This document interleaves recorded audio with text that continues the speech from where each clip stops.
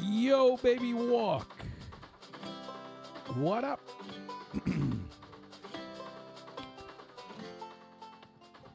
What up? What up? Hey, Shanna. Welcome.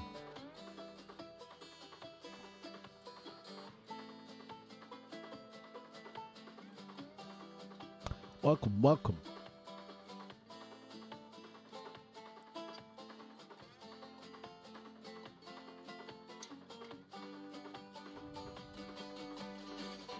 Oh, don't thank me, Shanna.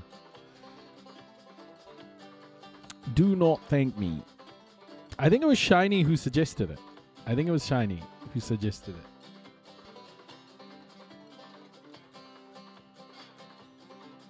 Hey, my clothes brush. Hope you had a good stream. Hope you had a great stream. Oh, am I going live on TikTok? Am I doing it? Should I do it? Should I do it?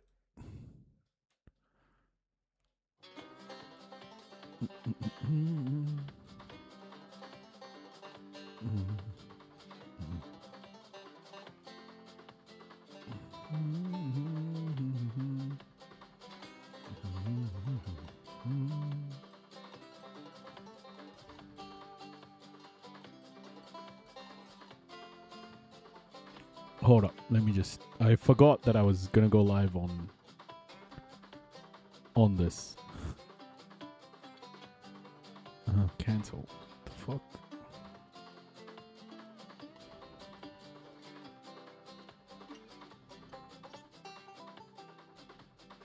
Interesting. Oh, I don't have access to go live from this.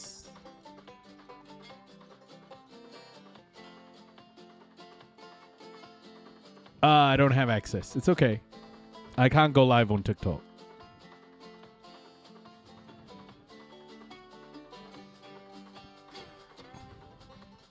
It's not about not enough followers. It's just live studio isn't letting me go live. I need to figure it out.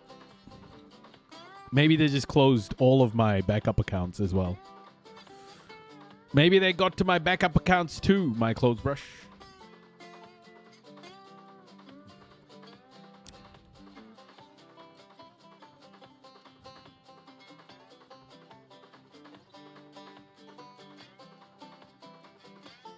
Yeah, I don't have access.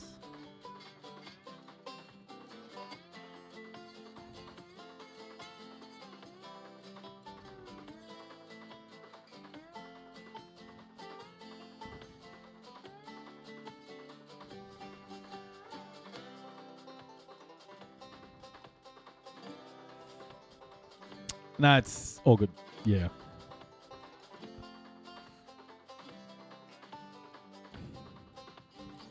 Hey, Doug. Welcome.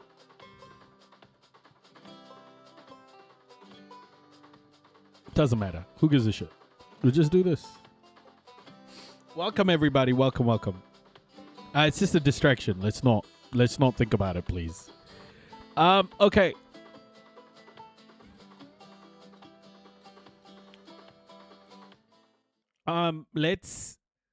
Let's talk about what's happening in Nepal first, and then we'll go into our chat about capitalism. But let's talk about what's happening in Nepal.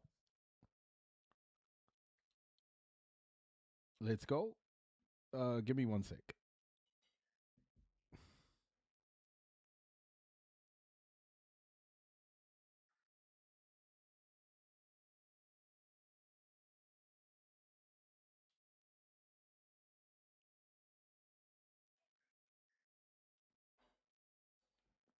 Yeah. What's happening in Nepal is the worst thing I ever have seen. Morena, Magnus, welcome.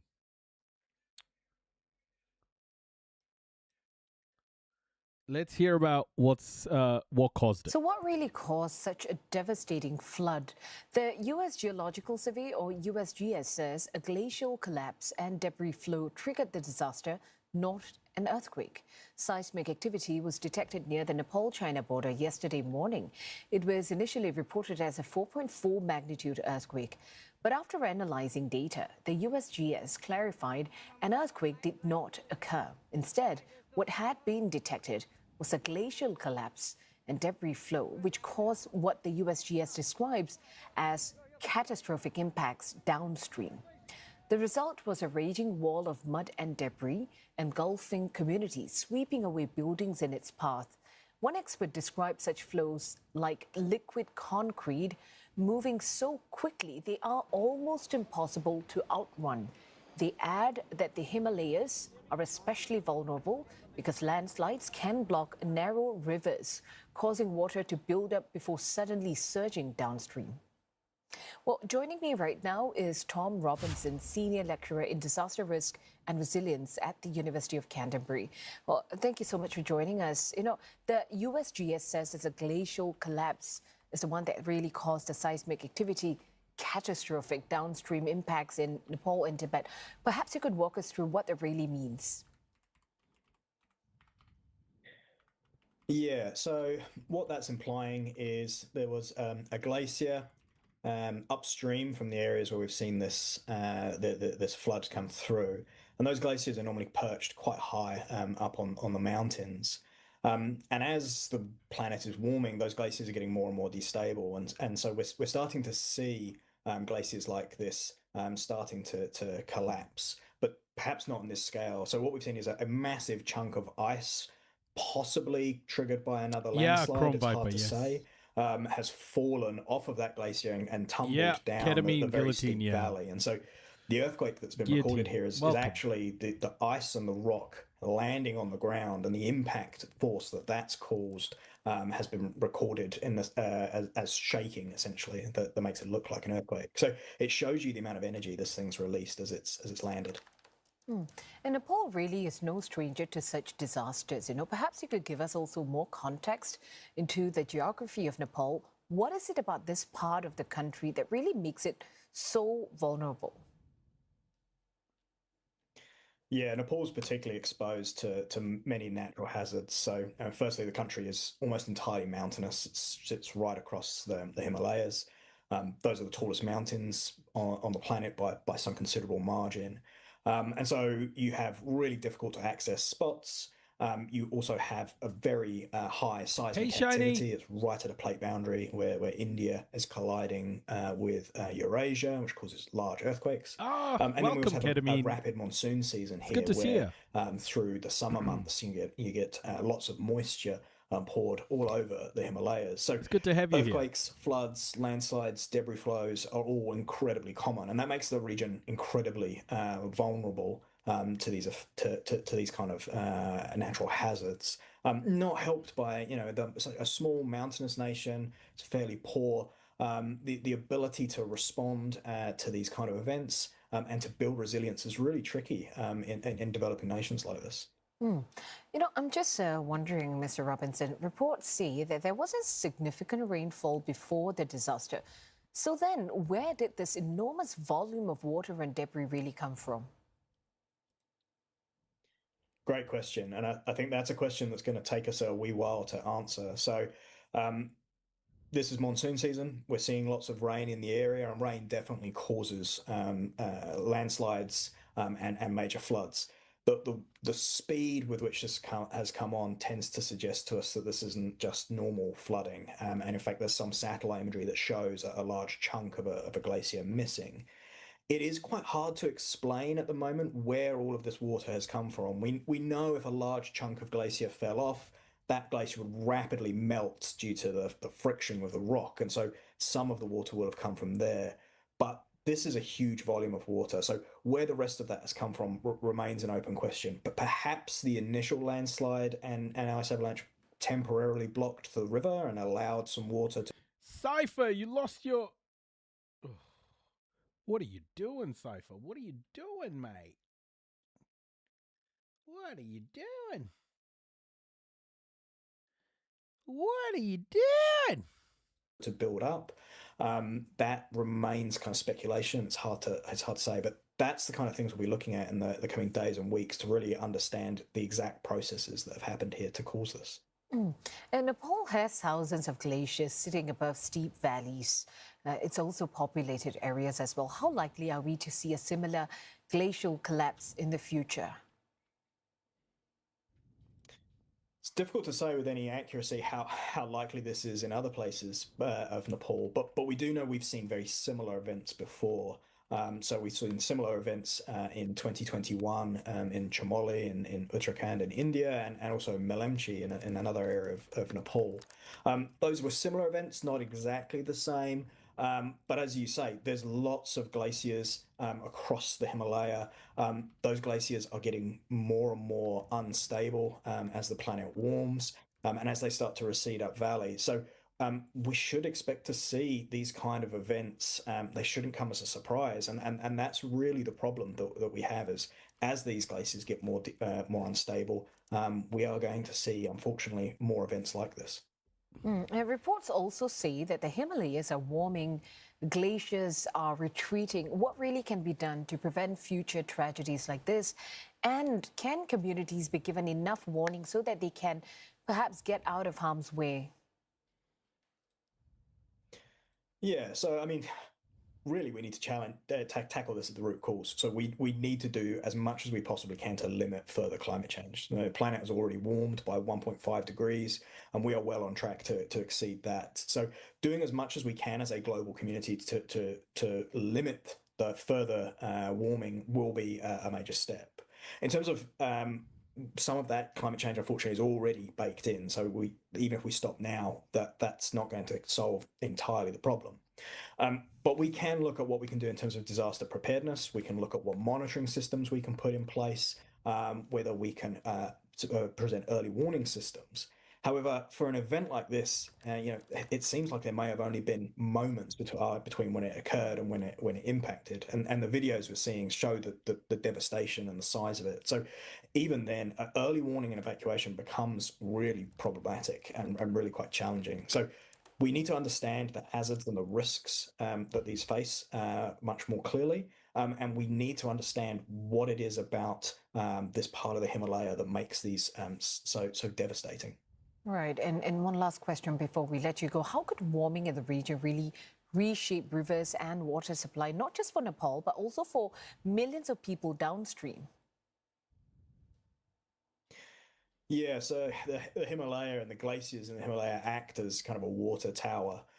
So a lot of fresh water locked up in glaciers and locked up in the lakes up there. So as the planet warms, those glaciers are going to recede further upstream. That's going to create water source tensions. So people are going to have to move further up valley to get closer to those water sources. At the same time, we're going to have more and more of these type of events where glacial lakes or glaciers themselves collapse. So water is going to become a real big problem as these glaciers melt, in that we will have sometimes too much of it, like we have now, but at other times we'll have not enough of it. And particularly, a long way from the ocean here, this is a good source of fresh water from the glaciers and lakes. But as that recedes further upstream, people are going to need to move further up into the valleys nearer to where landslides come from. So, Yeah, I think the biggest problem here is more and more of this is 100% going to happen. We are in that moment in time where this is close to irreversible now. But also, this is where we're starting to notice all the impacts, right? It's been building up. It's been building up. We've been ignoring it. And now we're going to start seeing all of the environmental fallout bit by bit, just getting worse every year. The people who've contributed the least to this climate catastrophe are the ones who are going to be paying the most for it. it's a really complex problem, and it's going to take a lot of solving. Thank you so much for that. Tom Robinson, Senior Lecturer at the University of Canterbury there. Nepal is reporting more than 460 tourists and travelers missing, majority being foreigners. Besides China, more than 140 are from India. There are also missing travelers from Malaysia, Australia, South Korea, and Japan, among others. And several tour groups have also announced missing foreigners whose nationalities have not been confirmed. And we're tracking this developing story live on our CNA website as well. You can head on to cna.asia and our mobile app for the latest. Yeah. Prepare for the worst, hope for the best. Maybe it's all a hoax, everybody. Maybe it's all a fucking hoax and it's going to disappear. You know? There's this phrase that right now we are experiencing the worst weather of our lifetimes. But for our children, this year is the best weather of their lifetimes, because adapting to the climate of 2026 is pointless, because the climate of 2027 and 2028 and 2029 and 2030 is going to be worse. From powerful typhoons, severe floods, to scorching heat, Asia, like the rest of the world, has been grappling with a barrage of extreme weather events this year. A top climate scientist based in Hong Kong. Hey, do you guys know this guy Mike from PA? Is he a Twitch streamer? Do you guys know him? Can I just tell you, that fuck is a racist. That fuck is a fucking racist. And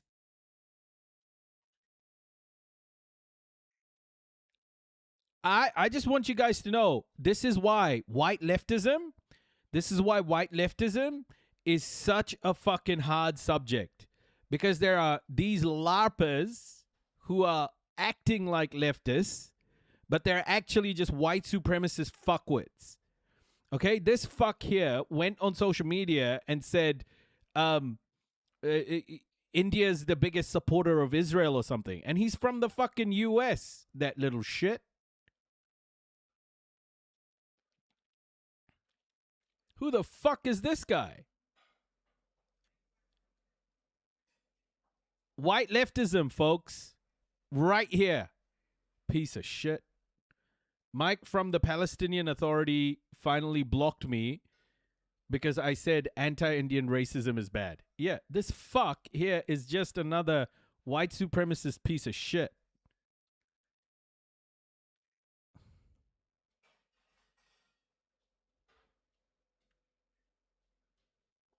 Yeah, just remember, folks, if you're in a so-called leftist space and that space does not understand the role of white supremacy and white privilege in our societies, you are not in a leftist space. You are in a national socialist space. Okay? These people are fucking Nazis. They are not leftists. They're white supremacist pieces of shit. Hong Kong has warned of humanitarian disasters as the world's climate becomes more unstable and unpredictable. Professor Benjamin Horton, Dean of the School of Energy and Environment at City University, is here to tell us more. Professor Horton, welcome and thank you for joining us. Given recent weather events, including the typhoon we just had, which brought heavy Mike from PA, what a cuck. Floods in some areas and record high heat in places like Hong Kong, how would you describe where we are in the state in terms of the state of the world's climate? Look at this asshole. Simply put, we're not in a very good place right now. Him and that Kyle Klazinski or whatever, fucking racist pricks.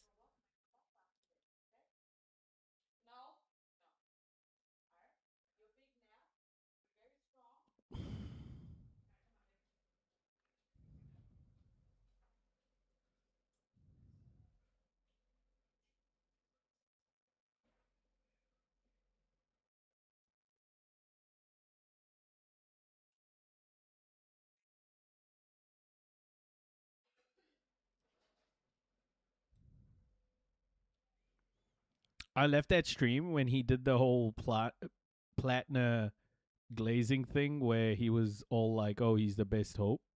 Fuck. This is after all the stuff came out about him being a mercenary, going back for tours, having a Nazi tattoo, but before the other thing, I didn't even speak about that platinum guy for a good reason. You know, he just once a dude has a Nazi tattoo and has voluntarily gone to Afghanistan 4 times, how the fuck do you change that? Projections that had been made on climate as long back as the 1990s are now playing out the world over. It's playing out at home here in Hong Kong with the record-breaking heat. I mean, record-breaking. You know, people in Hong Kong experience the highest temperatures that anyone that has ever lived in this city has experienced. It was unprecedented, and that's really shocking. You only need to move to Shanghai and they had record-breaking flooding. You can go to the United States, they have in July, the warmest July since records began. You can go to Europe and countless cities have had heat waves of record-breaking temperatures, record-breaking wildfires, record-breaking droughts. So the projections that we made many decades ago that if you continue to put greenhouse gases in the atmosphere, that would raise global temperatures in the atmospheres and the ocean, and that would cause the extremes that are hurting people around the world. So it seems like it's almost nowhere in the world where you cannot escape what's happening. Yes, I think, you know, in decades in the past, it was about projections, and then maybe there was a small minority of people. But I perceive by the end of 2026, if you did a survey, you would find that maybe 2/3 or greater of the population of the entire planet, of the 8 billion or so people, will have experienced, or their loved ones will have experienced, a climate extreme. We've heard also a lot about El Nino phenomenon recently. So how much of this, what we've been seeing, has been caused by El Nino? Well, this is where some of the sort of complexities come in. That when you're thinking about climate extremes, extreme heat or extreme rainfall, it's a variety of factors. I lost respect for him a while ago. He seems like a petty, vindictive, egotistical person, to be honest. White leftists have a lot to unpack in so many words. Yeah, they get really angry, like some white leftists, okay? So let me just put it this way. I think there are genuinely some white leftists who've unpacked their whiteness, who've unpacked their white privilege, who've unpacked what white supremacy really is, who've unpacked how the world has got to where it's at.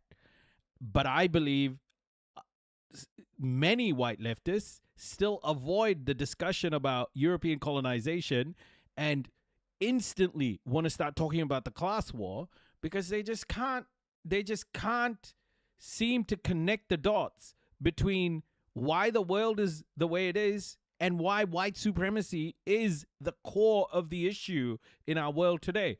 Why white privilege must go. And they're like loitering in leftist spaces, like thinking some leftism will rub off on them. Leftism is about equitable outcomes, guys. Okay? How can we have equitable outcomes if white privilege is a real thing in the world? How can you call a space a leftist space if they are not focusing on dismantling white supremacy and white privilege? Everything else is a distraction. So you need to think seasonally, you know, what part of the monsoon season are you in? And that changes on an annual basis. You then need to think sort of interannual, which is about natural variability, such as the El Nino Southern Oscillation. And here in Asia, we're influenced by 2 parts of El Nino. You can have the El Nino Southern Oscillation, you can have the El Nino, and then the flip side is La Nina. And so over the previous few years, we've been in La Nina. That causes very wet weather. So if you roll back 12 months, we were in a La Nina. and we had the black rain events. We had the record number of typhoons. Now we're in the El Nino phase, and El Ninos in Asia are subject to clear skies, heat, drought. And then superimposed upon that is the baseline of climate change. So climate change is complicated, but in certain ways you can explain it quite simply. You need to know where you are in the year to do with your seasons. You need to know what part of the El Nino southern oscillation you are to think about sort of like interannual variability. And then you need to think about climate change. So it's a warm time of the year, northern hemisphere summers. We're in El Ninos, they are warm, and superimposed upon that you have the ever accelerating pace of climate change. So you add them all up and you're in this horrendous conditions where much of the world is very, very dry. Meanwhile, their idols Mao and Lenin be like, imperialism is the primary contradiction. Yeah. Not that they'd ever actually read Mao or Lenin. Yeah, for sure, but that takes a lot of humility and a willingness to challenge their own privilege and worldview. But yes, I agree. I'm saying this as a Latino from California with leftist immigrant parents. White American leftists have been a trip to understand. Yeah. No, I know. I've only realized how deeply embedded white supremacy and white privilege is within leftist spaces. I've only started to understand it. But the thing that sort of hastened my understanding of it is the amount of backlash I got from leftists when I started talking about it. It was the most leftist people who were saying, well, oh, you're a race essentialist. You don't understand that it's a class war. You don't understand that it's this. I'm like, what the fuck are you talking about? Bro, do you understand that none of that shit has ended? Hey, Manda, welcome. Talking to a white leftist in such spaces as a white leftist is like talking to men as a man sometimes. They'll say the racist shit because they just assume you agree with them. It's wild. Yeah, it's dumb. It's really dumb. It's very, very hot. Conversely, there are pockets that are having very, very heavy rainfall. So climate change essentially has exacerbated these phenomena. Yes. So there are a variety of, so one of these sort of like cutting edge areas of science is called climate change attribution. So for any individual event, how much of it was done to climate change? I indeed, maybe about 10 years ago, did some of the pioneering studies on looking at tropical cyclones and saying, well, how likely was it with or without climate change? What we see now is the events would have been impossible without climate change. So you've actually said that these things are not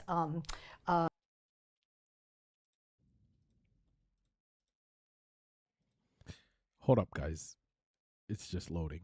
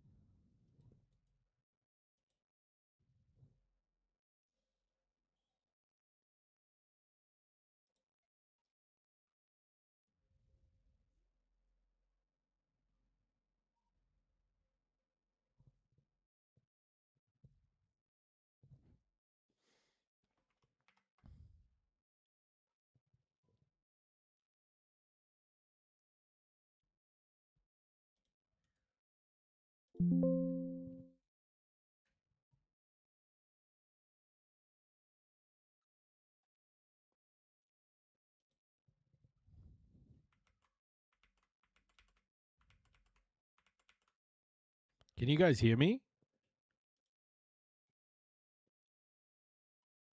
short-term weather anomalies. So what are they then? What would Oh my gosh.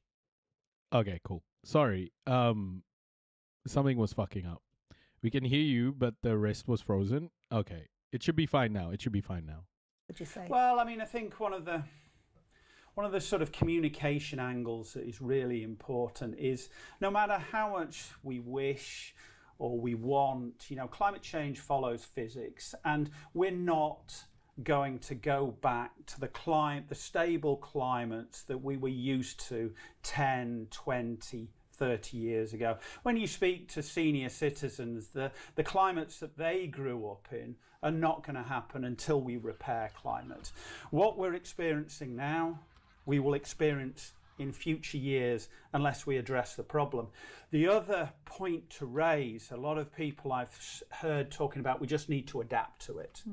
Like climate's going to remain stable. Right. We can't, adapting to the climate of 2026 is pointless because the climate of 2027 and 2028 and 2029 and 2030 is going to be worse. There's this phrase that right now we are experiencing the worst weather of our lifetimes, but for our children, this year is the best weather of their lifetimes, because going forward, unless we address this problem, it will only get worse to a point when adaptation is futile, that we cannot adapt our way out of this. But then in the medium to long term, we have to address the problem. We have to change our energy mix and move from petroleum, which is driving this problem, and move to renewable energy. So it's a mix. It's adaptation, which really needs to be virtually immediate, because we don't want to see people suffering. And then we also want to make sure we have a prosperous economy. And I think it's now quite clear that if you don't stabilise climate, there's going to be an increasing impact on the economy. We need to protect and preserve our natural ecosystems because we're aware of their importance as capital for society, but then we need to mitigate, i.e. reduce and remove the problem, which is greenhouse gas emissions. There is also, it's very easy to just kind of throw up your hands and just kind of like, this is too big of a problem to tackle. It's, you just listed what. Guys, like, I think one of the hardest thing for white people to do is understand that by being in a leftist space, they are acting against their own interests. I think this is one of the core understandings that white people must go through in order to be in a leftist space. You are working towards dismantling your privilege. Okay? And if that is not understood, it's very hard. It's very hard for people to, like, make progress in a leftist space. It's very hard. Because what happens is that leftism seems like some sort of cool thing. But when you understand that leftism is about dismantling systems of oppression, which includes white supremacy and white privilege, actually, as a priority, then you are working against your own interests.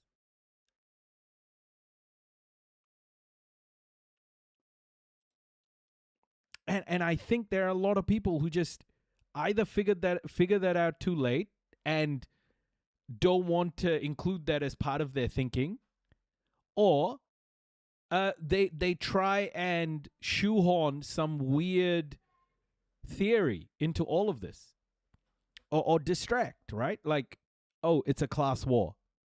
I'm a poor white person and I am for the class war. It's a distraction.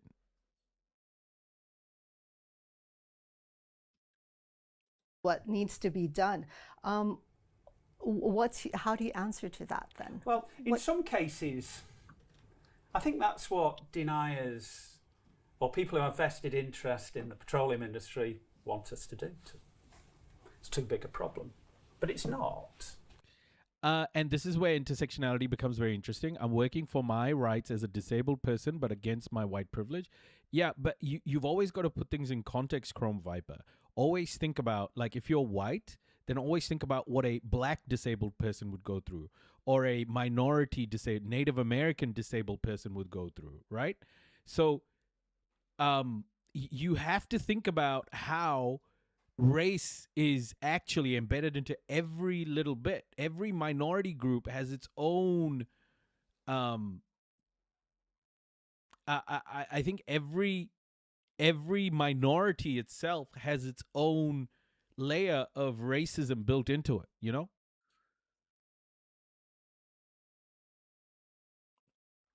Sort of own immediate interest, but the idea is that by every other personal identity being raised up, even white people will live more secure and happy lives.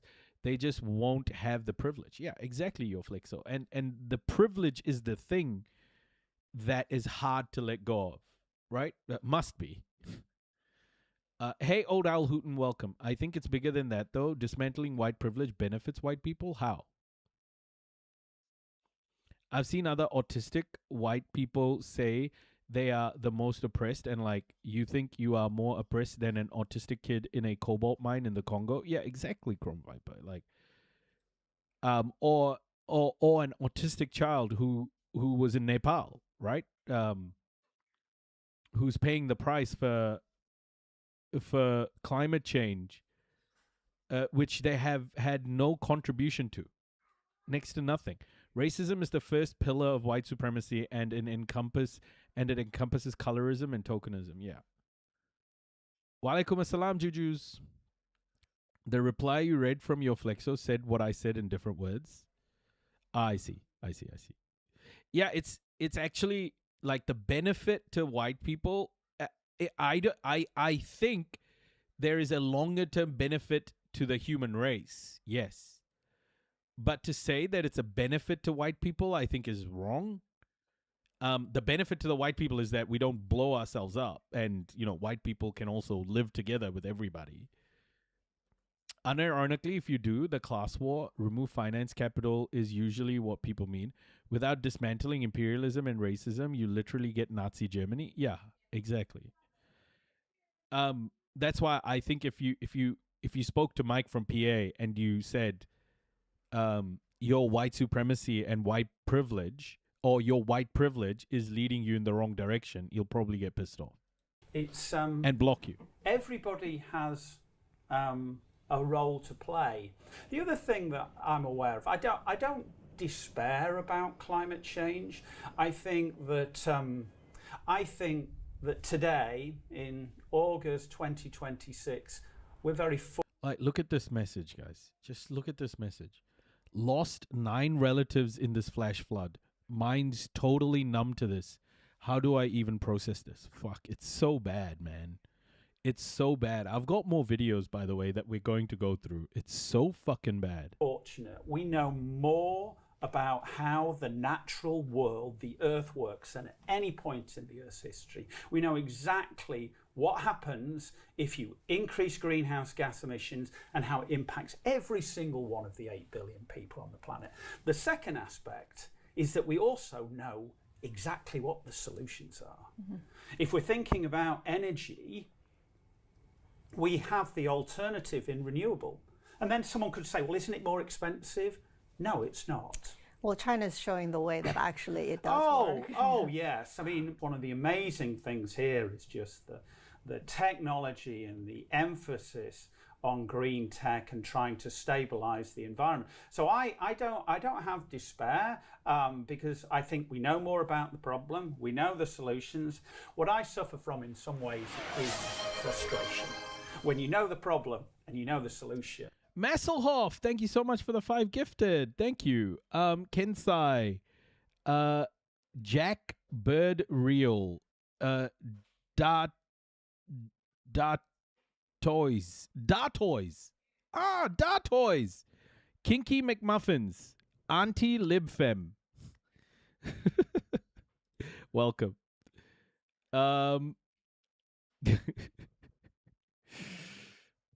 Welcome everybody. Welcome. Thank you so much, Messelhoff, for the gifts. D'Artois? Oh, D'Artois is French? Oh, it is D'Artois. D'Artois. Hello, D'Artois. Bonjour. Bonjour, monsieur, mademoiselle. Bonjour.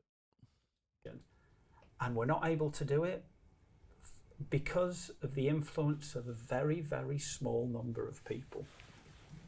What is the worst case scenario then, if we don't take action now?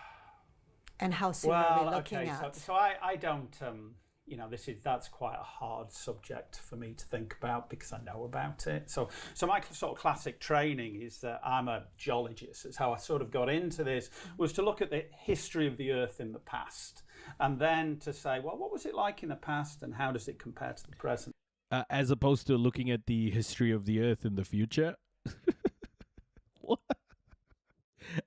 That seems like a weird thing to... Anyway. When you work on the past, you know how violent the Earth is to relatively small forcing factors. And this then plays out into this field of study, which is called planetary boundaries, that we as a civilization for the past 8,000 years, while we've grown from being nomadic to developing the first cities to being this huge, amazing technological planet that we live in our cities, but we live in a very small planetary boundary. The problem is if you go beyond that and then stay beyond that, civilizations don't exist. And there are some horrific sort of think tanks that have looked into this. It can't be a very pleasurable job. It's just thinking about what percentage of the world's population can the Earth support when you go above those planetary boundaries. And we've seen reports that the Earth can only support maybe 3 billion people. But that means that 5 out of 8 people don't meet life expectancy. And that's a horrific thing to think about. Net zero is crucial.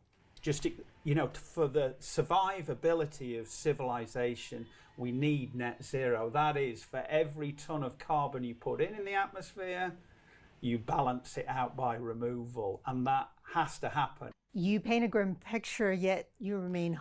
We actually, net zero isn't enough anymore.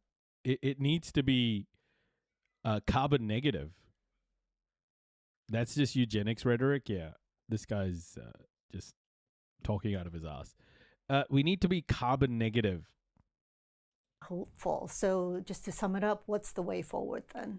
Well, the way forward, again, you just break it up into sort of time horizons. In the short term, it's very much about education and awareness of the public to keep them safe and secure, and that they're, when a heat wave happens, that you're aware that you need to keep yourself out of the hottest parts of the day.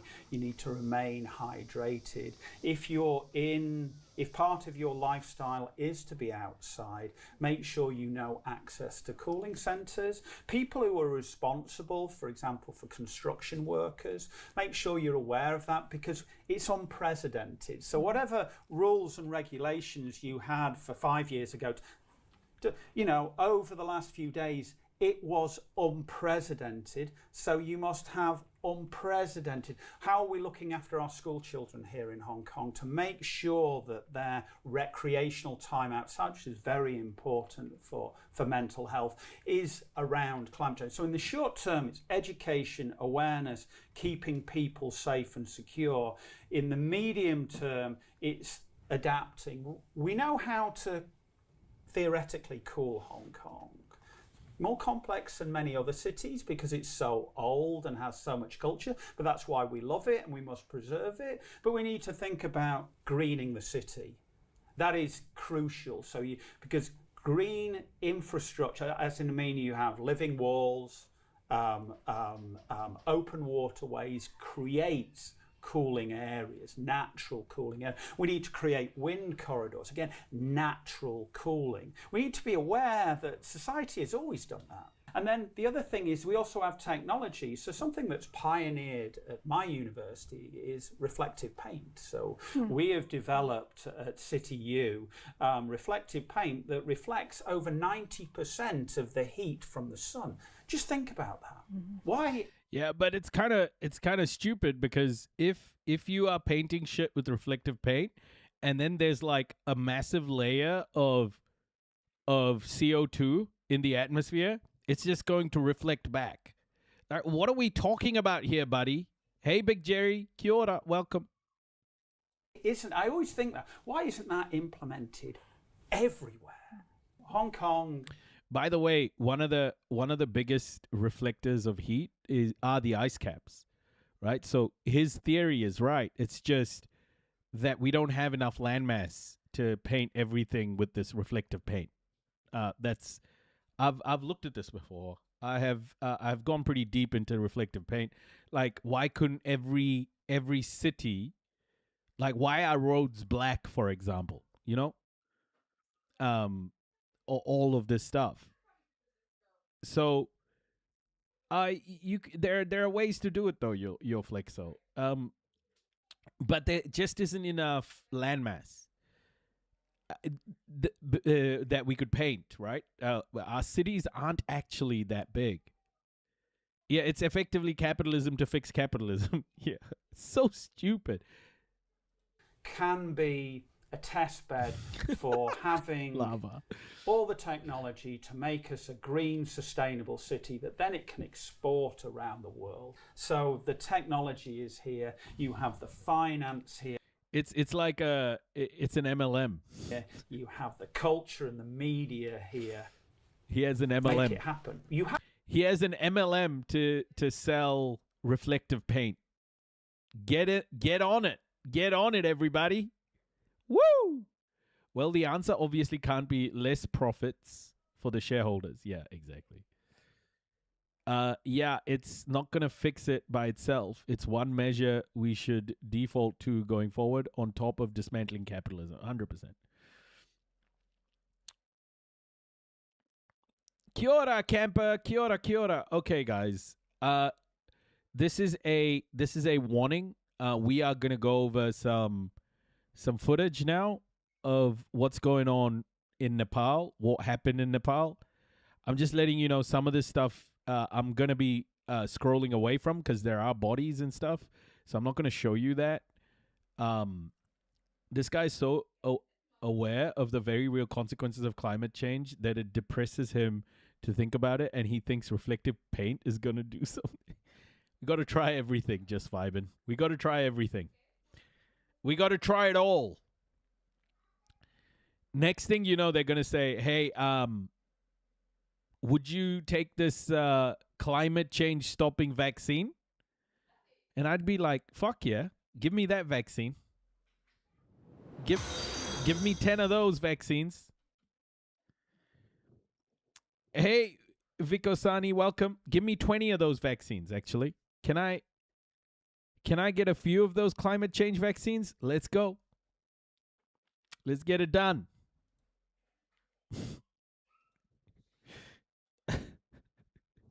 Oh my gosh. Reflectomectin? Oh, I love it. Reflectomectin? Climate change vaccines. Next big thing, mama. What, you get vaccines to prevent climate change? Yeah, you just stick a few in your ass and Up your ass or not up on your ass? on your cheek, like on the side. Not in the hole. They're pretty stuck up when they think about climate change. They probably need up the ass. Like steroids? Okay. That was an uncomfortable conversation, Amber, I have to tell you. Gotta jab the butt cheek. This is the cheek. The death toll is going to be huge, guys.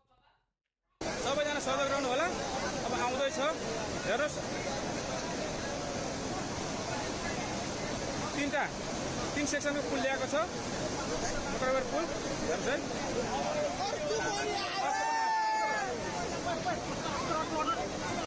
My main point is that oppression makes the world worse. Without it, with current technology, everyone would have a better life. So upholding any form of oppression is only for your own self-interest if you're short-sighted, if you're a short-sighted idiot. Unfortunately, most people are short-sighted idiot. Capitalism is short-sighted. That's the problem. The system that we live in, the main system of oppression, global system of oppression, capitalism, is short-sighted in nature. Yeah, quarter by quarter, year by year, right? It's the GDP. So that's where we are. We kind of fuck around with this shit. Before I go into this, I just want to show you a chud I'm arguing with. It's fucking stupid. This guy. So this is the idiot here. He posted this. All right, you go over there. Okay. You're in the effing country illegally. I'm not paying your bills. Sell your shit and go home, is what this guy said. This account here, the salty one. This guy is just like a rabid racist in New Zealand. Like, there's this group of people. There's about 8 to 10% of New Zealand who are like this fucking dude. Okay. And then my thing to this guy is like, do you just sit at home and crash out at any brown people you see on the news? Where is this energy for the Epstein files? Are those those pedos too white? And then here we get all the white shit. Skin pigment is the least relevant reason you specifically are unwelcome, but you know that. Go back to Europe. Remind me on what basis you have to insert yourself into NZ land disputes. You are not from here, so you can kindly butt out of saying you should have claim to this country. So ungrateful. Does it bother you that you're supposed to be an Ubermensch, but you are being replaced?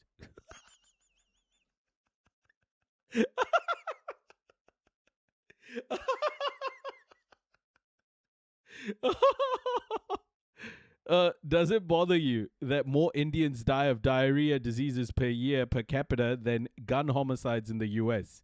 Those trains the empire gifted you are rusted and decrepit. Shameful. It's like, no, but I'd be pissed if brown people were being replaced. Not so Uber now, are you?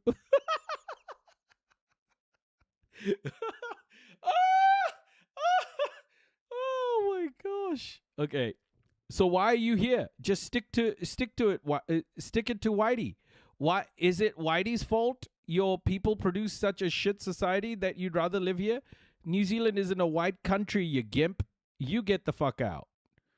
Oh, these fucking trolls, bro. They're such idiots. They're such idiots. You, an immigrant, hates whites, chooses to live in a society they created instead of you, your own alleged better, fairer one, all the while disparaging those who allowed you here. Tells them to go home and think you should be allowed to remain, though. Does that sum up your position? You're an immigrant too, fuckwit. You aren't Maori. You need to go back. Fuck these guys, bro. These racists, man. My ancestors spent blood and treasure here. We built the society you now enjoy as a newcomer. Sounds like a mistake on our part, considering your ungratefulness. Considering the above, on what basis are you telling me to go back? Blood and treasure they stole from my ancestors, LOL. You're an immigrant, dumbass. Get used to it or go back. Stole your blood? I know you might not understand, but here's what I mean. Years of toil and effort investing in my people's future, not to mention actual blood in defending these isles. So I must go, but you can stay. Is that correct? Yeah, get the fuck out. You could only build here because your ancestors stole from other places. Shut the fuck up or leave. Stop whining. But you have a claim, right? Sounds like Whitey pissed in your cornflakes or something, and you are big mad, coping and seething. Good luck with that, pal. Victim mentality is for losers and whiners. You're being replaced. You have no options. You're angry and feel like you have no hope. Enjoy the beige world, bud. There is no stopping it. LOL. We shall see. You did imply this is revenge for perceived historical wrongdoing, correct? Is it your position that white people deserve this and you are fully in support of dismantling the current power structure in New Zealand? Another chips? I guess they're everywhere. Oh, these are the chuds. Yes. Absolutely. I am all for equity for Maori. Do I need to buy you a plane ticket?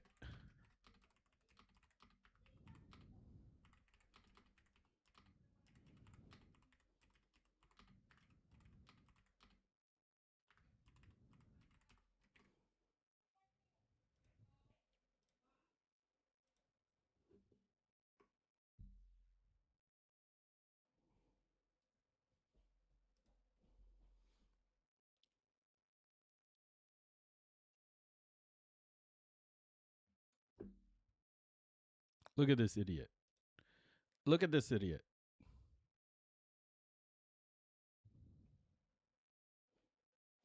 Look at this shit. Look at this shit. Look at this. Look at this racist shit.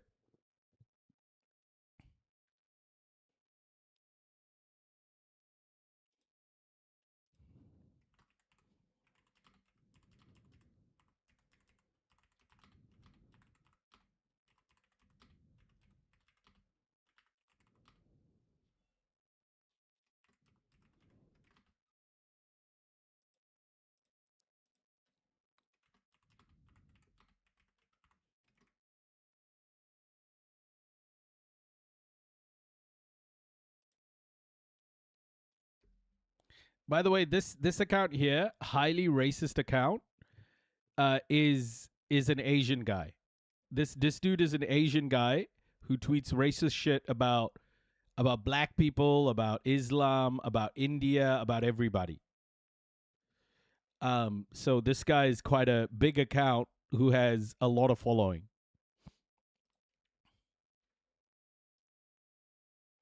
Okay. Anyway, that's my fighting with chuds. Chuds are everywhere, guys. Never ever let chuds get away with anything. Never ever let them get away. It's tough work, but chuds deserve to know that they are not liked.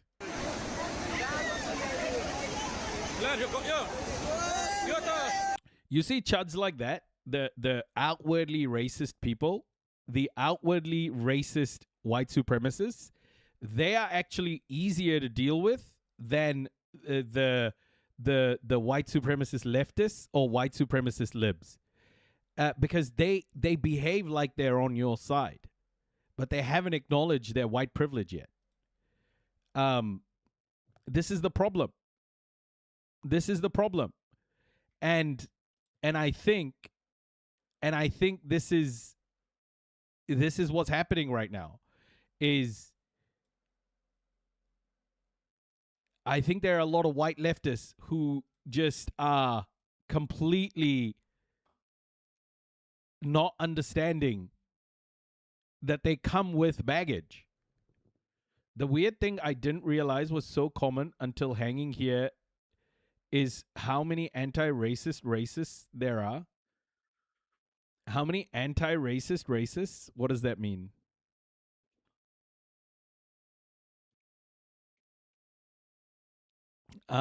So people are already starting to post missing persons. So these are a few people, missing persons. It's so sad, man.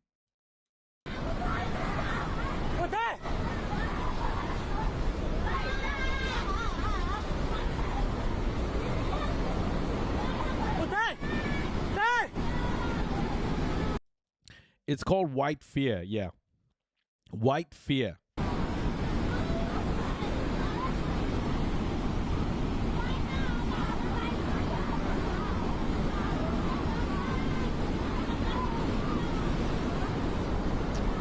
It's so funny, right? Like, white people will call you and say, will say that you have a victim mentality, while they're literally victimizing themselves, like the MAGA chuds. They're literally victimizing themselves to a conspiracy theory about replacement.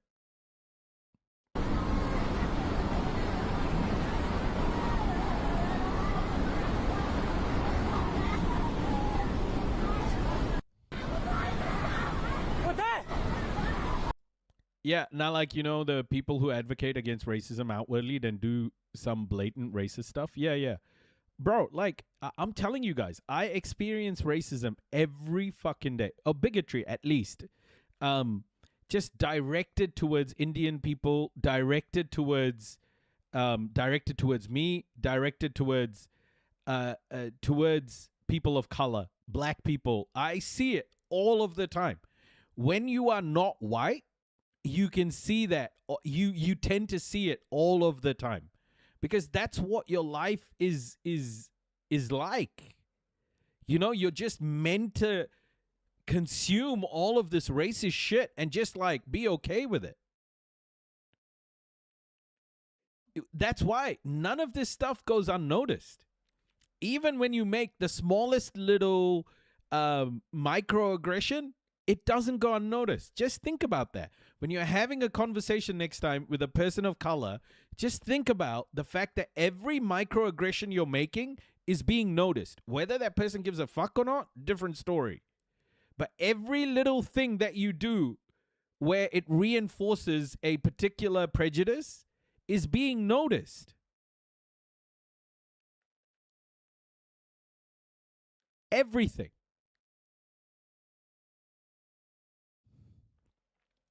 So we see this all of the time, and it's because that's how we've grown up. We've grown up being stereotyped like this. We've grown up being targeted with this sort of language, with this sort of rhetoric. So we know what it's like.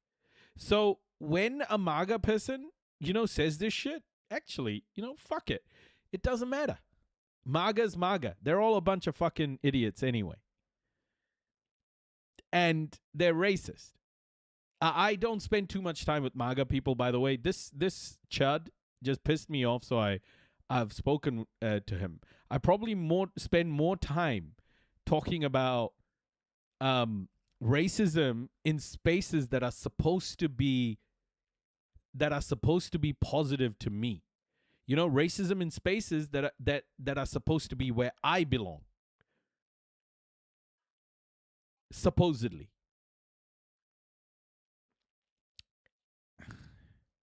That bothers me a shitload more than anything else.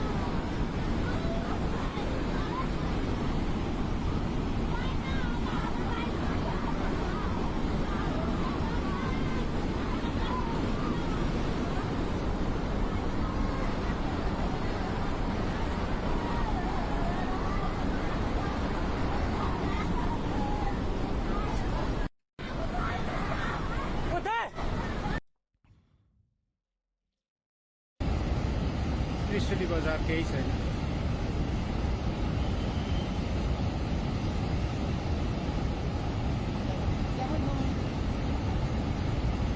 Trishuli school पनि छैन सबै सिधेको अवस्था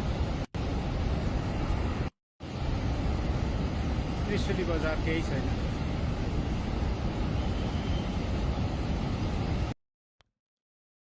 Another family, extremely urgent notice. Please help in the search and rescue. My son Prajwal Thapa and daughter Pranisha Thapa went to Rasuwa, Gosankunda for a trip and have not been in contact with the family since. Due to the disaster situation in the Rasuwa area, the family is extremely worried about their condition.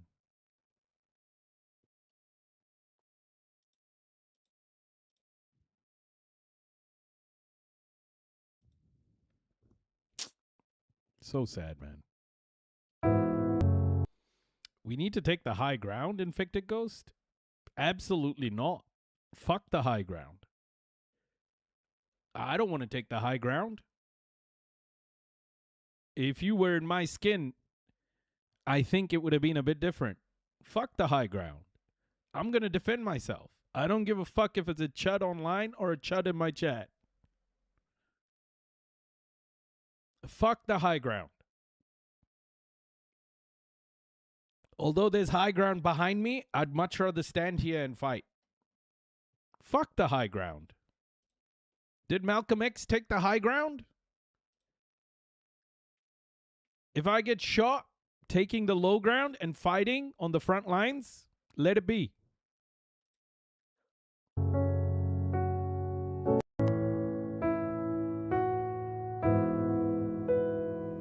Fuck giving white supremacists any quarter.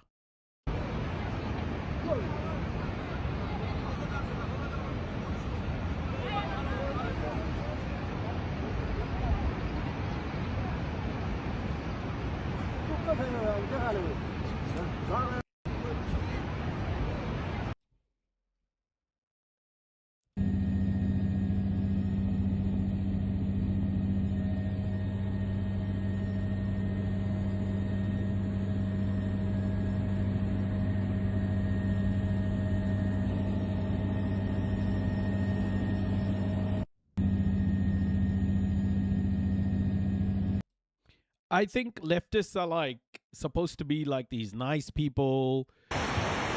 I'm not an obedient Indian, bro. I'm not one of those fucking people who just take shit and then just puts their head down and just keeps working. I wasn't born that way. My parents didn't raise me that way.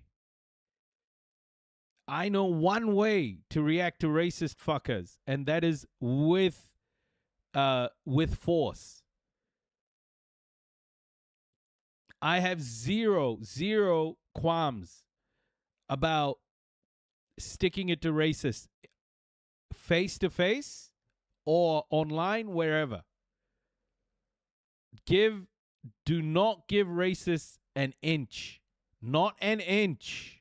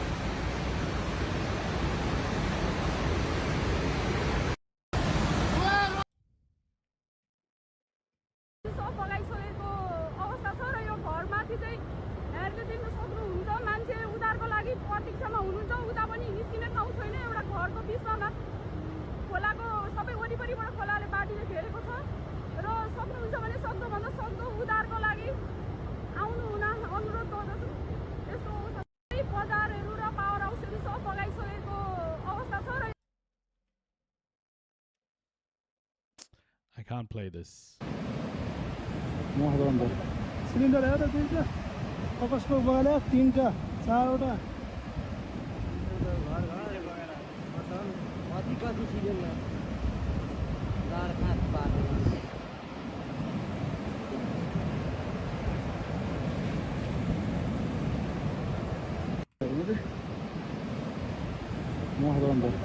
Cylinder हेर दुईटा कपसको बगाले तीनटा चारवटा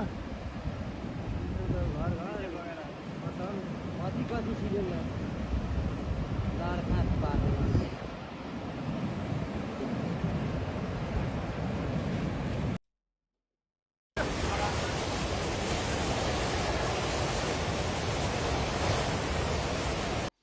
It's funny how when I stand up for myself, people say take the high ground.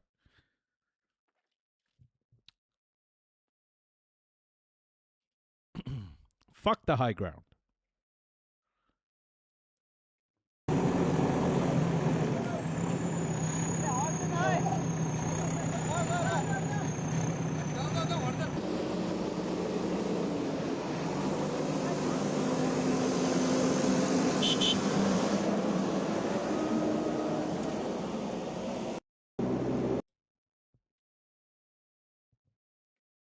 चाहिँ यस्तो छ यहाँ अहिले हामी ठ्याक्कै यही नै थियौँ अघि 1 मिनेट अगाडि यही नै थियौँ हामी 1 मिनेट अगाडि अलिकति माथिल्लोपट्टि डाँडामा गएर मात्रै बस्यौँ हाम्रो गोसाइकुण्ड यात्रामा आएको सम्पूर्ण सबैजना हामी सुरक्षित छौँ हामी उताबाट आएको टिम जति अहिलेको अवस्था यहाँ यस्तो छ यो म जहाँ यो गाडी आइरहेको छ यही ठाउँमै अहिले उभिएर यो लाइभ गरिरहेको छु जानकारी गराइरहेको छु हामी एकदम सेफ छौँ है सबैजना सेफ छौँ यहाँको अवस्था चाहिँ यस्तो छ अहिले भर्खरको ताजा अवस्था हो यो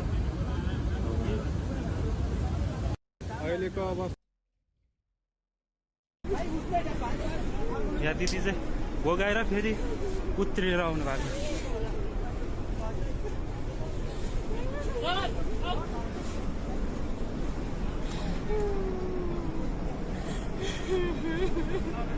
This guy isn't a bot. This guy isn't a bot. He's not bot farming. I know this account. This guy is a fuckwit, like a New Zealand chud. Like, I know these guys. I know the crowds these guys roll with. So I know that this guy's a real person. He's just a dickhead. How many will you defend? These are folks who just want to shit stir. They're not. They're really not infected ghosts. They're not. They use their racism as a way to cover up their insecurities. And one of the biggest insecurities these people have, that's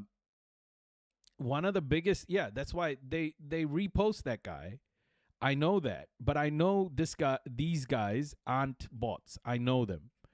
And one of the biggest thing about these guys is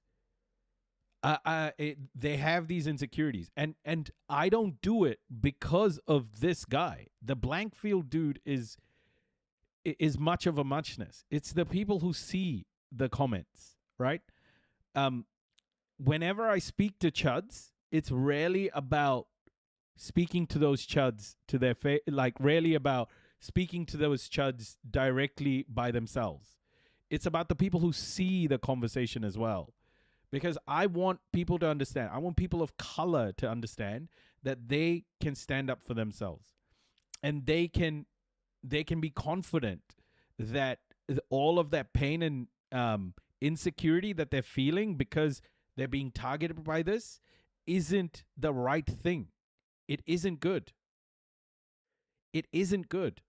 The way they feel isn't supposed to be the normal. You know, that's not the norm. People of color, like Indian people in New Zealand, shouldn't feel that way all of the fucking time. Because that's how it is here. And if I can add to the discourse strategies on how to deal with these people in real life, not in the same tone or not in the same trolly manner, but at least some talking points, then that's what I want to do. I agree with don't give an inch, but would you just say hate? Hey, sound bombs, for hate is a lot of the goal at times, and then act a victim, not that you gave hate. I think the clear thing here, guys, what I think I want people to understand with all of this is you cannot you cannot be frightened of these people. You can't let these people scare you, because that's how they get their energy. They think they can truly take advantage of people like me. They can stand there and talk down to people like me. They get energy from that. And a lot of people who are like me, with the same, who've lived here for so long, they apologize or they feel apologetic for being here for that long and calling this their home, and they feel like they have to justify being here. This is the thing, like, you don't you can't, as a person of color, be told by white supremacy or any other bigoted ideology that you don't deserve to be somewhere. You can't take that bullshit. The only people who can maybe have that discussion with you, and even indigenous people, will not have a discussion like what white supremacists do, are indigenous people. You know, to have a discussion about land and sovereignty, etc. Those are the discussions that matter. But when it's people blatantly being just racist and claiming sovereignty because of some stupid fucking ideological beliefs, you absolutely stand up for yourself. You have to. If you don't, they'll walk all over you. They'll walk all over you. And all I want to do with those sorts of conversations is help people understand, you know, there may be an Indian person who isn't feeling confident, who doesn't feel like brown people can speak up, who will see my conversation. Obviously, they'll be like, who the fuck is this guy? And why is he speaking this way? But at least they can get some strategies out of the conversation to protect themselves. It's a torrent, man. It's a constant fucking torrent of racist bullshit online.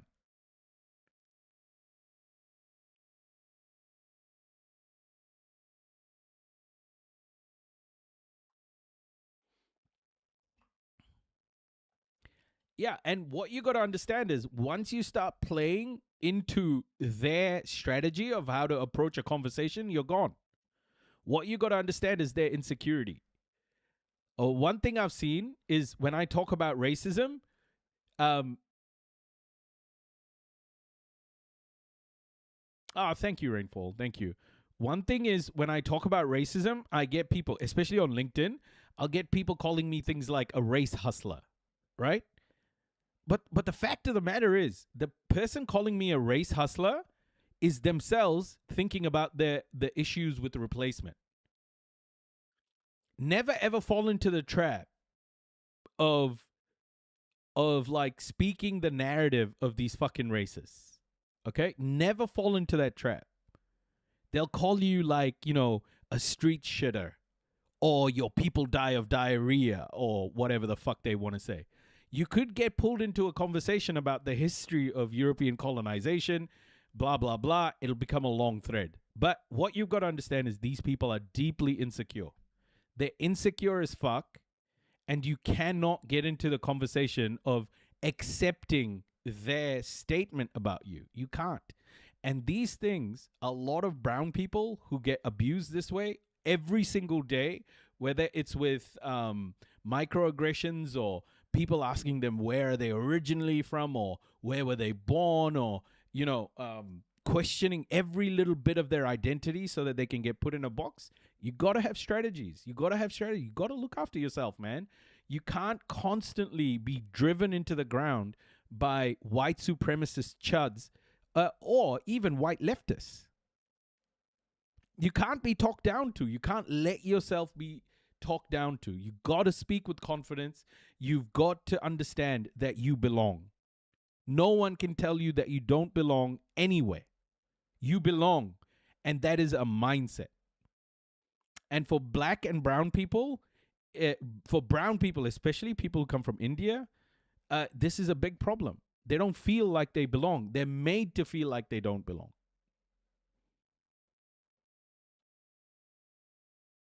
So we have, it's not about being defensive. It's about having strategies to deal with this. Like, we're constantly pushed into these corners. And what are we going to do, guys? Like, at some stage, we've got to stand up for ourselves. Like in New Zealand, immigrants, especially brown immigrants, like Indian immigrants, are expected to be obedient, shut their fucking mouth, and do the job. And there are many of these sorts of brown immigrants in New Zealand who just shut their fucking mouth and do their job.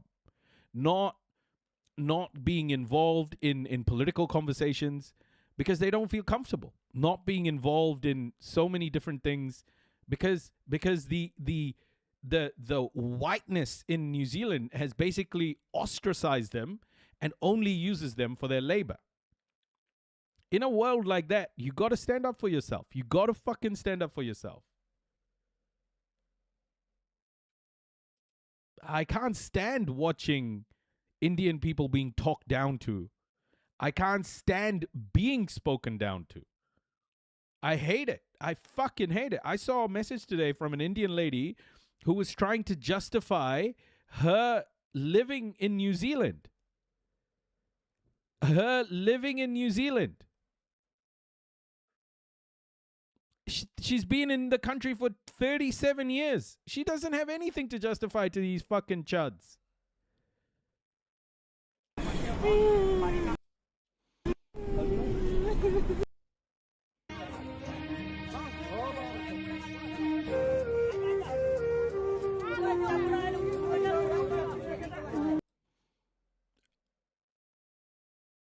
It's the same in Canada. In the province of Alberta, we have capitalists and white supremacists who want to separate Alberta from Canada, disregarding that Alberta is indigenous land and it's idiotic to think they should or could separate that land from Canada. It's essentially racism, capitalism, imperialism on full display. Yeah. Never give in. Never ever give in. Never give in. It is our obligation to ensure that bringing on this multipolar world happens together, not through exclusion, but through inclusivity. We have to include. We can't exclude. Exclusion has led us to this point. Exclusion has led us to this point.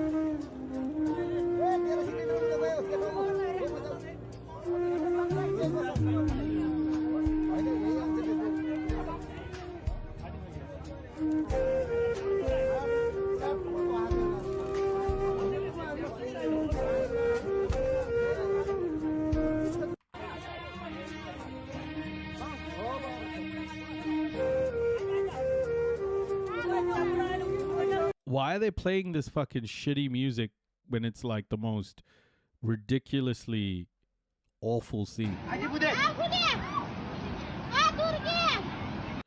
Yeah, I can't show this. There are bodies here.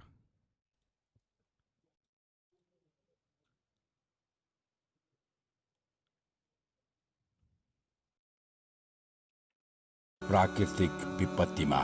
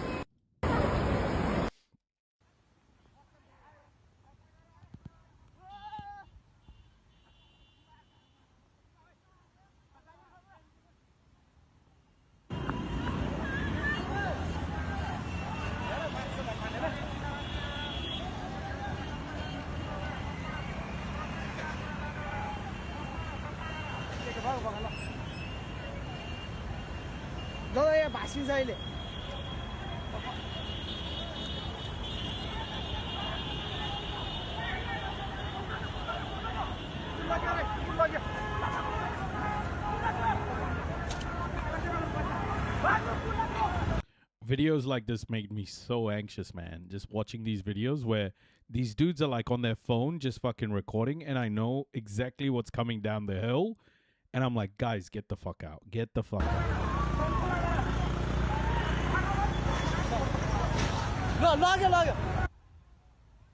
Fuck! Look at that dude with the...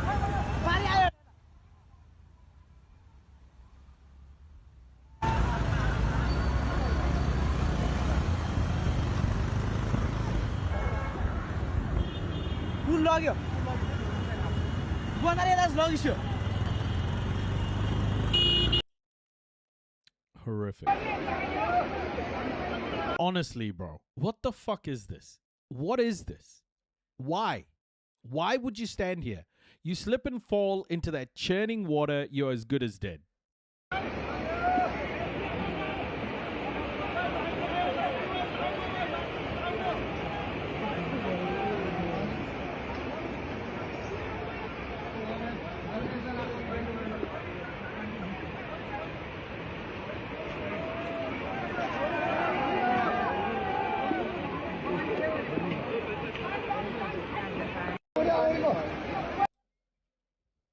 अरे पुल चलेगा यार ये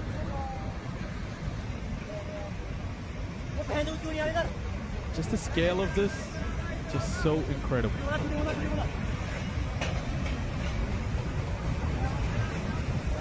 अरे यार पुल चलेगा यहाँ से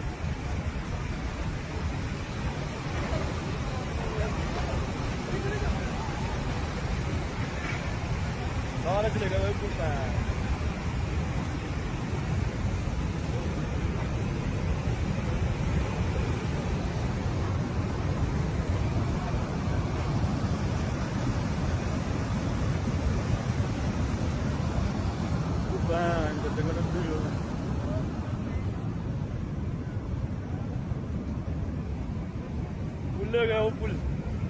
Kia ora, Epic Supercomputer. Welcome.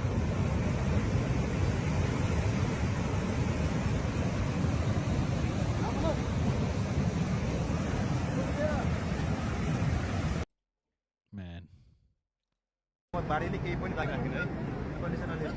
Look at this. It's gone. It's all gone.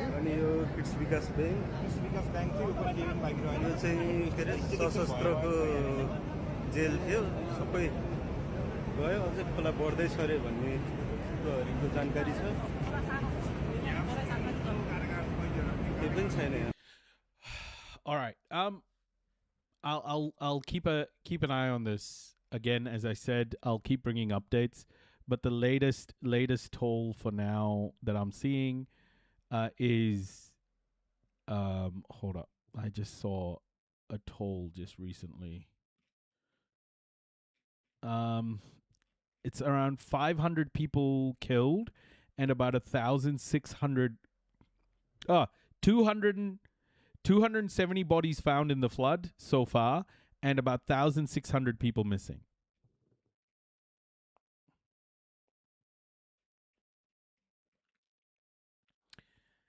So yeah, the toll's just rising insanely. It's crazy. Okay. So now I want us to, if we can, please, if we can move over and start talking about our next subject. I will keep an eye on it, and I'll keep bringing you updates as we go through the next subject. It is a lecture by a lady named Dr. Clara E. Matei. Okay, and she is an assistant professor in economics at the New School for Social Research.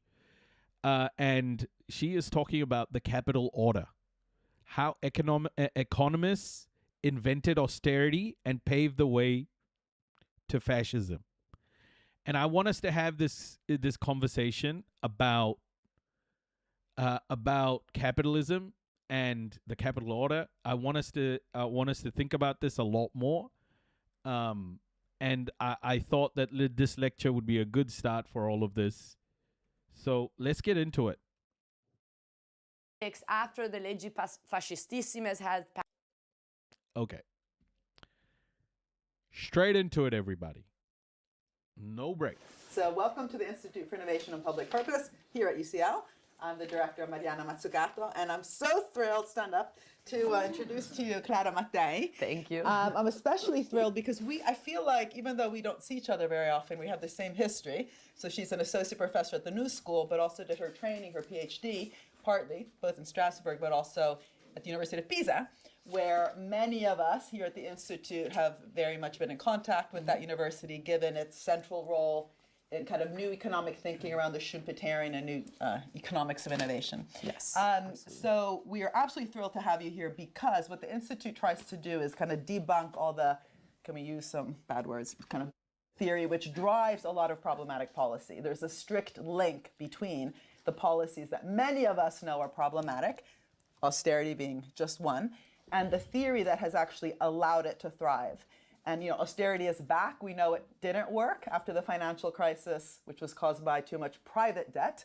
We pretended there was too much public debt. And in this country, we embarked on a wave of budget cuts, which at the ground level meant we cut public health, public education, hey Lisa, mental health in our Kia ora, schools. welcome. And of course, budgets had to fall in order for the leaders to think that we were kind of on the right path. In Europe, as you know, many of the southern European countries, in order to even have access to the loans that were provided at the time around the financial recovery scheme, had to promise again to reduce their deficits. And we're from Italy, and what's so ironic is that Italy actually reduced its deficit in order to access the European recovery, and in the process increased its debt to GDP, which is not rocket science. If the denominator doesn't grow and remains at zero, the ratio can go to infinity. X over zero is infinity.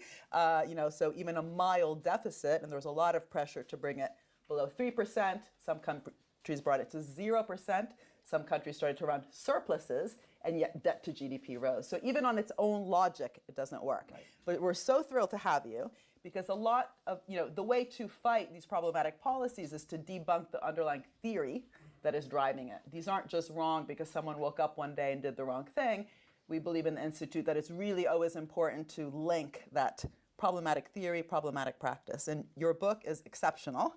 So congratulate Clara. Let's give her a round of applause. I hope you're all going to buy it. Thank you. Because not only does it make that link in an incredibly forceful way, but it also then links the worst of all worlds, with this fascist kind of political processes, policies. Folks, are we ready for this? Are we ready to be thoroughly educated about capitalism, about austerity, about how austerity leads to fascism? Oh my goodness. Lecture me, please. Lecture me right now. Clara, thank you. Is an underlying theory with this big word austerity.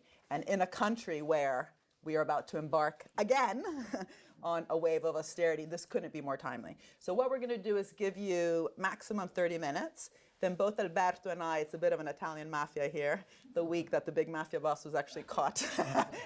I'm too poor to pay attention. Shouldn't use that word lightly, sorry. We're Italians, so we're allowed to say it. No one else can say that word. Anyway, we will both just start the questioning with a bit of commentary. I won't do any comments. It'll just be a couple questions, and then we're going to open it up to the floor. I unfortunately have been triple booked today, so I'm going to have to run off at around 7:55, but we have drinks. You're all welcome to stay here until you're kicked out. So without further ado, why don't you begin? I don't know if you need a timer. I can... No, I have my wallet. Well, you can put the timer just to keep me on track. Okay.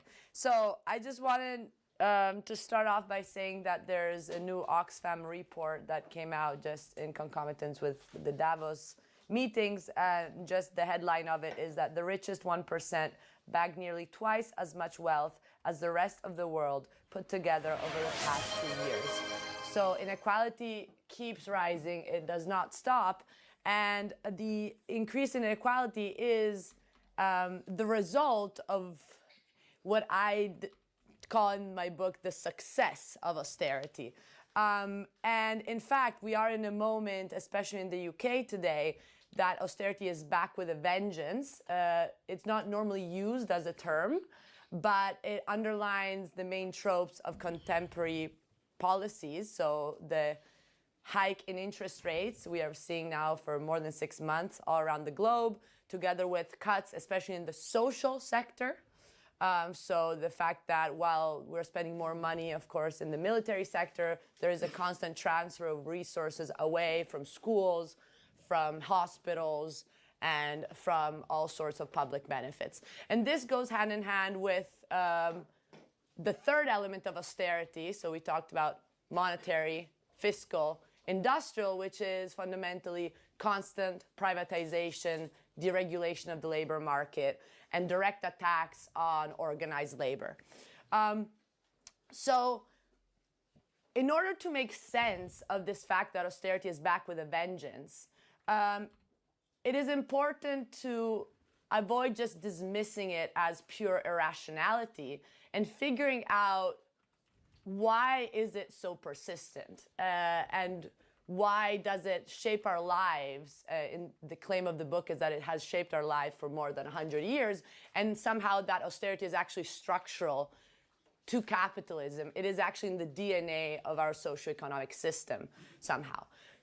So the idea here is to repoliticize what austerity is and say, well, of course, as Mariana was pointing out, austerity has not worked in its purported goals of balancing the budget, cutting debt, and boosting economic growth, right? So the objectives that it claims to be trying to achieve, it has clearly not worked, right? It's clearly been wrong in this respect.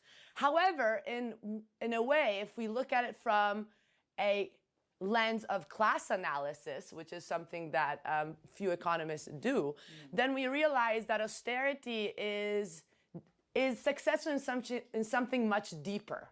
And it's actually the reason for the title, The Capital Order.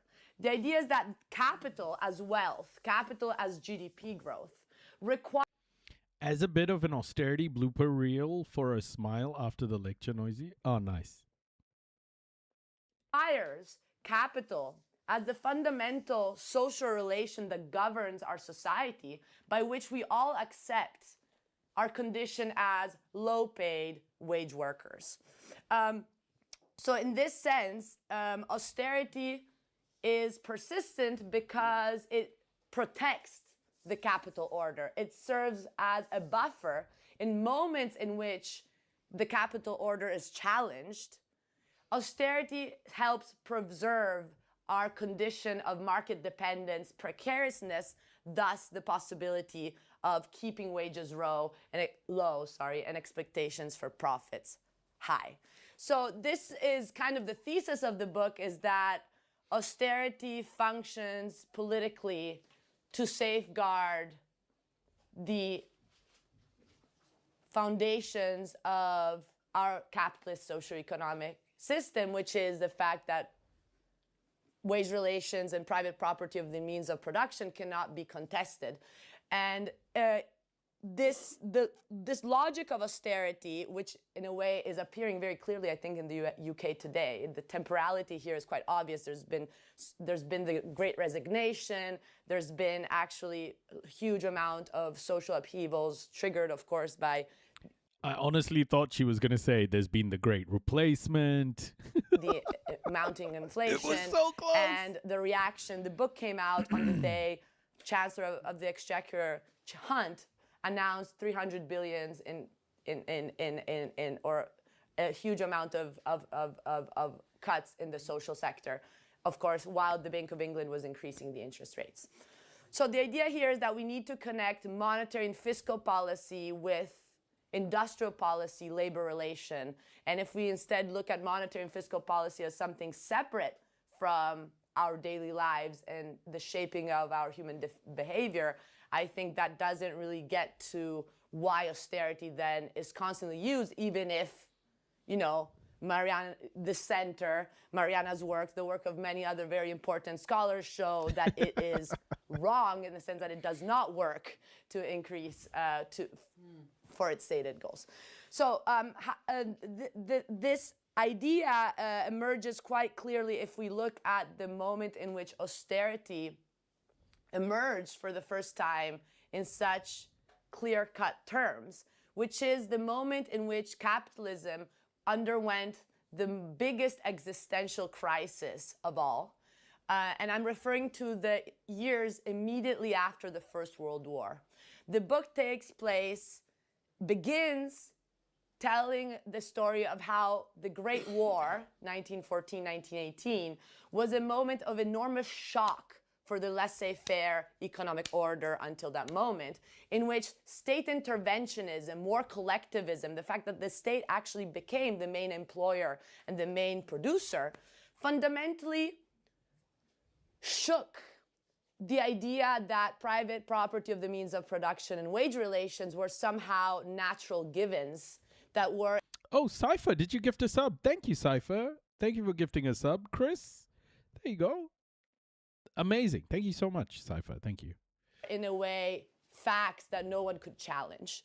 So this fundamental repoliticization of the economic sphere brought about a varieties of practical alternatives from more reformist to more radical. And this is what I do in the first part of the book, is that I reconstruct this full spectrum of experiments, and both theoretical and practical, which called fundamentally for forms of economic democracy of various types. There were the reconstructionists that were kind of proto-Keynesians prior to Keynes, and actually more radical than Keynes in the UK.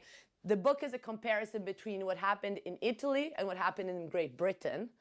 And the reason for this, I will tell you in a bit. But what is clear is that in both countries, the war triggered a reconsideration of the very foundations of our economic system. The book is done all through primary archival sources. So there is data, which you can find in chapter 9, which is, though, fundamentally structured through qualitative reconstruction of the spirit of the time through documents emerging from the Bank of England archives, the Treasury archives, and the newspaper of the time. And of course, I didn't put the page correctly, but I just wanted, if I find it in a minute, otherwise I give up, the type of wording that were kind of everywhere going on. So this is Lloyd George, who was the head of the government in November 1918. He was saying, "We cannot return to the old conditions. War is like a plowshare and a harrow. It has turned up and rent the soil of Europe. You cannot go back." And it's full of all sort of announcements of this necessity for radical change, the fact that there was no way that capitalism was going to survive for more than a couple of years. And this was a sentiment that was shared by the bourgeoisie and by the Times and the Economist, but also, of course, by the radical workers organizing and mobilizing. So I give life to this spirit of the time and look at the Guild Socialist movement, the cooperative movement, the Sankey Committee for the Nationalization of Coal and Self-Management of Industry through workers' councils, all the way to the case of L'Ordine Nuovo and Gramsci's militant action in Turin in 1919-1920 that provoked the occupation of the factories that took place throughout the whole peninsula in the summer of 1920. So in all of this moment of fundamental claims for economic democracy, of regaining back a say in economic decision-making, of course, a reaction, a very powerful reaction, emerged. And that's what part 2 of the book is all about. It's about the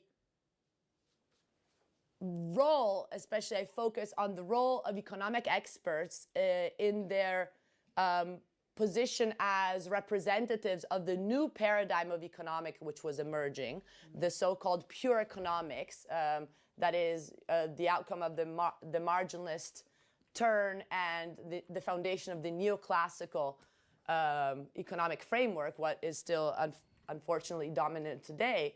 And what I show is how, for the first time, economists were called at the Brussels and Genoa conference of 1920-1922 to advise governments. And with the governments of the whole Europe, a new financial code based on austerity was put together. And this is what is reconstructed in chapter 5 of the book. And it's amazing how the type of rhetoric used, we have lived above our means, it's all the fault of the fact that workers are just too lazy, there's not enough production, people are consuming too many biscuits. This type of rhetoric Luigi Einaudi, considered a great anti-fascist, was very much favorable to fascism in the 20s because of its capacity to impose austerity. And his classism over biscuits, sorry, just because I said it, it's like really interesting to actually read what himself, here it is. One thing I do want to understand is anti-fascism in Europe. How far did it go? Because to me, anti-fascism in Europe feels like liberal Zionism in Israel. Was European anti-fascism really anti-fascist, or was it anti-white fascism? Was it truly anti-fascist, or was white supremacy and white privilege still a necessity for European anti-fascists? You need stickers. I know, and I've been presenting this book for a while, but I'm so out of it that I can't ever make it. Okay, this is Einaudi in 1920 writing on Corriere della Sera. It is well known that the wages of workers in the industrial and commercial areas of Italy have increased noticeably. The evidence being the conspicuous increase in unnecessary consumption of alcoholic drinks, of sweets, chocolates, and biscuits. And this is just one of the many quotes in which it is clear. Of course, this is Pantaleoni, one of the founding fathers of pure economics with Jevons and Balrach. He was even more classist. He says, exploring Italy? Yeah. I'd love to understand more about the anti-fascist movements of Europe. I really would. Notable increase of wages was not accompanied by greater civilization, so that the worker and his spouse lived like pigs in their homes in order to waste the greatest part of their income in wine at the tavern. So these are eminent economists. Oh! Judge strikes down Texas ban on drag shows? What? Tells people offended by them just don't go? Woo! Woo! God dang. I tell you what.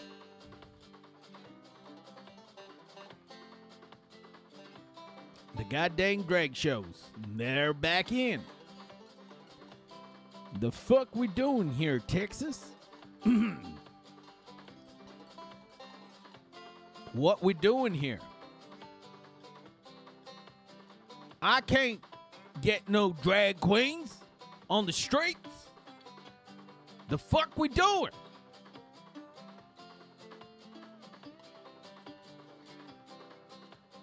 The only time I like to see a drag queen is when I'm at a Trump rally or after.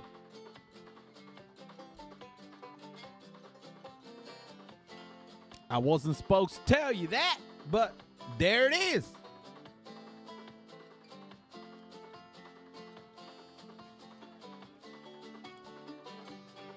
Goddamn drag shows.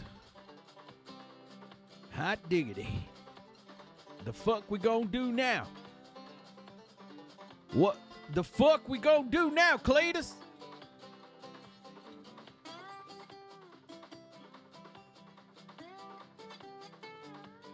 We're gonna have to see this shit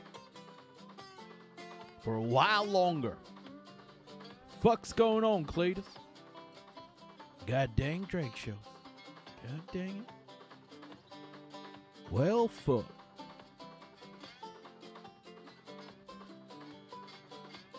That just ain't right. As far as I know, we had a brief period of prosecuting Nazi collaborators, but that went away quickly with Red Scare. Yeah.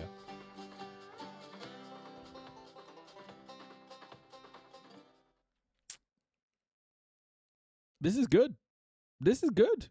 This is great. I'm gonna piss off more chuds. A really bad thing in Aotearoa, New Zealand, is that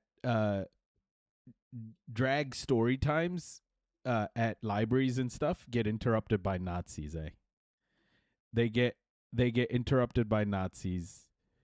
It's really bad. Really fucking bad. So like the trans community, the LGBTQIA plus community, drag shows, they're all they come under attack here as well. It's not a very inclusive society yet, but hopefully it gets better. A bunch of white supremacists, Destiny's Church vigilantes, white supremacists, all of these like Christian nationalist fucking idiots. They're everywhere. Chuds. Economists that are still studied today as, you know, the founders of our economic theory. What the effort of the book is to combine what they were writing in their abstract treatise with what they were. Infected Ghost, I don't know, man. I'm not. What's that lady's name who said it? The fucking lady's name who said Abbott, Hot Wheels and shit. What's her name? The Democratic lady. I fucking despise her. I despise her. She's the one who said the Hot Wheels thing. I felt a bit disgusted when she said it. I didn't feel good of her making fun of a dude on a wheelchair. Fucking, I hated that. Writing in the press and in their public declarations. And what appears clearly is that the emergence of the expert as this unbiased, above class truth, owner of the truth came hand in hand. Take care, Lava. Sleep well. I'll catch you soon. Take care. Rest up. And with a very classist ambition of disciplining the population by using economics as this apolitical weapon that could tell people you have nothing to contribute here because you're ignorant, you're stupid, leave the economic sphere to the expert. We will tell you what is good for everyone. And of course, the good for everyone, if you look at the data of the time, results in wage suppression, increases in profit shares while the wage share goes down, and surge in the profit rate. So this financial code of austerity, which comes in the form of again, fiscal, monetary, industrial austerity, fiscal being cuts in social expenditures and regressive taxation. At the time, all the ideas of taxing the riches, what we're used to now, the allergy to taxing the riches, was really a turn of events with respect to what was happening immediately after the war, in which the capital levy, the idea of actually really expropriating all the extra profits, was kind of considered normal. And this, in a matter of a couple of years, is completely reversed in favor of taxing through consumption taxes. So indirect taxation as, of course, the quintessence of regressive taxation, hand in hand with monetary austerity, increasing interest rates, which in Britain caused a recession. So this is the whole point, is that it was known that the increase in interest rates would cause a recession. But this was kind of somehow politically intelligent, because it caused an increase in unemployment rate, which of course meant that, and this I have all the graphs, showed that this meant a complete appeasing of industrial arrest. All the strikes stopped because of this increase in unemployment rate. And this is Michael Kalecki telling us clearly that the disciplinary mechanisms of increasing unemployment is what guarantees the end of the questioning of wage relations and the acceptance of lower wages. So while in Britain, what happens was that the governments in power followed the advice of the experts who are the protagonists of my book, Ralph Hawtrey, the in-house economist at the British Treasury, who had an enormous influence also on the Chicago School of Economics later on, with all the controllers of finance who were the bureaucrats who were directly advising the Chancellor of the Exchequer, so the people who were not elected, but were actually forming the economic models that then were so influential in the austerity policymaking. In Britain, it was about tweaking the dials of macroeconomic management that induced a recession, which ultimately appeased the population. And this, I would just like to read you guys a quote from GDH Cole. GDH Cole was a guild socialist, active, militant intellectual at the time. Yeah, Jay, I understand that guy's a dickhead, but do you want other people who are in wheelchairs to be called Hot Wheels as well? Do you think that people are just going to keep the Hot Wheels thing to just Greg Abbott? I don't think that's how bigotry works. He saw what was going on very, very sharply. He says, he writes in 1925, once the doldrums, as Pigou put it, had begun, this economic stagnation induced by austerity.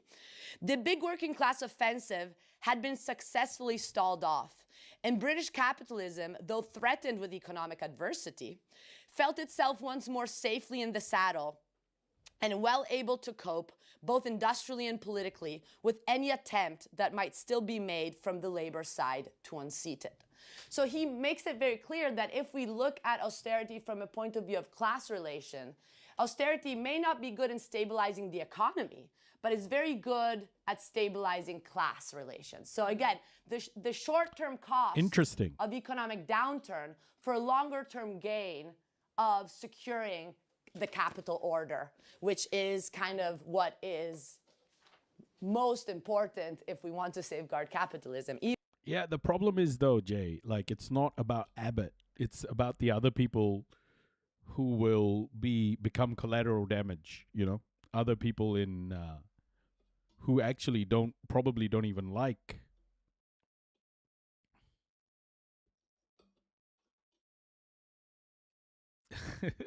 the West Asian Peninsula. Infinite Worm. West Asia is what we call the Middle East. The West Asian Peninsula. Was in West Asia, aka Europe during World War II. Are you familiar with the Warsaw Uprising or the Slovak Uprising? There was also many anti-fascist international movements in Spain and France during the time. They included people from all walks of life and all over the world, and wouldn't call them rooted in white supremacy at all anymore. Yeah, I have much to learn about that. Because I feel like I actually think a lot of leftists have much to learn about that. A lot of leftists have much to learn about that. Like Mike from PA, for example, who is obviously a racist cuck. Maybe those videos will help him too. Even at the cost of an economic recession. So while this form of economic coercion was what wielded the return of consensus for the system in Britain, in parallel, the book looks at what was happening in Italy. And in Italy, what is, for me, important here about the comparison is that I wanted to look at two countries that both from an institutional and an ideological point of view cannot be understood as more, different, right? The poles apart, cradle of parliamentary liberty. If you've ever heard of Operation Gladio, this is what that was about. America supporting fascists to fight communism and other leftists, same as what they still do in South America. Yeah. Liberalism, advanced economic empire, Great Britain, and on the other hand, the birthplace of fascism in Italy. And what you see if you take the lens of austerity is that the treatment, both countries and the economic experts advising the state, were really treating their citizens very, very similarly. So while in Britain it was again more about economic coercion, even if again laws were passed to suppress strikes, for example, emergency acts of the type we're seeing, by the way, today again, it seems, in this country. In Italy, the force of the state, of course, in imposing law and order was stronger because we well know that the fascist dictatorship implied the torture, the jailing, and the killing of political opponents. Nonetheless, austerity operated very effectively in both countries. By the way, austerity, right? Like, hopefully, Clara will talk about this in this chat. But one international organization that implements austerity on a countrywide scale is the IMF. Hey, what's up? Welcome. Thank you for the follow. One international institution that implements austerity on a national scale is the IMF. So when a country goes to the IMF and asks for a loan because of a disaster or something, countries get recommended a structural adjustment program. And that's basically ensuring that the model of the country fits with what the West sees as the best configuration. So a capitalist model. So that is liberalization, privatization, austerity, and deregulation. All of these sorts of things are very important for the IMF, for example, to function. What's my position on Leninist/Marxist policies? My default is I won't default to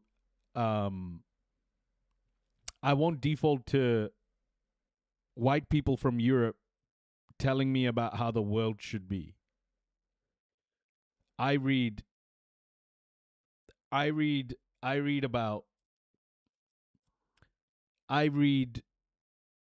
take my learning from black and brown authors who understand what marginalization, who understand what oppression means. And when we talk about capitalism, what people like Marx leave out of the equation is the fact that capitalism is European colonization rebranded. And I think they do that for a good reason, and that is it brings into the conversation white supremacy and white privilege. And I don't think you can have a conversation about capitalism in particular without understanding white supremacy and white privilege, which Marx, I don't think, had a very good grasp of because he was white himself. So those are my thoughts. Countries in a very, very similar way with very, very similar results, which I show also empirically. Now, not only were the parallelism in these supposed opposite worlds so obvious in terms of economic policy making and ideology backing the policy making, there is also another striking fact which I analyze in chapter 8 of the book. And chapter 8 of the book makes me most proud because it's the book that the chapter in which I act most as a Chrome Viper. Like the thing is, when you realize that the core issue of why we're here today is because of European colonization, and the fact that European colonization was in itself embedded, or at least was driven by white supremacist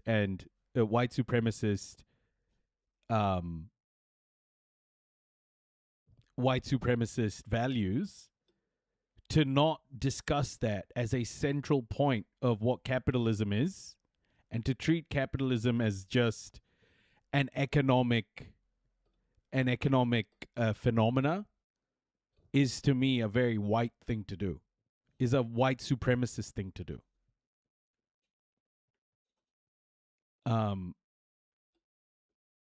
And I think that's pretty fucked to completely exclude the role of white supremacy and white privilege from capitalism.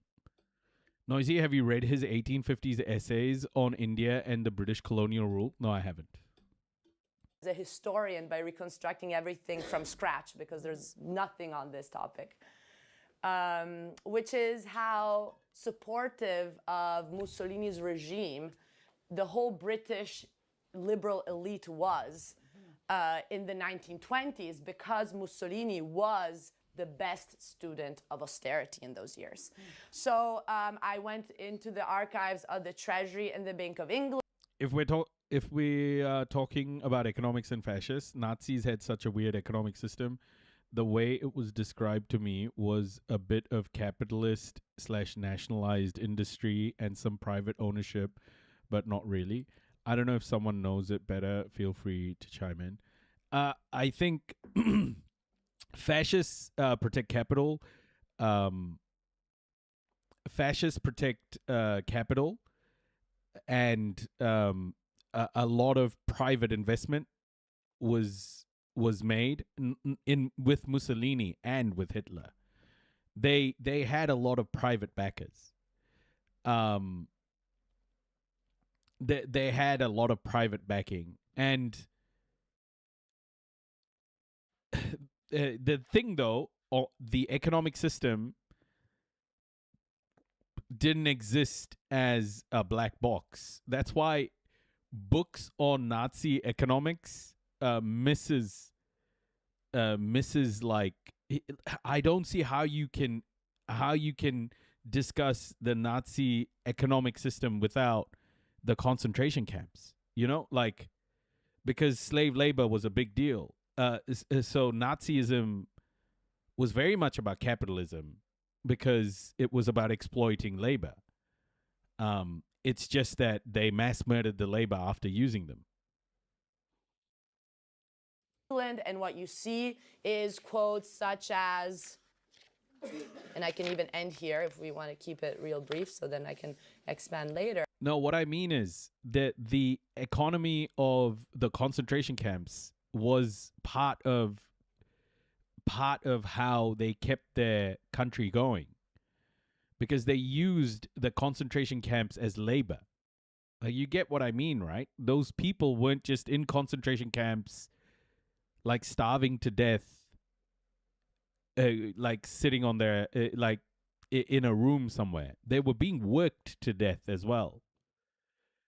That was like their labor force. It's kind of like the prison system in America today.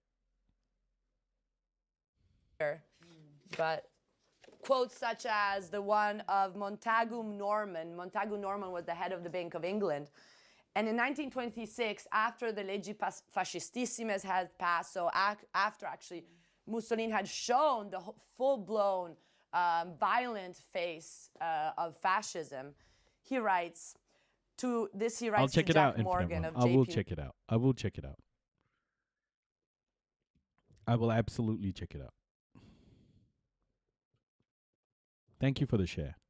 Morgan Chase, again, very supportive financially also of Mussolini's regime. Fascism has surely brought order out of chaos over the last few years. Something of the kind was no doubt needed if the pendulum was not to swing too far in quite the other direction. The Duce was the right man at a critical moment. Like him, and again, this is the thing that it seems like I exaggerate when I tell the story, but the book is all done through the words of the protagonists themselves, because I think it's the words they use and then also the events that happen that really give a sense of the violence of austerity and this anti-democratic thrust of austerity that is still clearly obvious to this day. So, you know, the ambassador of Great Britain was so happy. He was just saying, you know, strikes are over. Finally, savings are back up. The deficit has been solved. Now, you know, Italy is finally in a situation by which we can finance the Italian state, to go back to the gold standard. In fact, we received many loans thanks to the austerity, and of course the parallelism with what happens with the IMF in countries today is quite obvious. Oh, IMF! She mentioned the IMF! Woo! Woo! Let's go, bro. See, I'm not fucking stupid, man. I know this shit, okay? She mentioned the IMF. Damn! Oh, sorry, I didn't mean to be loud. I just got told off by Amber. Sorry, I got a bit too excited. Sorry. Obvious, So the typical case of Augusto Pinochet in Chile with the Chicago Boys in the 70s is not the first case of the whole international liberal establishment supporting authoritarian governments once it's about economic efficiency to suppress what is considered a restless population, such as the Italian one after the First World War. I think I can stop here, and then there's much else, but we can. Okay, thanks. Thank you.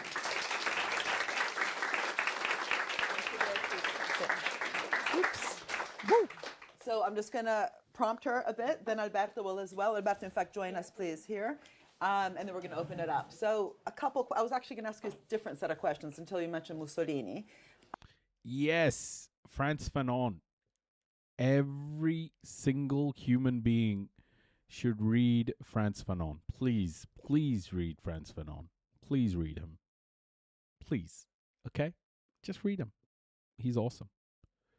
The International Monetary Fund. I'll just say what the first question is, but you don't have to answer it because I'm sure it'll sort of come up, which is... So the IMF, let me just give you an explanation of who the IMF are, okay? The IMF was formally, came into establishment in 1945. So it was a fund that was set up alongside the World Bank to help countries rebuild after World War II. The only thing about the organization that was fucked up was the voting rights.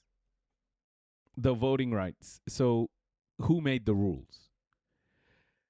America had the bulk of the rule-making power, and a few Western European countries also chimed in.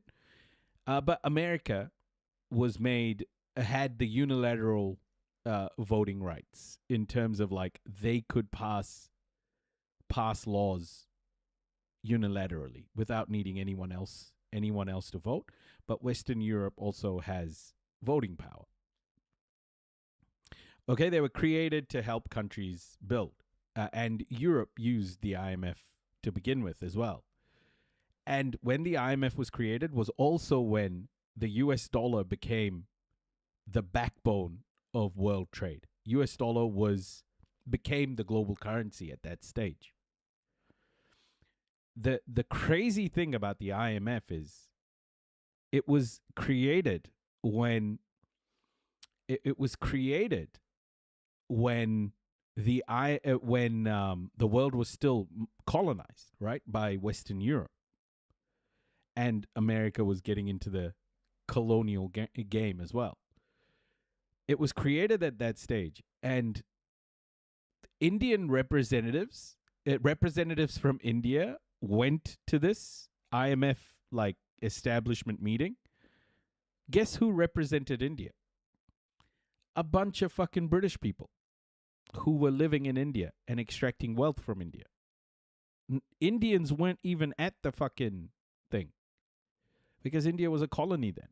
So when the IMF was established, it was established in order to benefit the West. It was established to benefit the white world. So the IMF became a mechanism to keep the world aligned to the West. Right? So if a country in the global south went to the IMF and said, hey, we need to rebuild some shit because, white people have been there and they brought war to our country and they killed a whole bunch of our people. We can't rebuild anymore. So we don't have the resources to rebuild anymore. We need some money. And the IMF would say, okay, we'll give you some money, but this is how you need to rebuild. This is how you need to structure your government. This is how you need to structure your labor. This is how you need to structure your judiciary. This is how you need to build your country. And they'd implement things like austerity, no social programs. Yeah, exactly. And basically sign up to a Western capitalist model.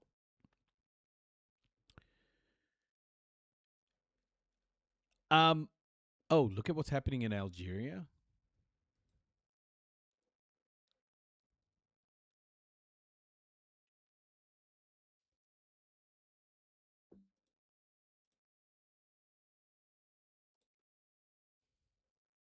Flooding has caused an unimaginable loss of lives and property. I'll leave this on. So the International Monetary Fund, along with other international institutions, was set up by the West at a time when their coffers were drained due to war. Right? So the West had all of these colonies around the world, but they didn't have the money to maintain them the way they were maintaining them, which is with military on the ground in those countries. They had boots on the ground. Right? But that's expensive. That's expensive to maintain colonies like that. So what they did is, instead of having direct colonization, they built third parties, they built institutions that could help the West maintain their colonies without needing to have boots on the ground. What we call neo-colonialism right now. Okay, this is what we call neo-colonialism. So then you have organizations like the UN, you have organizations like the World Trade Organization, you have organizations like the ICC. All of these are set up by the West to benefit the West. And the IMF is one of those international institutions. And it keeps the natural order of things, i.e., it keeps the West dominant in the world, or used to. But now that's changing. The global order is changing. This argument she makes is interesting to me. People forget that especially the US had major ties with the fascists right up until the war. Even with the suppression of Jews and their horrid policies and the supposed opposition to it, they overlooked it for one purpose: money. And that's my point. And money drives the world. The current system of government, even today, are willing to overlook things if it benefits them. Well, what breaks your model of thinking is, for example, something like Jim Crow. Something like Jim Crow is the kind of contradiction to what you're saying, because Jim Crow, which was about separating society, right? White people and black people. If this was about money making, Jim Crow was actually extremely inefficient because it split the working class away from each other. It was deeply inefficient because it meant that the working class couldn't be monetized in the most effective way. So if it was about maximizing profit, Jim Crow was not the model that you would have implemented. Jim Crow was solely about racism, about white supremacy. It was about making sure that black people did not get what white people had. Right? So what you're saying isn't quite true. Racism isn't about an economic benefit. Racism is just about making sure that white people get the benefit and others don't. After disasters, after they happen, racism isn't economically racism. Yeah, but this is the thing. You cannot exclude racism from trade and foreign intervention or domestic policy. Racism is very much embedded. White supremacy is embedded in our trade systems, in our foreign intervention. White supremacy is embedded in all of these systems. So how can you exclude it when we're talking about this? One of the largest refugee crises in the world. Kevin Hurton. Okay, let me look for what's happening in Algeria. Fires.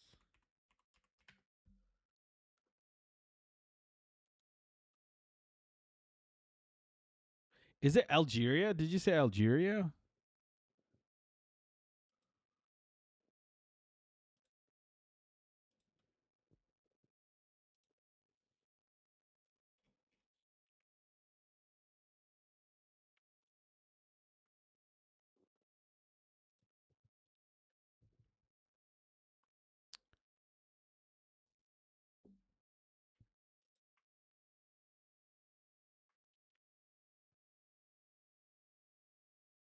Yeah, Algeria. Where are we? Algeria fires.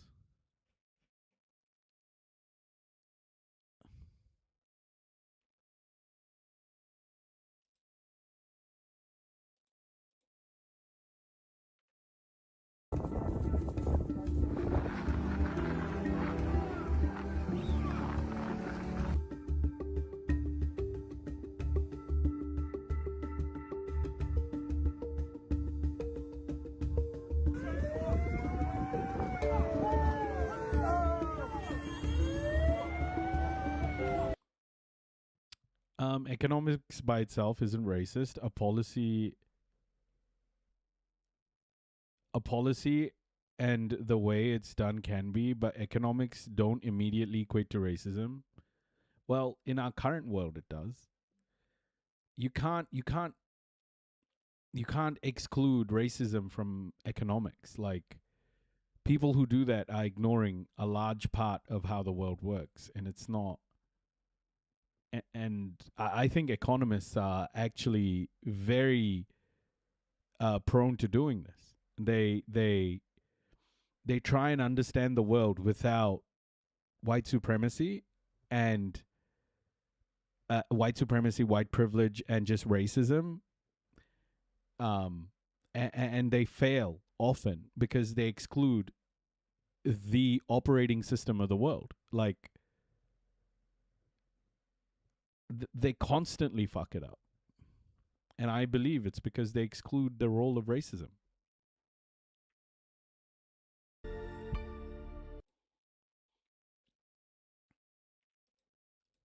You talk about, Pareto and Einaudi and kind of like the traditional Italian and not only theorists who their thinking kind of underpinned what we're calling austerity today. My question is, given a lot of the dysfunctional policies we have today, including this kind of automatic idea that you just raise interest rates and somehow that's going to reduce inflation, when the real issue is inequality in terms of wealth concentration, this idea of excess profits that should be taxed but aren't, where are the traditional economic theorists that you think are most in some ways responsible for this lack of attention today, like naming, not so much about naming and shaming individuals, but the bits of neoclassical economics, because that's a big word, neoclassical economics. There's strands within neoclassical economics that one could look at as justifying these problematic policies today, which don't take into account issues around inequality, wealth concentration. You mentioned the Oxfam report, but literally this idea of excess profits and rents being at the core. Yeah.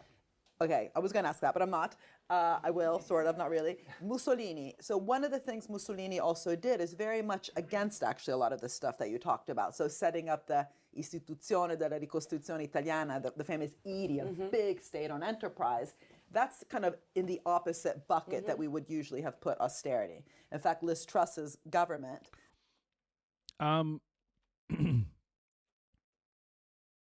For me, what's up, like, I think my politics right now are very much embedded in equity. I think if you have to change, if you need a revolution to implement equitable outcomes, then I'm sorry, like, a lot of people are going to die and a lot of people are going to suffer before any of that happens. Or the revolution, the way Marxists and Leninists talk about revolution. Okay? What I think we need in order to progress society is equitable outcomes and measurable and be able to measure equitable outcomes. My goal is to contribute towards a more equitable world for all. And as long as we're moving towards that,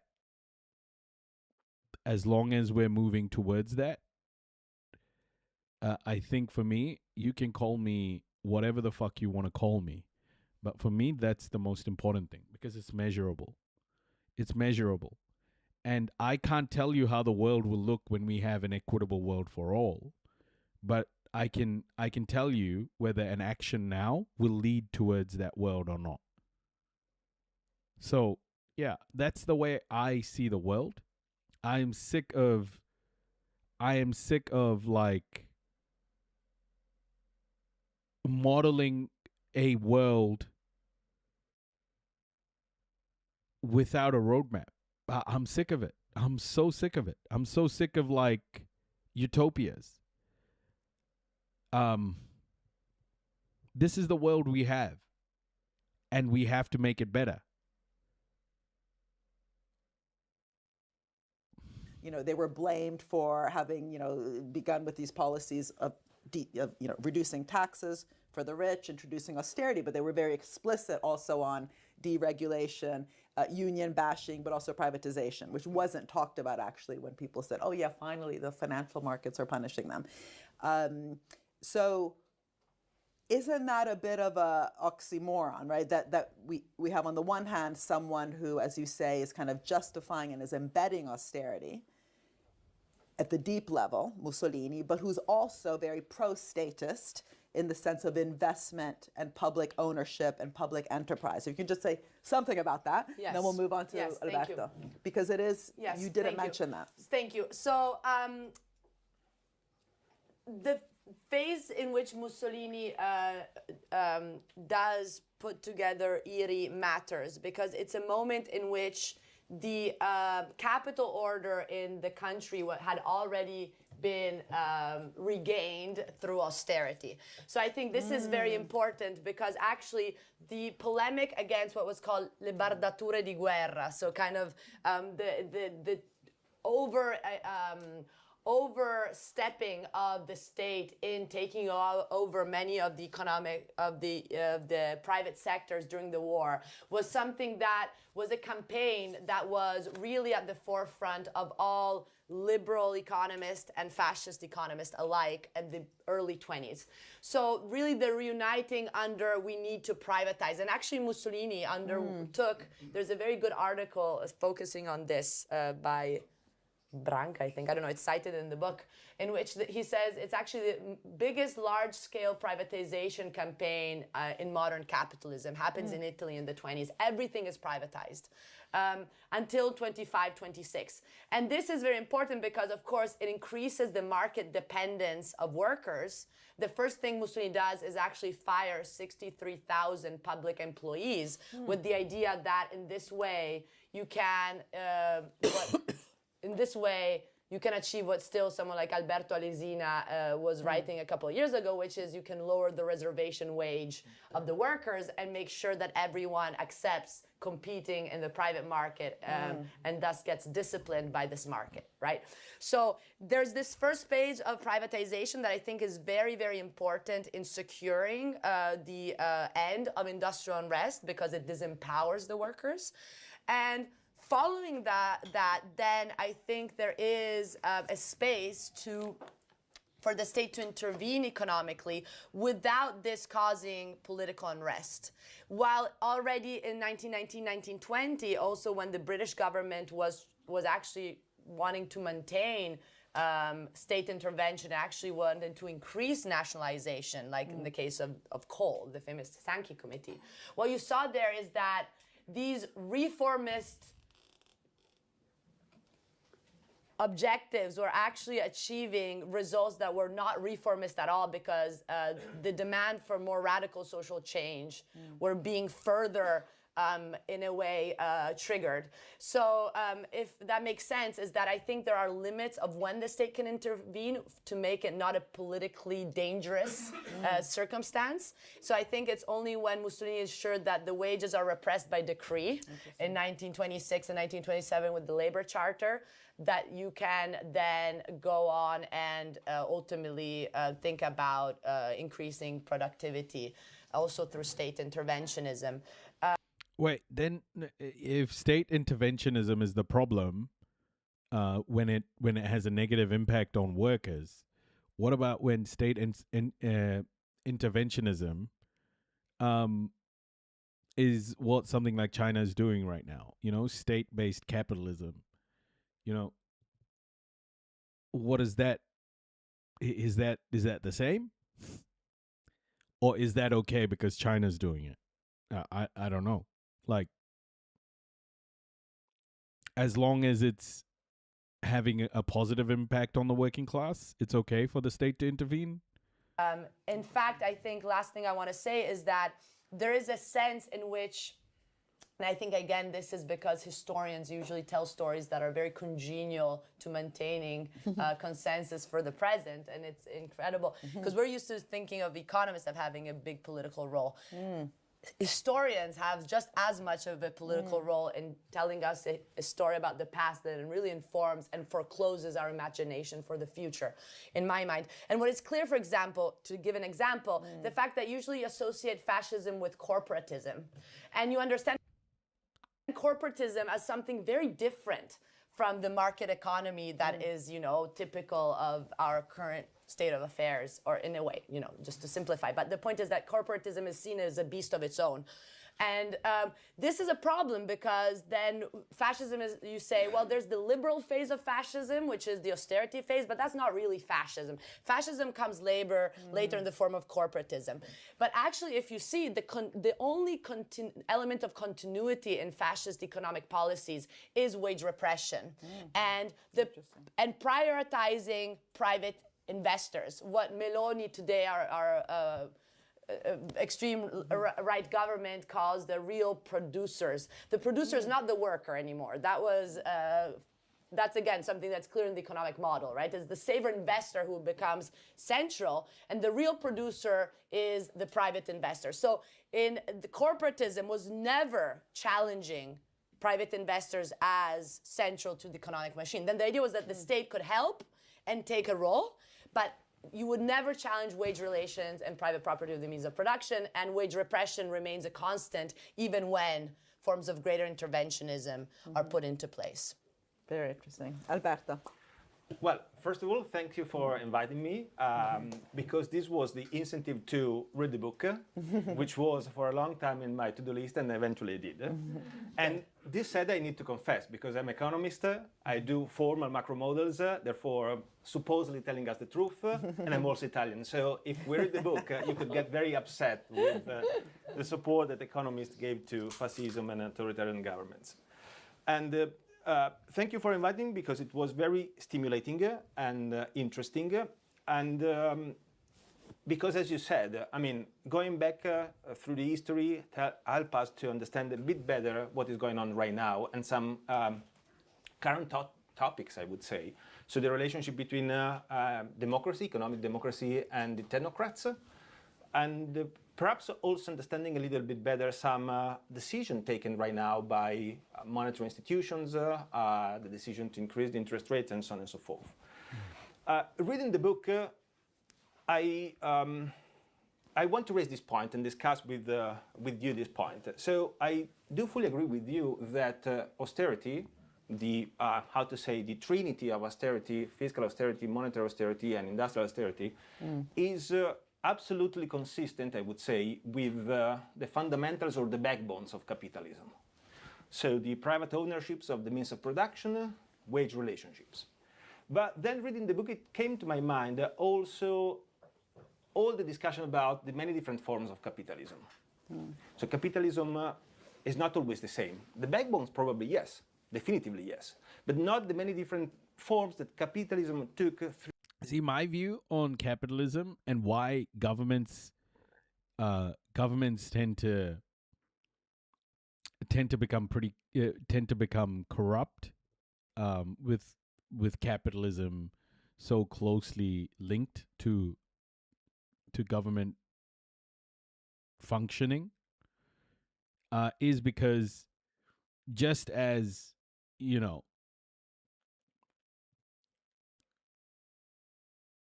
just as we wouldn't mix or shouldn't mix the church and state, just as we shouldn't mix church and state, I believe capitalism falls into the same category as a religious institution, a cult. And we should treat capitalism as a religious institution. And just as we have standards of keeping a separation between church and state, I think capitalism and state need to have separation too. I don't think capitalism should influence how we govern our countries. It should be completely separate. And the people get a say in how capitalism is governed over. Right now, capitalism is telling the governments how to govern over the working class. The relationship is backwards. We should be, as the working class, we should be defining how capitalism benefits us, or how capitalism works with us. I just feel like we're letting a religion, a cult, operate our government. It's fucking insane. Capitalists have just replaced God with the stock market. And I think we have a bunch of cult members who believe that capitalism will lead us to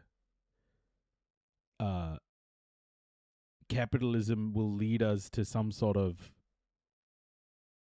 Shangri-La. We've let them gain too much power. The difference is who wields it and why.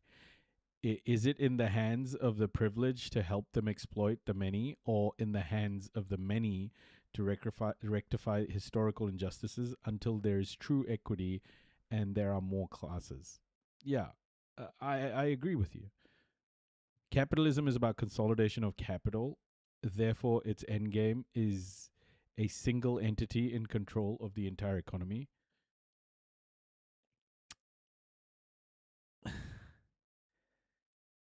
Farts McBig Butt, welcome.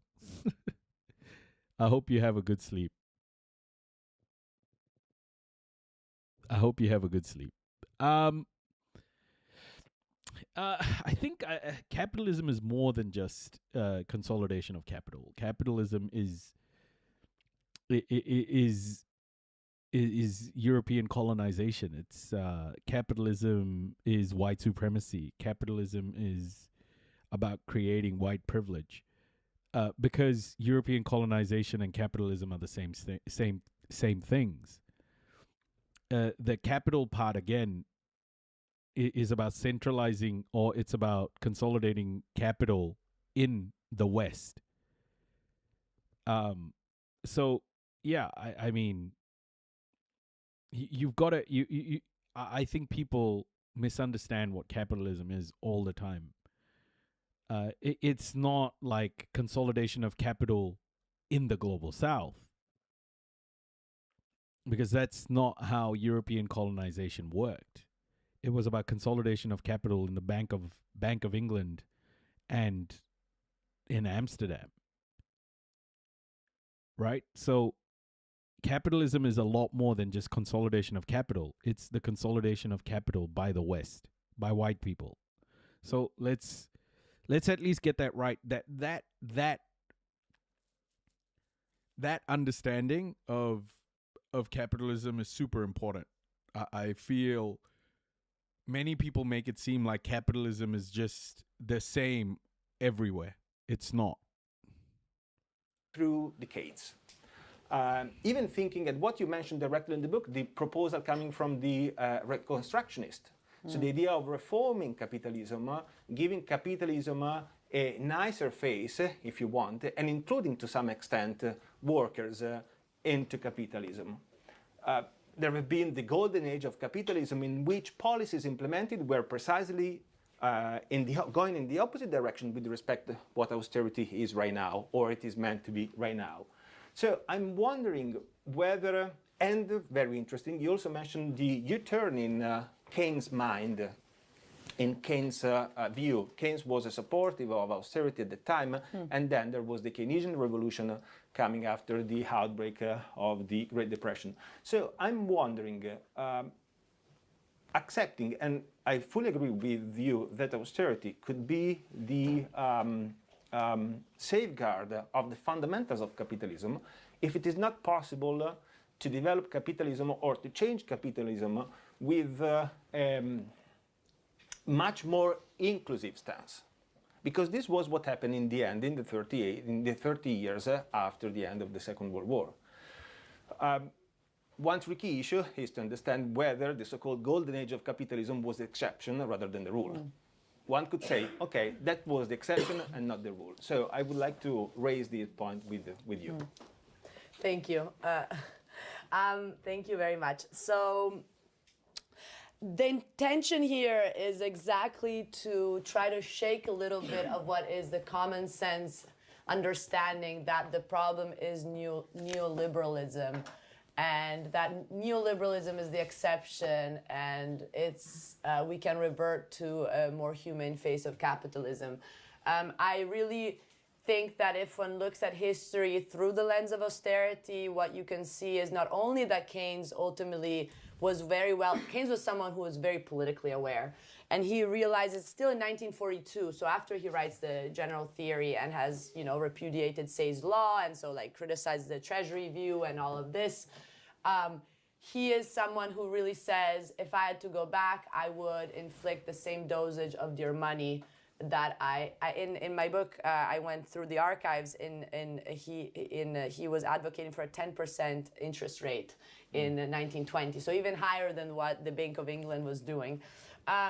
And this, because I think ultimately Keynes is someone who, even if he likes to, portray the economy as something that has to do only with technical matters, and that's why ultimately he is also very much favorable to one of the pillars of austerity, which is central bank independence. And I discussed, the origins of central bank independence, which is while in Italy you had fascist cabinet expelling any political participation in economic decisions, in Great Britain it was about protecting the Bank of England as an independent institution and actually exporting the central bank independence in other countries. In India, Basil Blackett, one of my protagonists, goes to India to establish an independent central bank. Otto Niemeyer, the other controller of finance, goes to Brazil and to establish a central bank that is independent there, with the idea, of course, what we hear all the time, which is only central bank independent central banks can actually be more inflation averse than any other actor, right? And this is exactly, but I think this is important also to answer your question. The ECB is the most independent central bank, both politically in the sense that it explicitly forbids to receive any instruction from either community or national political institutions. And this is Article 7 of its constitution. But it's also economically independent in the sense that it has no obligation to finance the member nations' public deficits, right? So the ECB is the best embodiment of central bank independence. European Central Bank, by the way, the ECB. And central bank independence is, of course, the idea that in this way we have safeguarded the key decision-making processes in the hands of the experts and away from the people. But this, again, is ceremonial. And Europe will change that when they feel threatened. They'll change it. This is the thing. Nothing that Europe does is Nothing that Europe imposes on the world it applies to Europe. You know, the West will impose rules on the world, but those rules don't necessarily apply to the West. In most cases, actually, the West can change the rules whenever it wants. It can change the rules of what genocide means. It can change the rules of what who is a terrorist and who isn't. The West can basically come up with whatever rules it wants. It can just make anything up. That's the problem. All of these institutions are there to serve one purpose, and that is Western hegemony and, of course, embedded in white supremacy.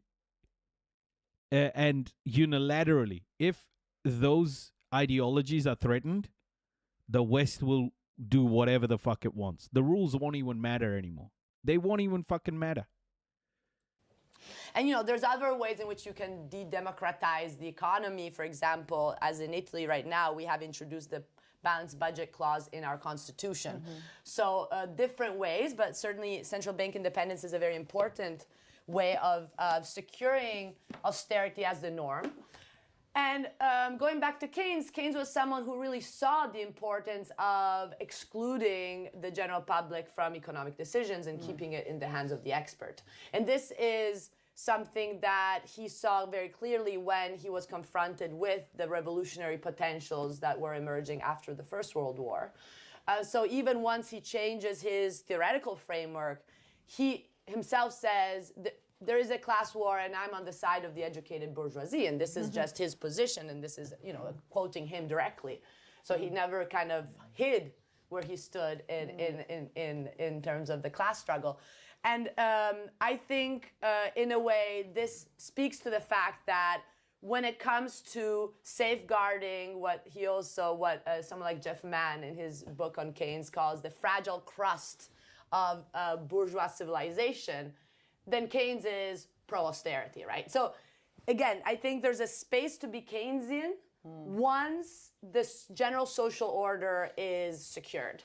Then you can be Keynesian within certain limits, of course, because then if monetary instability is high or the balance of trade is bad because you're importing too much, because you're doing too much social expenditures, then you got a problem there. So either you find other ways to cure these. So of course you can. There's a parallel in what you just said, though, right? With what you said about Mussolini and Keynes. I both think of so. Them, I think so. The social order can be progressive. Exactly. So I think that's kind of the thing. So in this sense, I need to. The next project is to look at the golden age through this lens, and I think what you can see and what I've already started seeing is actually that. If you look at what happened in the United States after the Second World War, the Keynesian experts advising for example, in the Council of Economic Advisors in the United States, they were Keynesians, self-proclaimed Keynesians, and actually more radical than the new Keynesians that came after. But in a certain way, they use Keynesianism to, for example, keep very high surpluses in moment of economic growth. So paradoxically, there's a very good book written, by the way, by a very conventional scholar. And now I forgot his name, but he shows that how actually Keynesianism meant higher surpluses during the golden age because of the fear of inflation. So the fear of inflation that constantly hunts austerity experts is a fear that actually is quite shared in those years by the Keynesians. And so what I'm saying is that I think there's reasons to try to at least criticize or look maybe a little bit differently to this supposed idealized years that we kind of take for granted. Oh, those were moments. And plus, you know, it was a golden age for the very small minority of countries in the west of the world. Italy, for example, never did Keynesian policy after the second. We had Luigi Einaudi, who was like explicitly anti-Keynesian, you know, the Bocconi boys had a role from very early on in a way in Italy. So again, I think there's nuances, and I would say we should maybe rethink a little bit of how we take for granted that the golden age was golden what it meant for it to be golden, and for it was. The thing is to explore what she just said. It was the golden age was only a golden age for a few nations in Western Europe and America. Why? Why was it that way? That wasn't by mistake. That was by design. And I think if you have any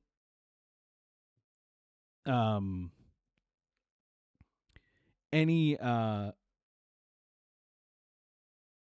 bit of curiosity, you have to want to explore that. Like, why? Why was it Western Europe, some Western European nations, and America? Why? The United States. It's not hard to decipher, but you know, it did happen. It was extremely lopsided.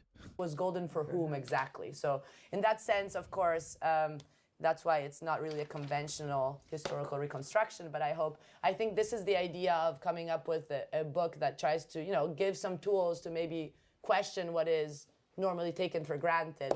And of course, it's neither all black nor white. There's elements of complexity, of course, but I think maybe this lens can help us also rethink some of our assumptions. Okay, we're going to open it up in just a minute. I just wanted to come back to the question that I said I wasn't going to ask. I'm going to ask it, but in a different way. Your book, when did you hand in the manuscript? What month? A while back. Right, so that's sort of the point. In the meantime, a lot has happened, and our common friend Isabella Weber, who also got a PhD at the New School for Social Research, as I did, where you're now teaching, has been on kind of a mission to precisely do what you're doing, but around the inflation and this kind of resistance to price caps that even Krugman said that's a folly, only a stupid economist would ever, you know, ask for that. He now says, whoops, sorry, you're actually right. How would you have maybe even rewritten the preface or the introduction if you were submitting it today, given what we've seen in the last 6 months with the way that economics as a profession has resisted exactly, Ronnie. You know, this alternative way, coming back to the point about, you know, excess profits, rents, and so on, where the kind of economic theory bottlenecks are. Like, how would you have written a motivation? Don't you just love how capitalists, or at least white supremacy, has rephrased so many incredibly horrific things to make it sound somewhat reasonable? Primitive accumulation, even the word capitalism itself, you know, to describe European colonization, to describe exploitation of labor, which Europe did through enslaving people for so long. To me, I think that is the biggest success of European colonization, is to rebrand, and why it has been able to live for so long, exist for so long, is to rebrand some of the most horrific shit to make it sound reasonable. For writing this book relating neoclassical economics to not just austerity, but everything that's going around austerity now. Yeah, I mean, I think I was quite lucky because it speaks more to us right now than maybe a couple of years ago when I wrote. But this is, for example, Lawrence Summers on the Bloomberg Wall Street Week, March 5, 2021. The Federal Reserve needs to remember that their priority is the macroeconomy. When I see them say that they won't raise rates until diversity groups' unemployment rate are appropriate, I get nervous.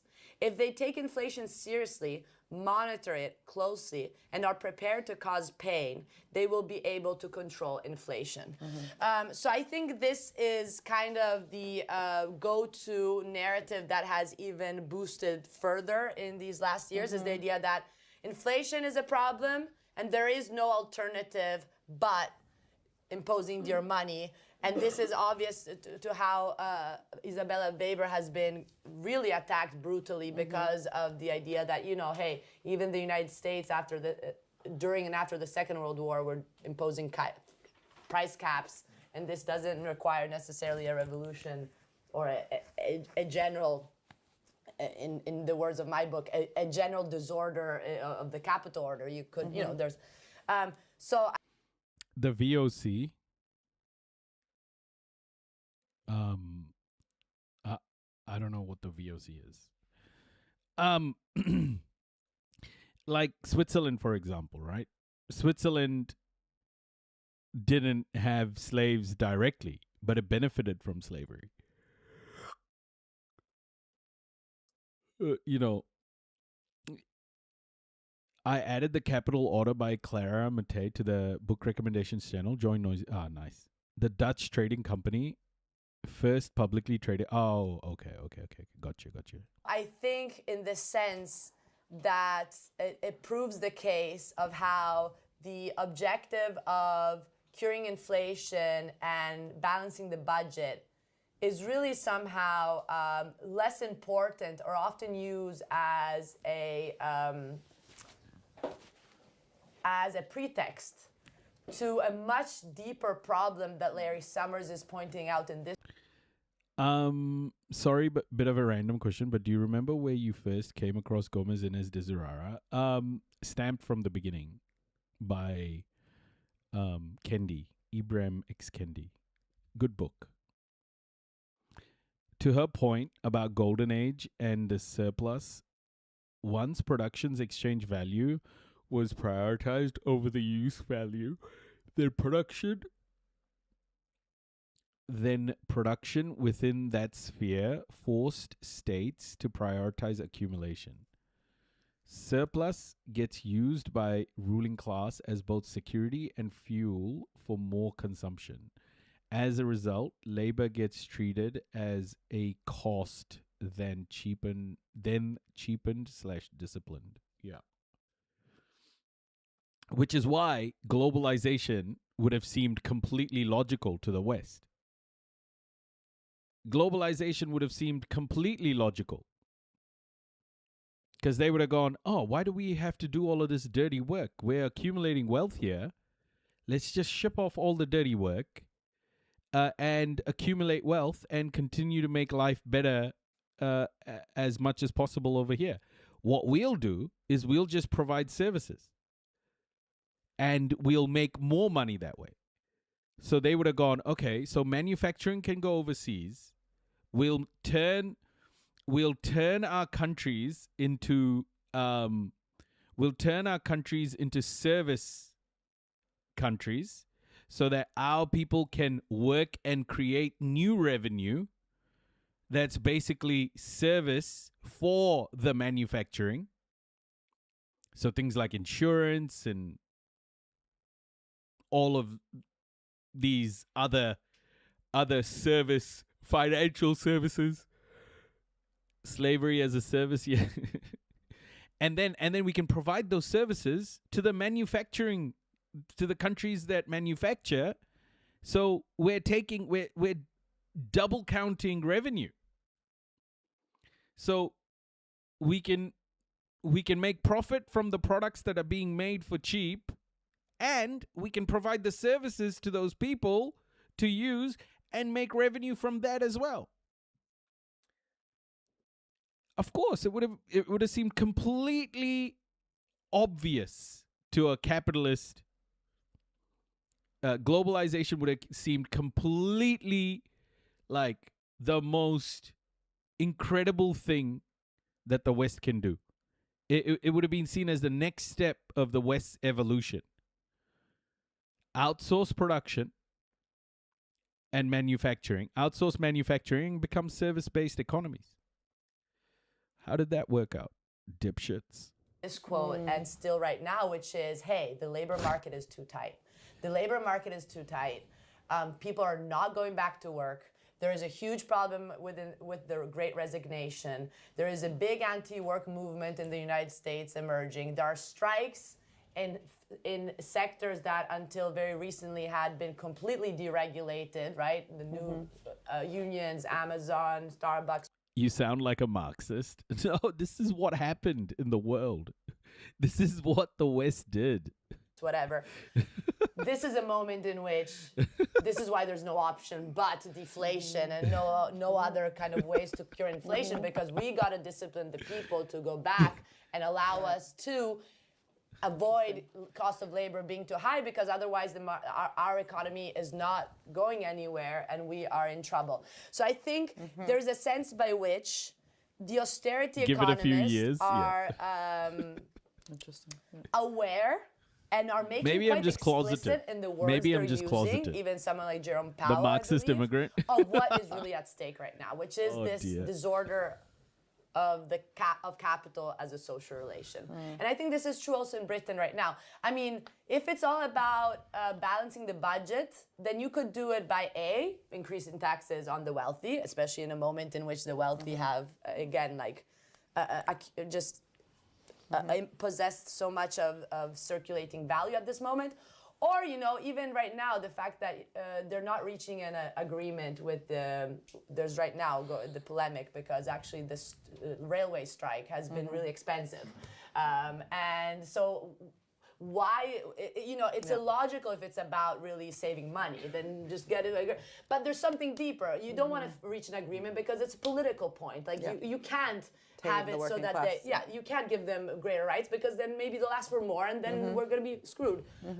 So I think here it's the point, like inflation and debt are used often as a way to tell us there is no alternative. This is, you know, a natural necessity. Of course, you need to be prudent and realistic.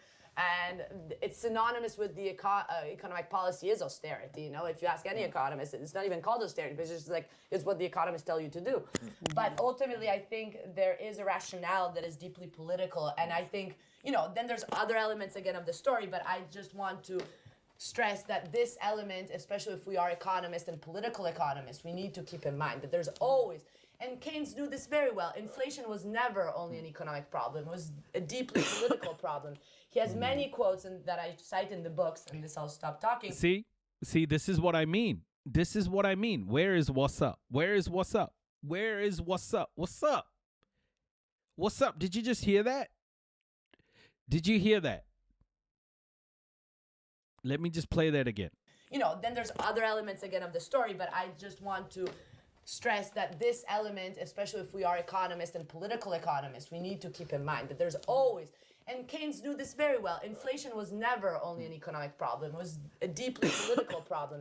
He has many quotes that I cite in the books, and this I'll stop talking, in which he says, if you debauch the currency, you debauch the whole capitalist system generally. Inflation is causing a problem at the basis of contract of capitalism. And this he was seeing clearly. And that's why the only way out was deflation. Because inflation is not just an economic problem, as we are seeing right now in the UK, I feel. Yeah. These economic theories, economic outcomes, or economic measures, they're not just economic phenomena. You can't have economic phenomena in a black box. You can't just measure economic outcomes in a black box and expect to understand the story. Like, it's ignoring such a big part of the underlying process, underlying systems that created that outcome. This is why economists miss so much of the world.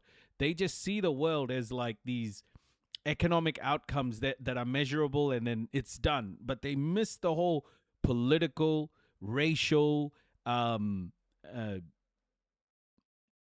religious influences. You can't have economics separate to any of those things. But somehow economists fuck it up again and again. Great. Well, thank you so much. May I add one more point? And then we're going to open it if up. you don't mind, which is precisely related to what you said, because it is related to the relationship between economic democracy and technocrats. Because obviously what central banks are doing, central banks as the clearest example of technocrats are doing, is clearly to make workers pay the cost of an exogenous increase in inflation. So they are saying it very clearly, even. So they would like, they don't want to do so, but they are eager to give rise to a recession in order to stop any possibility of a price wage spiral. That's clear. And to some extent, they are forced to do so because this is even enshrined in their mandate. So you mentioned the ECB, they have to keep inflation at 2%, so there's no way out of this.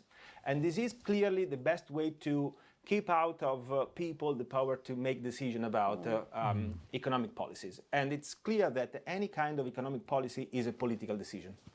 No doubt about that. My reflection coming out of reading your book is that, however, the relationship between technocrats and economic decision and economic democracy is very tricky, because in the end, we come out of 2 years in which some decisions taken by policymakers and politicians have been highly informed by scientists or technicians.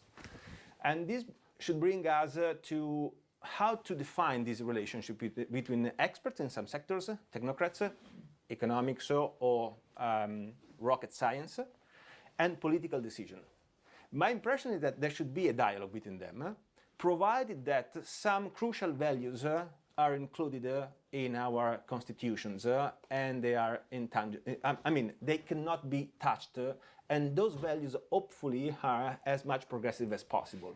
Because otherwise, final point, if we want to talk about economic democracy, there has been in several countries in the last year some electoral results which have been very disappointing from the point of view of progressive people. The US, Brazil, and elected people, they have freedom or they have the right, because they have been elected through some mechanism. I'm not talking about the mechanism, to take their own decision. What happens if Trump decides? I would love to have seen. I would love to have. I would love to have watched this video if it was made after October the 7th. This was made before October the 7th. But this conversation, I think, would have been a lot more difficult to have in this sort of disconnected way after October the 7th.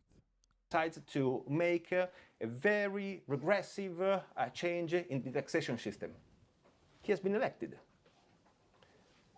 And but that decision goes precisely against some principle, some values, and this is an example of economic democracy, however, because he has the power, it has been elected. Saying that the United States is an example of economic democracy is a bit problematic.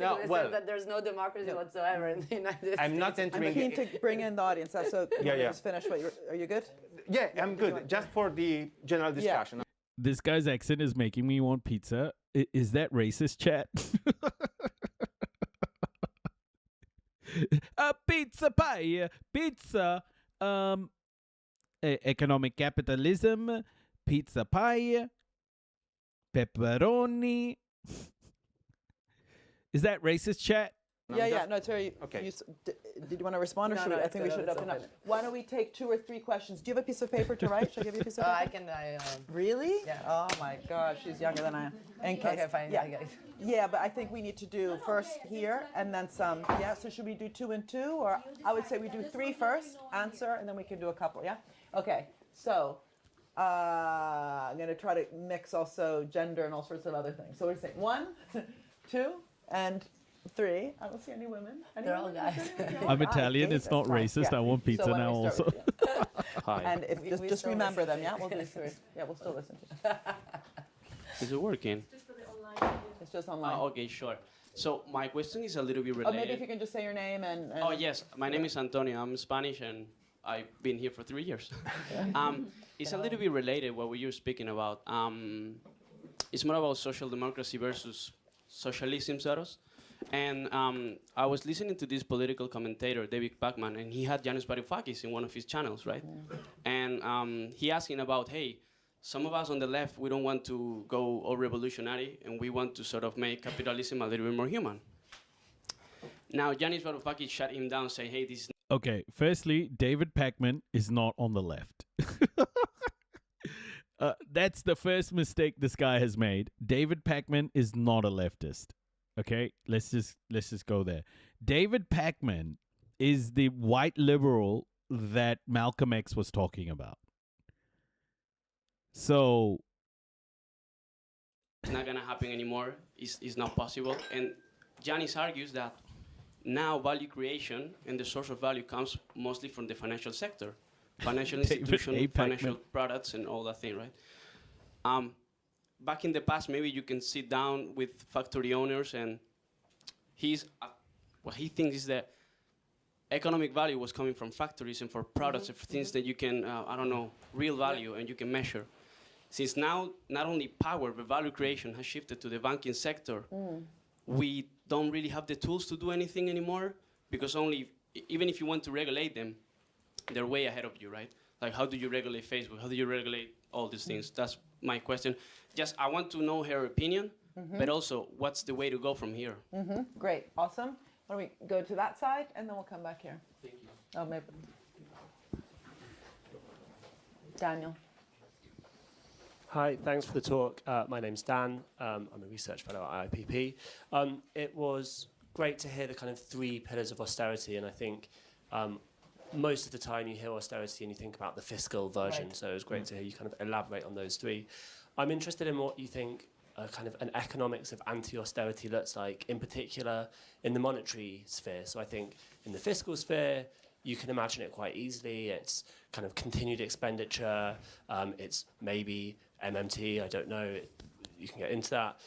In the industrial sphere, it's supporting kind of or unionization or workers' rights.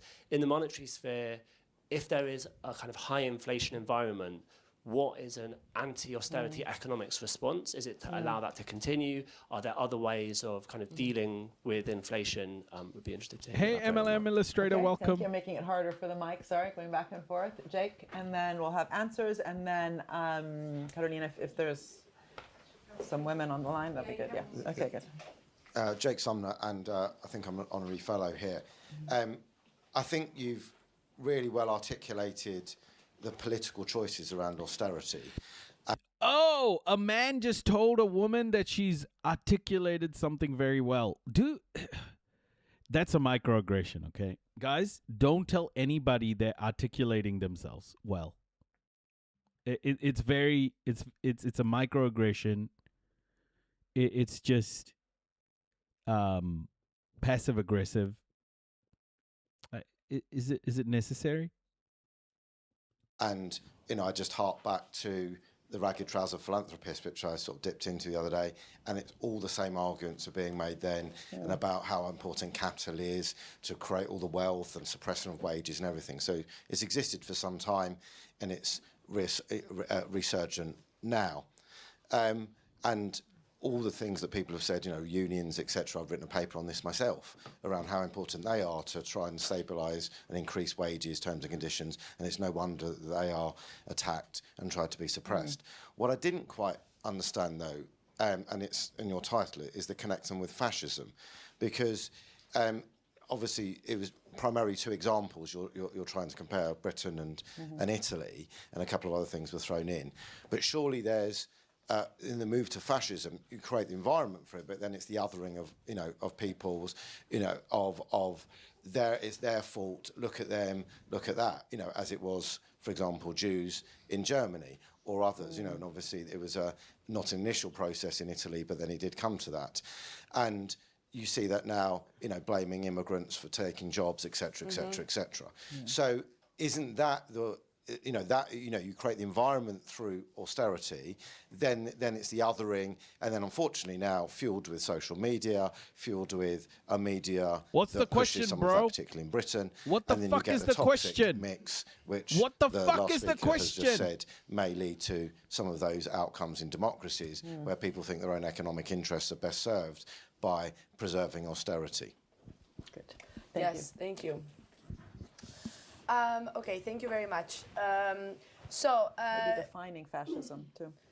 Yeah, so fascism fascism is again one of those words that are used very extensively. How I use it is in the historical sense of the regime of Benito Mussolini after the First World War in Italy, which is kind of historically fascism, how it was realized and the emergence of the term. And Mussolini was the founder of fascism. He invented the term. He even created the fash. Fash is a weapon of sorts.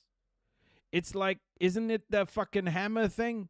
No, it's the curly thing. What the fuck is a fash? Fash is a weapon of some sort. Fucking Benito Mussolini. What a douche. The Movimento dei Fasci. And it's interesting because I think by looking critically. Sorry, Nazi, off topic. I've been following Tamatha Paul on IG. Can you confirm, hopefully not deny, that she's awesome? Yeah, she's cool. I like her. Very, very she doesn't give a fuck. It's good. She's one of the real good ones. I just feel like politicians need to be like her more. Yeah, Tamatha is my local. First time I felt actually represented in parliament. Yeah, she gives zero fucks. She doesn't feel, grateful to be in parliament, which is, I like it. Don't fucking feel grateful. Do the job, like this whole etiquette bullshit. Like, just throw all that shit out the door. Just let's build a better world. And she's one of those people. I have a lot of respect for her. Particularly at the emergence of fascism in Italy, what you see is, again, a narrative that goes against our canonical understanding of the relation between austerity and fascism, in the sense that, and actually the title of the book, I think, misleads a bit. But it was the publisher was very keen on keeping it, so I was like, okay, because it can be read differently. But anyway, the point is that usually we think about the German case, and there's recently a pretty good article was just published to show how it was, throughout the 20s, major austerity was imposed on Germany, also because of the problem of reparations, and again, this pressure from the international technocratic movement, also again coined during the Brussels and Genoa conference, imposed austerity on Germany, and thus in a way Hitler arose also because of this kind of anti-austerity a sentiment that though had basically completely disempowered the workers, right? So it was not really it was kind of the typical what we see. Have I taught chat the difference between equitable and equal? We've talked about it a fair bit. I mean, I can talk about it if you want. Equality. The difference between equality and equity. Equity is fairness. Fairness, like in the simplest sense, is about fairness.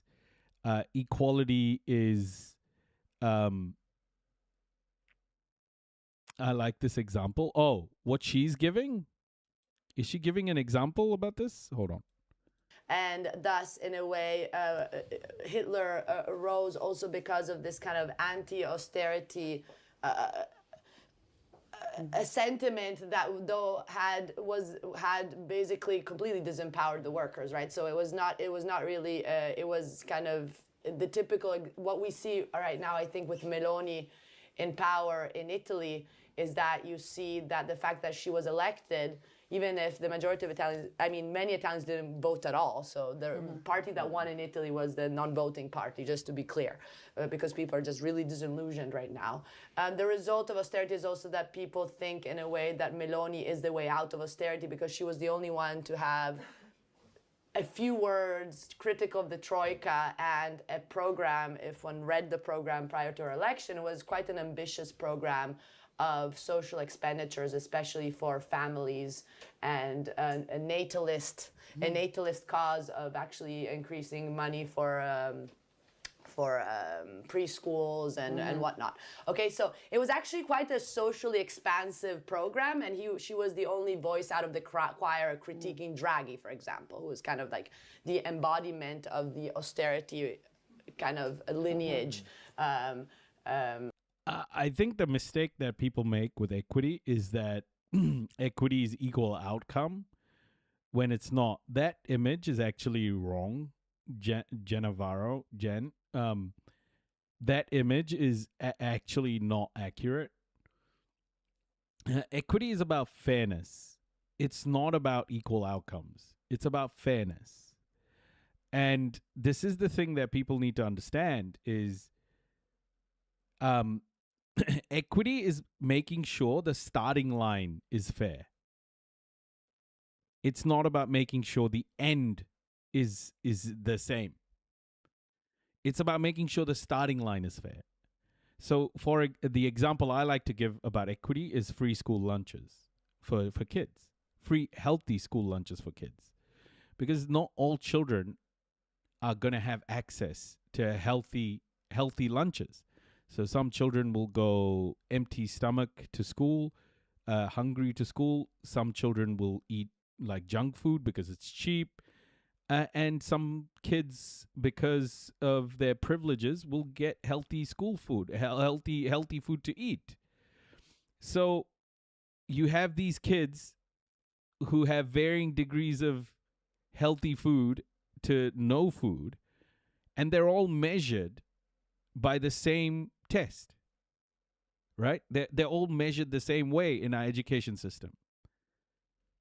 Either the school has to correct for the kids who, do not have access to healthy school lunches in order to make it easier for them. So different curriculum for different different access to food, or you give them healthy food in order to make all of their starting lines fair. Because it's still up to the kids to study and write the exam and score whatever score they want, whatever they get. But at least one of the obstacles are removed. That is equity. Equity is about making sure that the things in our society that has made the starting line unfair are addressed. But once you get to the starting line, it's up to you to, do what you have to do. But that's what it's about. Fairness. It's about fairness in the systems we have. That's what equity is. Equality without equity is amnesia. So you can't have equality without equity. You can't have equality without equity.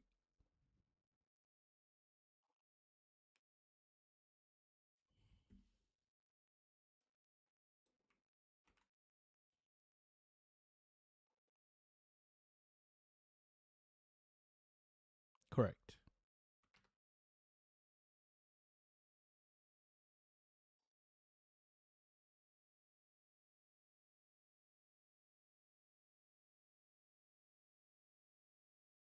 Nah, I hate this image. This image is wrong. This image is just wrong. I don't like this image at all. This image is like terrible at explaining these concepts.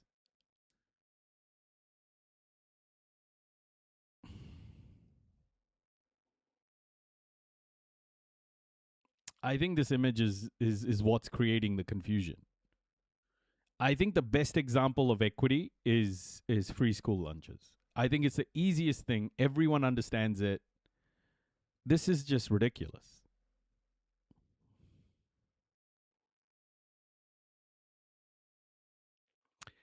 No. It's not about providing everyone the same. It's the reason why free school lunches is about equity is because, say, in Aotearoa, New Zealand, a lot of the poverty is with the Maori community. Why is the Maori community mostly in poverty? It's because of European colonization. it's taking into account and ensuring that those, not everyone needs the same, but it's just making sure that those unfair or inequitable things are taken care of. But it's not just about food, right? It's access to healthcare. It's so many different things. It's not about giving everyone the same thing. It's about giving everyone an equal chance, an equitable chance. So in the equity thing here, you see where the fence is. And you see how they've stacked the boxes up. It's what the boxes are doing is giving everyone a chance to watch the game. So the function of free school lunches is it's giving everyone a chance to get good marks.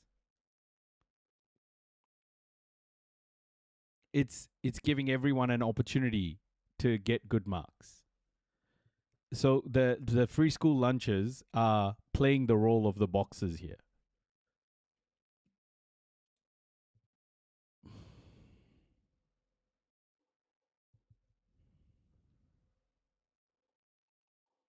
Get good marks. In economics, this means the opposite of austerity.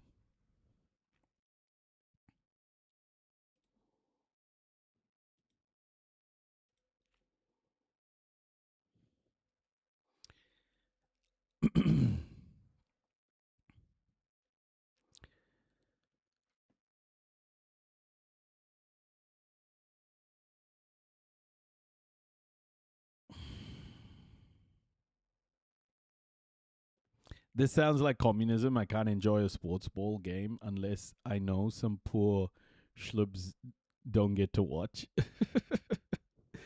Yeah. It's very important to understand that sometimes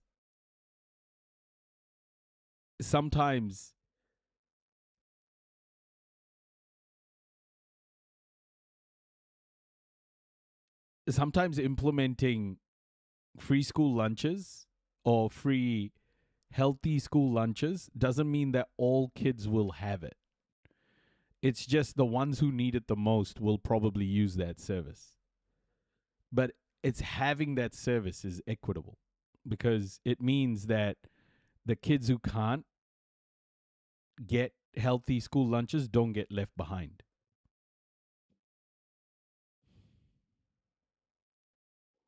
But healthy school lunches, again, is one example of making schooling equitable. There's other things too, right? There's other things. Some kids may need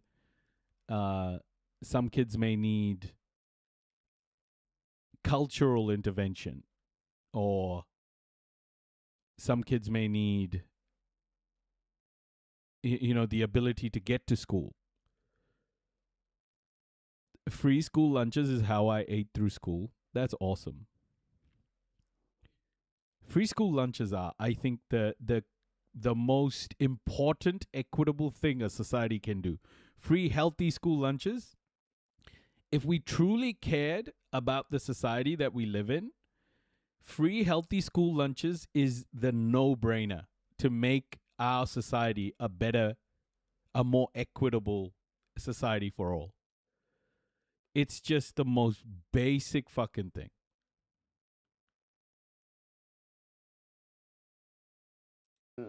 Following Monty and all the Bocconi boys. So, kind of Meloni coming to power and Hitler coming to power because people are trying, once disempowered and really frustrated, try to find an alternative in what then figures out to be, in case of Italy for sure, different the story of Germany, but in case of Italy for sure, then a reverse back to austerity. Now, Meloni was able to even really started what is one of the most austere campaigns of all, which is the war against the poor and the workers, saying, that the lazy people shouldn't get their reddito di cittadinanza, so the income of citizenship. And Meloni is doing very hardcore austerity in the last budget she was able to pass. So the point here being that actually, if you look at what happened with the originating moment of fascism, fascism emerged because people were worried about Bolshevism and about an alternative to capitalism. So Mussolini came to power not with the coup, but called by the king to resolve a political crisis, and with the support of liberals, or Partito Popolare, of a series of other parties that were saying, hey, we have a political crisis, there is a serious threat of a revolutionary momentum, we need to block this, okay? So Mussolini came to power because he represented the possibility of repacifying the population within the capitalist order through austerity. Okay, so here the story, the original story of fascism is very different. Fascism was the embodiment of austerity throughout the 20s, one could say. And this is really why it paved the way to fascism, in the sense that you can read it as it fortified the fascist regime, because we very well know that people, it's not like Mussolini came to power and everyone like, okay, now we're under a regime. Regime takes years to gain strength, gain political legitimacy, and the political legitimacy it achieved from someone like Luigi Einaudi and all the liberals in Italy, as well as the liberals abroad, really We also do this thing in the US where TV stations won't air any games within 100 miles of a city. I worked for a cable company, was literally told the baseball league wants to encourage people to go to the games live. Wow, that's crazy. We're currently doing hardcore austerity in the US. Oh, the US is a neoliberal hellhole. America has always had austerity. If you don't need a warrant to fly a drone over my backyard, I should be able to watch ball games with a drone. Also requires violence, just saying. Austerity is violence, yes. helped strengthen his rule to the point that, he became a full-blown dictator. So this, I think, is a story that usually not told. Again, I think because it's more congenial for the present state of affairs to say fascism is like, it's like when people get power and then vote against their interest, or like, something that is like, in a way, the idea of dissociating fascism from free market capitalism, while we very well know that actually they went hand in hand, at least in Italy in the 20s. And Wall Street, there's a very good work of Gian Giacomo Migoni about specifically Wall Street through JP Morgan Chase, informally supporting Mussolini economically and politically. One, the United States were still in a kind of a mood of not intervening necessarily, still a protectionist move. So they were just beginning to become the creditors on a world scale, but they were not really in the mood of intervening. Fuck, I hate these fucking people, man. This Aaron Mate guy, it gives me more of the same fucking bullshit. So, this is the thing, okay? We know Volodymyr Zelensky is glazing Israel at the moment. Israel and Netanyahu.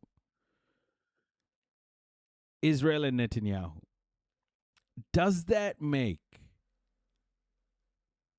Ukrainian people's fight for sovereignty any less valid?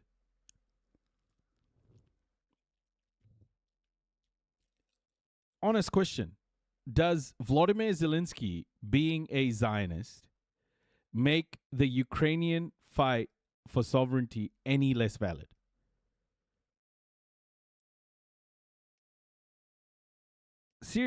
This is my serious question to you.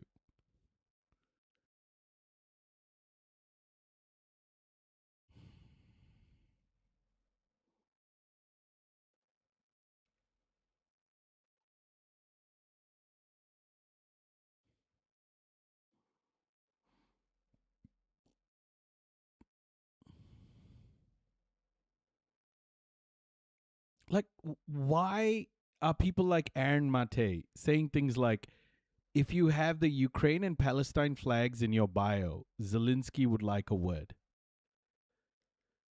Can I repeat the question? The question is, Volodymyr Zelensky is glazing Israel at the moment and thanking Israel and being a Zionist. Being a Zionist, right? Does Volodymyr Zelensky being a Zionist make the Ukrainian people's fight for sovereignty any less valid?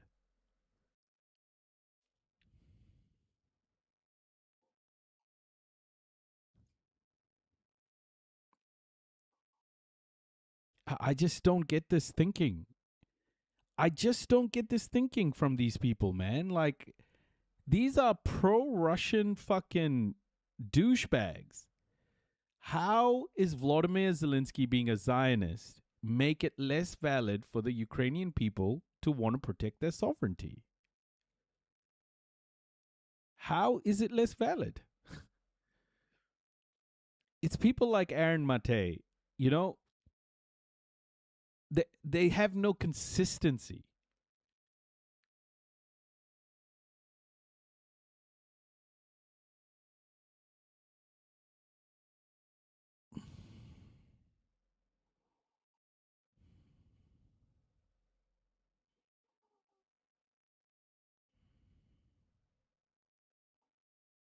They have borders.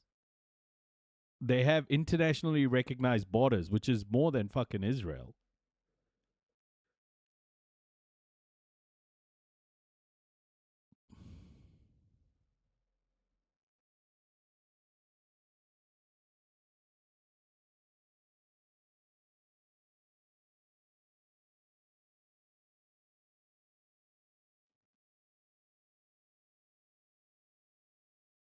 Yeah. Right now, the one thing that's clear with this, is Ukrainians are being used as human shields by Europe, okay? Europe wants to keep the war. Europe wants to keep the war going for as long as possible to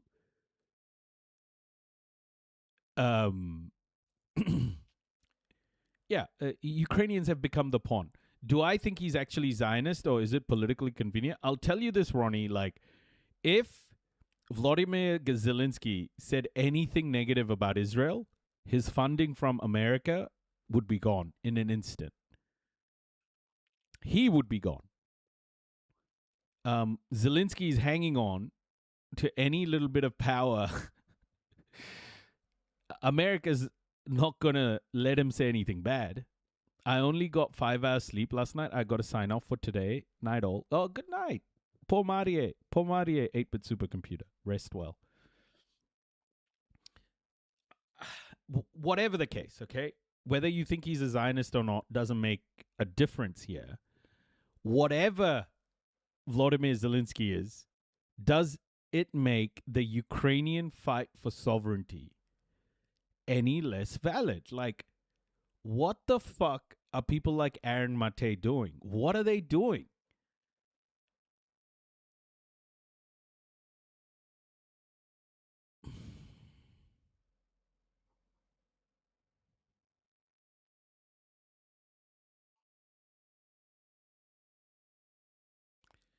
I just don't find this sort of inconsistent politics of like, it's okay for Ukrainian people to be oppressed by it's okay for Ukrainian people to be invaded by Russia because the people helping Ukraine are the enemy of the people are also doing oppression somewhere else.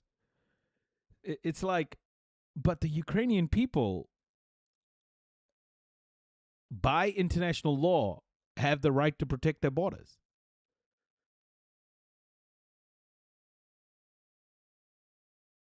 What do you mean it's not a fight for sovereignty, though? It's the Ukrainian people trying to hold on to their borders. It's an internationally recognized border. Are we not agreeing that Ukraine is its own country? Are we saying that Ukraine isn't a country? Like, is that what we're implying?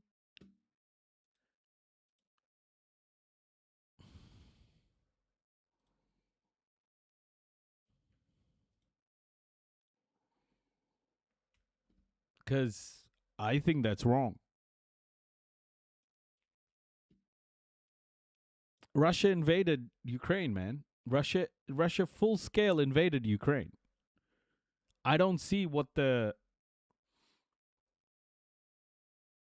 thing is here. I don't see what the issue here is to recognize Ukrainians' right to resist. Like the issue is that the Ukrainians have the full backing and they have the resources to resist.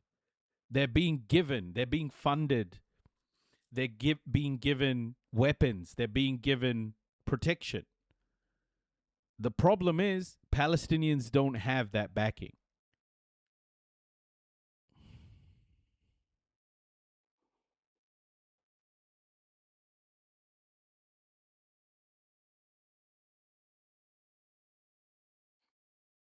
Whatever the scenario, Infinite Worm, they're being bombed and their land is being stolen right now. So they're going to do whatever they need to fight and keep it. I think that's the way they're seeing it, right?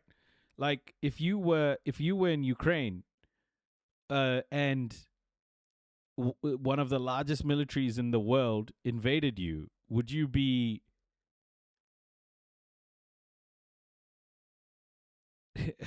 I mean, are Ukrainian people really like thinking about the full outcome just yet? I mean, they're still in the fight, right? I think the Ukrainian people it's a valid fight for their sovereignty. Whether you agree how it's being done or not, I don't think any one of us can say that what they're doing isn't valid. It's their fight. They're fighting to keep their land. Intervening formally in the affairs of Europe. What is clear is that the bridge, Migone speaks about how the bridge to American hegemony was actually Mussolini through the financial sector and supporting him. So we see how kind of the connection between fascism and kind of market capitalism. Yeah, I agree with this take. This person's take is the best I've seen.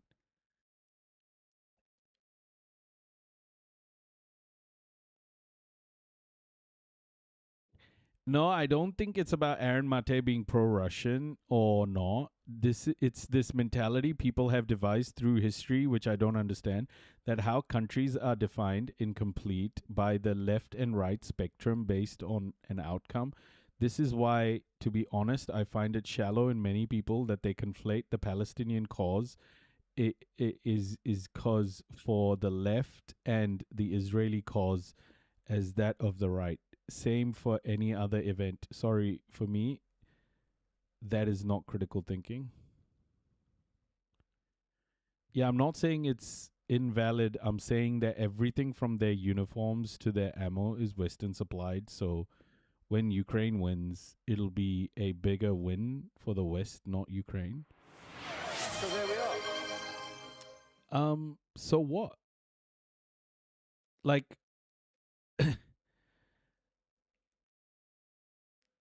Ukrainians are fighting though. Well, you can say the same about Iran then, right? Like Iran's being supplied by China. Iran's being given intelligence by Russia. So Iran winning is a big win for China and Russia. Do you think Iran is going to hold on to their sovereignty? Or do you think China is going to...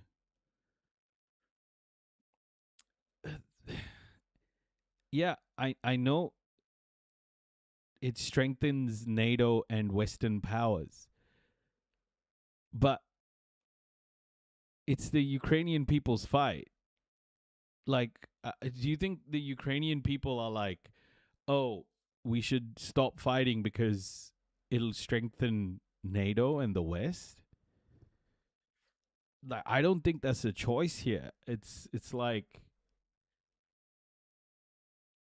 it's like saying Russia isn't an imperialist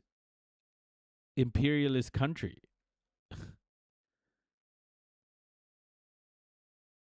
The rich wants to kill as many people of color and allies as possible. They want a controlled amount of slaves and more of who and what they want without any accountability. Okay. Netanyahu has been indicted by the same court that indicted Putin. Israel occupies Palestinian territory just as Russia occupies Ukrainian territory. Once you cede the moral argument, then might alone makes right. Then might alone makes right. Ukraine has a just cause, but Zelensky has tainted himself. Yeah, I agree. Ukraine's cause is just, guys. Like, what they're doing is just. Whether it makes the West stronger or it makes someone else stronger, so what, man? Let me be clear, and this is where I think liberation movements need to understand. If your idea of liberation requires the subjugation of somebody else or requires the subjugation of someone, then that isn't liberation. That is oppression remodeled. So if you're saying the only way to weaken the West is for Russia to win against Ukraine, then what you're saying is it's okay for Ukrainians to get fucked up if it means the West can be weakened, even if the Ukrainians' cause is just. I don't accept that. I don't accept that. That's not liberation. That's just accepting another form of subjugation in order to get to your ends somehow. It's like saying I'm okay with the here's an example I'll give you. Somaliland, for example, right? Somaliland, it's a territory. It's not a country. But either way, Ukraine is a vassal state.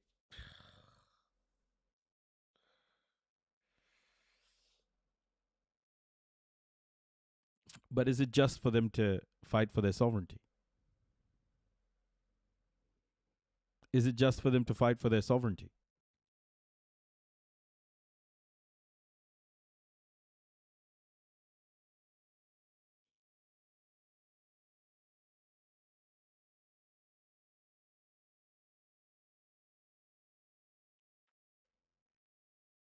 Not at all.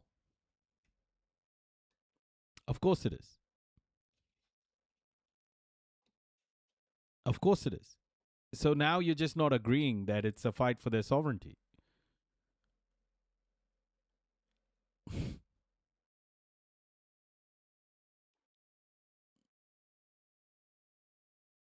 Oh, of course they're dying. But it's the military. They're fighting in their military and dying. Russians are dying too.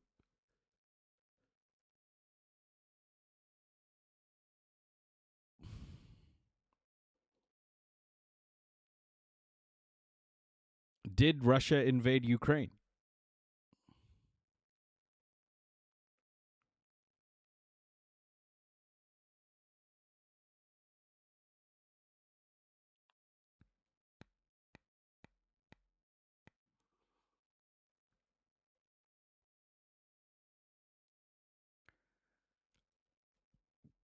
Could that not be flipped, though? If it takes accepting a genocide to avoid subjugation, you're just offsetting the subjugation onto those people? Not at all.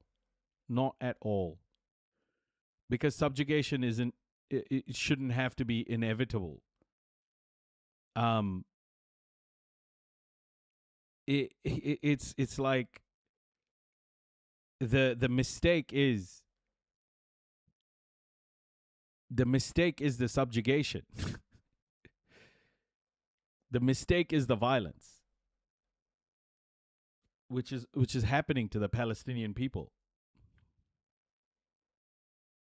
What do you mean Ukraine thinks? Like,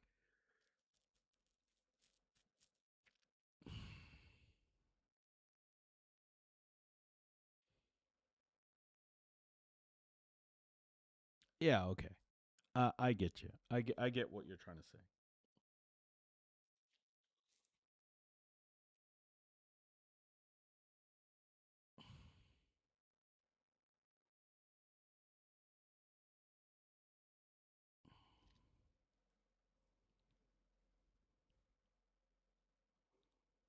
Yeah, that doesn't make their struggle any less important to them. Do you understand, Infinite One? Like, for them, that doesn't make the struggle any less important. Vassal state or not.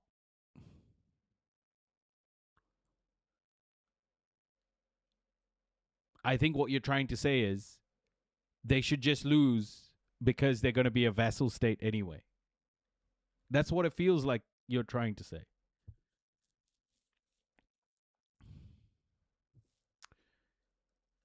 Could that not be flipped, though? If it takes accepting a genocide to avoid subjugation, but no one's accepting genocide, right? No one is accepting genocide. Like, no one wants genocide. Like, we know genocide. We're all trying to speak up against genocide. Just like we're all trying to speak up against other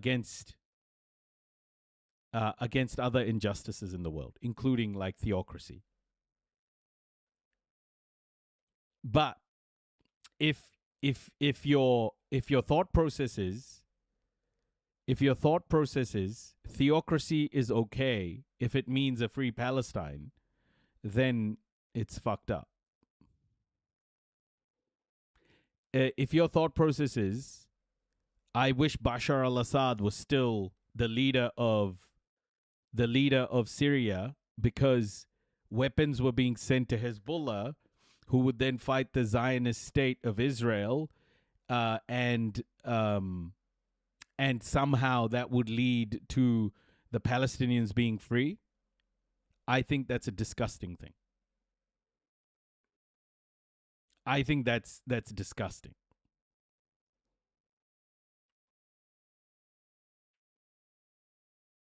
And you know who wouldn't agree with you? Palestinians. Palestinians would be like, Bashar al-Assad's an asshole. And I've spoken to Palestinians on the ground. They did not like Bashar al-Assad. And a lot of Palestinians, even when people were saying, oh, Iran is doing this for Palestine, even Palestinians on the ground were like, no, we're the ones who are fighting for our freedom. That's who's fighting for it. Not fucking Iran. Iran's fighting for Iran. It has the right to fight for itself. It has the right to defend itself.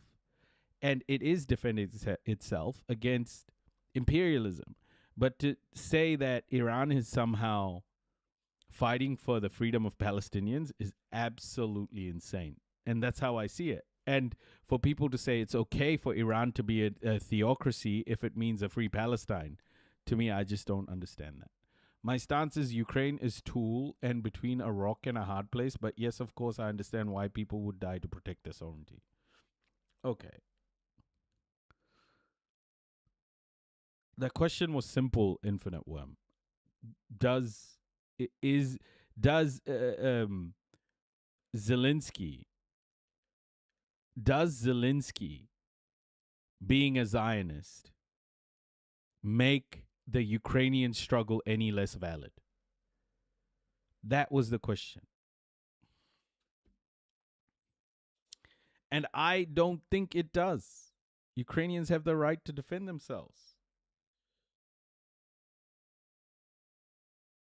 I don't think it makes the Ukrainian struggle any less valid. Capitalism is very strong from the very beginning. So that's for the first answer that I went a little bit long on.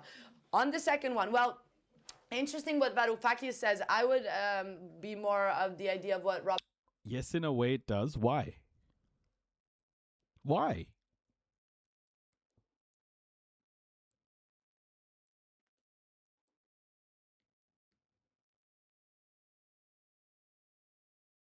Why does it make it less? Oh man. You see what I mean? Like I think Infinite Worm, I think your thought process is like this because his government is now propped up completely by Western powers that are funding a genocide. But they're fighting for their sovereignty, though. They're fighting for their sovereignty. Why should Ukrainians care about where they get their weapons from? Why should Ukrainians care about where they get their weapons from if they're fighting for sovereignty? You should. I mean, if America offers Palestinians weapons, and let's just say it's genuine, should the Palestinians say no? Hypothetically, a people has a right.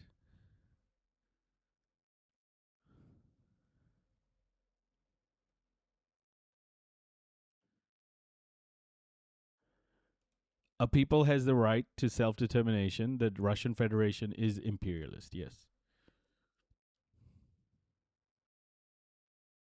No. Again, you're saying that Vladimir Zelensky, Vladimir Zelensky being a Zionist makes the Ukrainian struggle for sovereignty less valid? How the fuck can you say that? Like, I don't understand that thinking at all. That thinking can only be true if you are pro-Israel. Pro-Russia.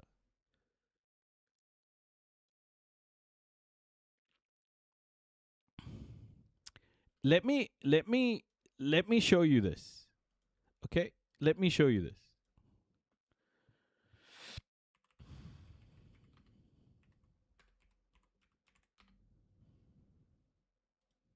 Let me show you this.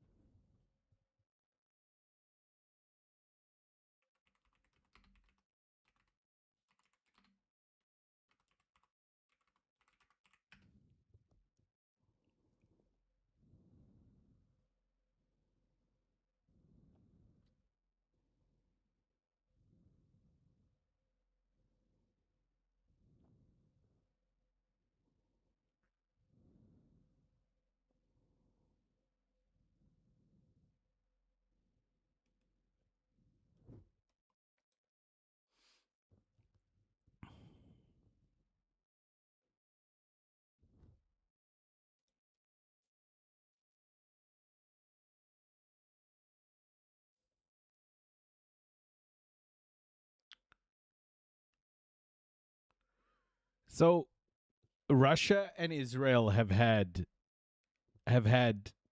pretty close relationships in the past. Okay? Not just that. Um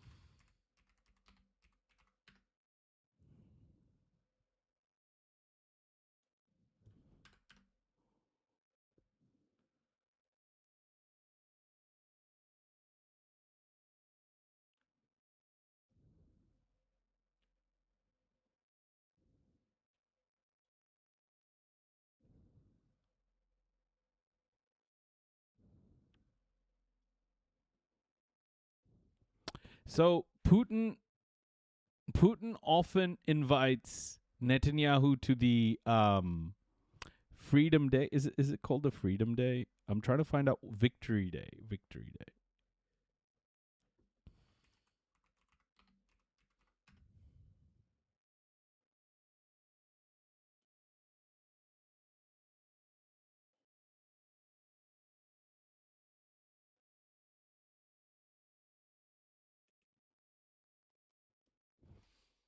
So this is when? This is in 2025. This is 2025. Russia invites Israel to Victory Day event on May 9th. This is 2025. US and EU unwelcome. The invitation reflects the Jewish state's relatively mild approach to Russia following its invasion into Ukraine. Russia has invited Israel to attend its Victory Day commemorations in May alongside representatives of China, Brazil, Slovakia, and Serbia, but not Germany, the United States, or most European Union member states, Russian media reported. 2 million Russians live in the state of Israel. 2 million Russians, Russian Jewish people, Russian Jews, live in the state of Israel.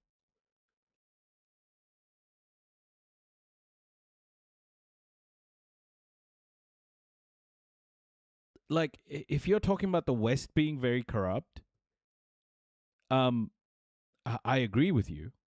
I agree with you. But how can you say that Russia isn't corrupt? Like, the Soviet Union used 5 of its votes to partition Palestine.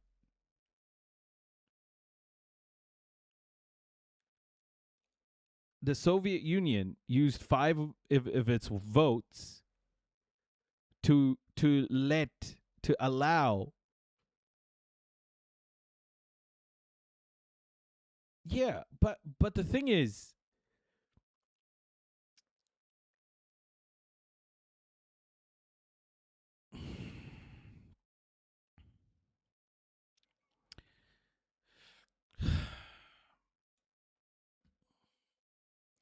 I just don't understand how you can think that President Zelensky, or Zelensky being, close to Israel, makes the Ukrainians' fight for sovereignty less valid.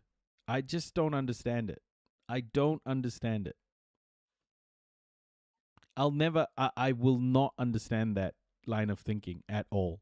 Robert Brenner says, who has been analyzing this historical moment in a way that I think is effective, which is about like this return of like kind of a feudal situation by which no value is really produced. Yeah, but it doesn't invalidate the fight, but it does affect things in post. But what choice do the Ukrainian people have? They have to fight.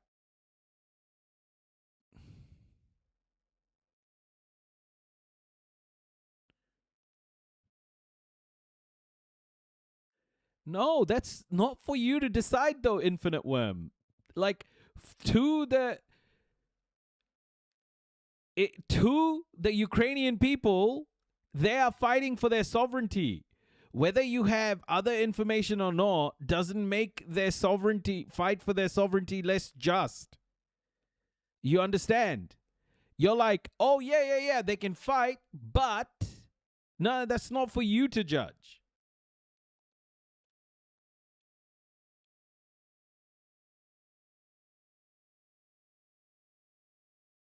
So what? It's the Ukrainians who are fighting on the front lines.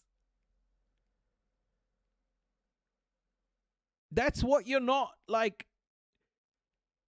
what you're not grasping is that the Ukrainians are fighting for their sovereignty. Like, that's all that should matter. In terms of whether it's valid or not. How can you say it becomes less valid if Vladimir Zelensky is a Zionist?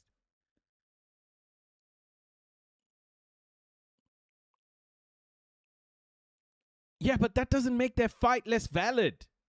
That doesn't make their fight less valid, Infinite Worm. You're just talking over me now.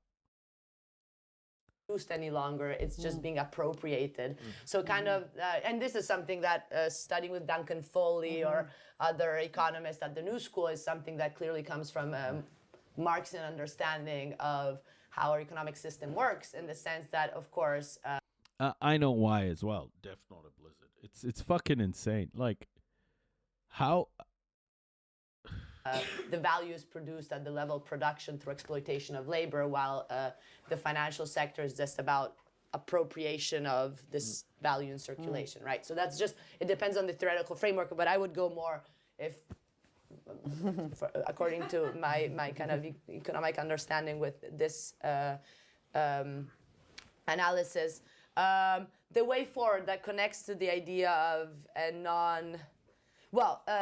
just a few words. I think, I'm not the best, the best one on this, but you can read a lot of also what just James Galbraith has been writing about the possibilities of various forms of price caps on goods. And then, of course, with the whole discussion about why we have inflation.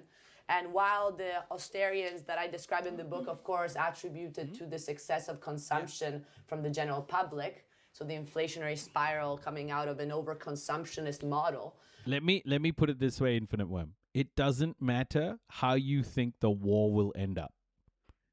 It doesn't matter how you think the war will end up, whether Ukraine will be a vassal state or whether Europe gets an advantage because of this, whether America gets advantage. What the Ukrainians are doing is fighting for their sovereignty, and that none of the things you've brought up makes the Ukrainian fight less valid. None of the things you've brought up makes the Ukrainian fight less valid. Yeah. No. But you're just saying what'll happen, and the question isn't about where things will end up. The question is their struggle valid? I'm not asking you your thoughts about what will happen. The question was, is their fight valid or not? And you're just like, you're not answering the question. You're answering that question by saying, something else will, based on how it happens, we can decide. We have, of course, many other readings that can go from someone like Robert Reich, who's more into the idea of forms of oligopolies, to I think also more interesting readings of just about how the markets on profits are very political. If you read someone like Rick Wolff or James Galbraith himself, right? What do you mean valid on what principle? Man, these people fighting for their sovereignty. Fuck.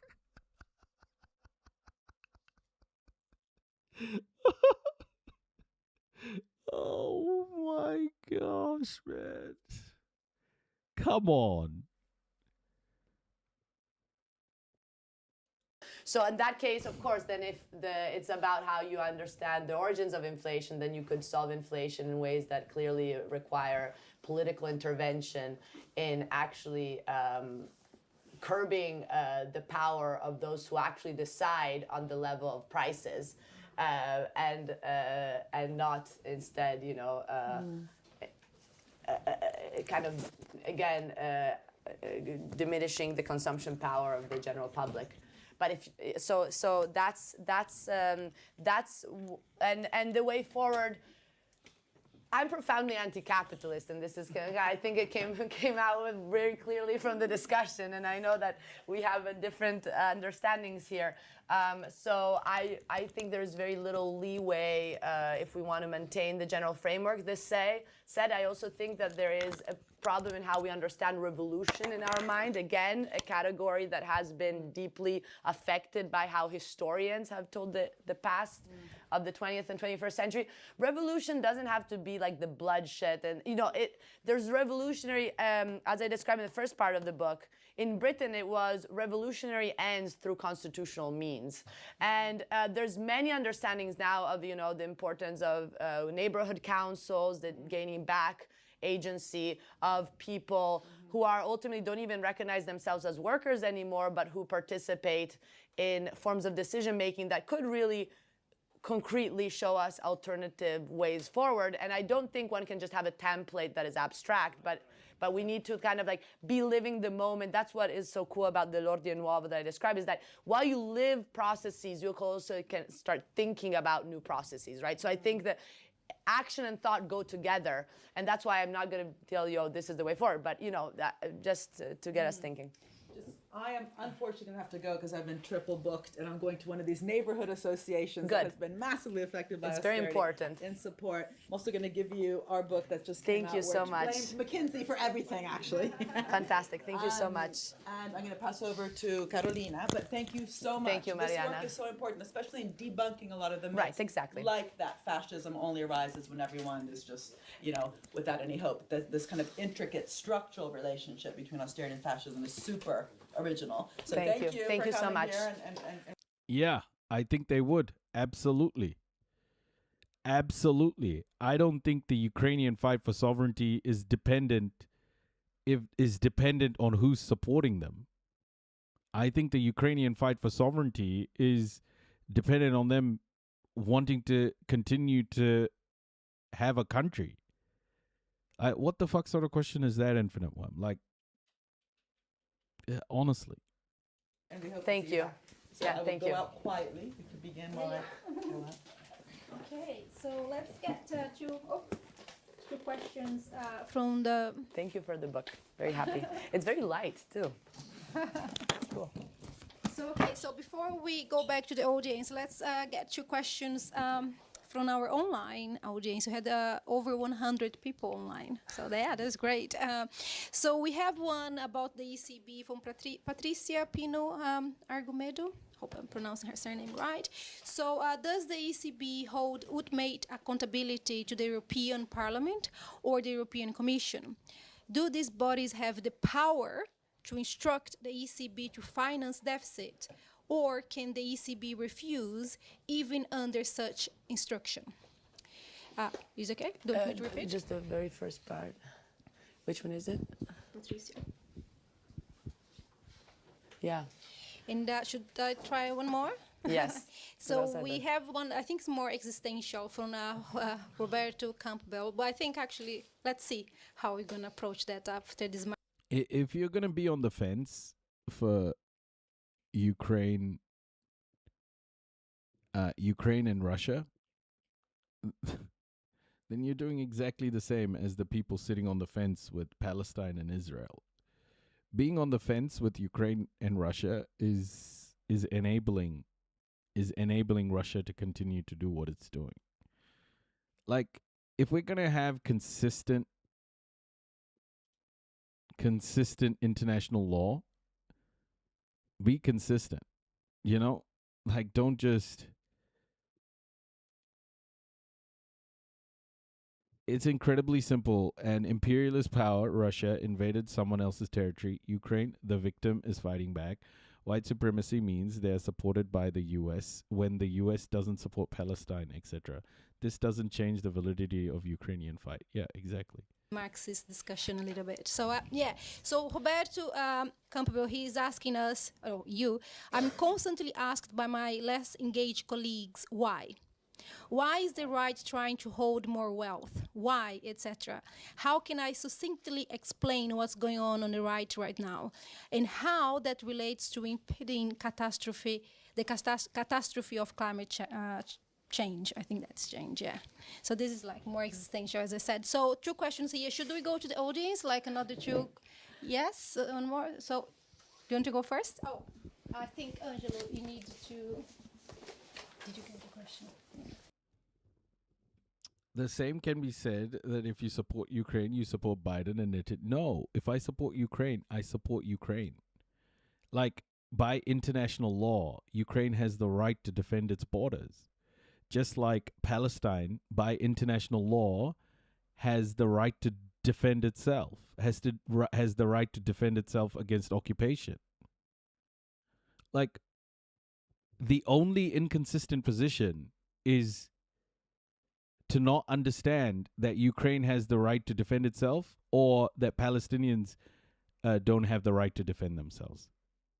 Like, the only inconsistent position is you believe Palestinians have the right to defend themselves against their occupation, but you don't believe Ukraine has the right to defend itself. Ukrainians have the right to defend itself against their occupiers.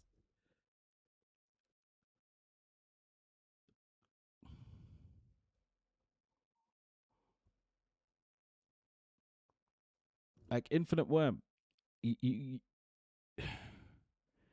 this is where I think leftism fails to be leftism. I don't think a lot of the people understand. Leftism is about liberation for all. There is a difference between people and their state. That's like saying I shouldn't support American people because Trump is a fascist.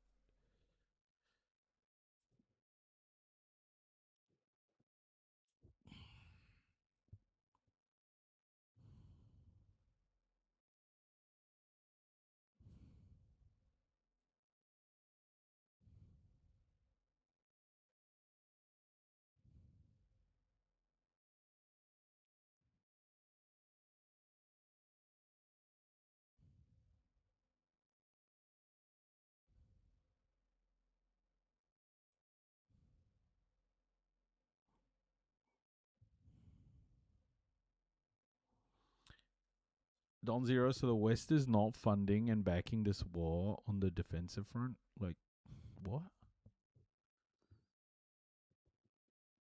What I'm telling you, Infinite Worm,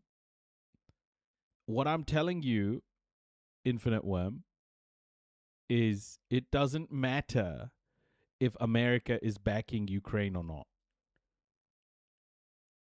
The right for the Ukrainians to defend their borders is enshrined in international law. The reason why international law doesn't work at the moment is because of the inconsistencies. Ukraine having the right to defend themselves is no different to, well, it's different, but according to international law, Palestinians have the right to defend against their occupier. So by international law, both sides have the right to defend against their occupier.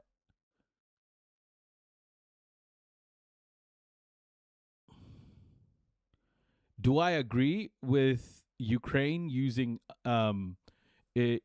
Ukrainian leaders cozying up with Israel? No. Fuck no.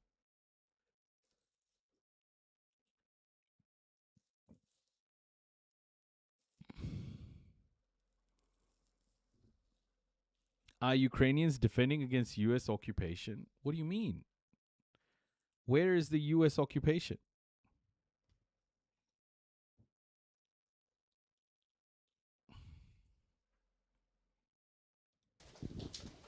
Need to read DCB one, but yeah. So if you can go, yeah, that was the two women, yeah.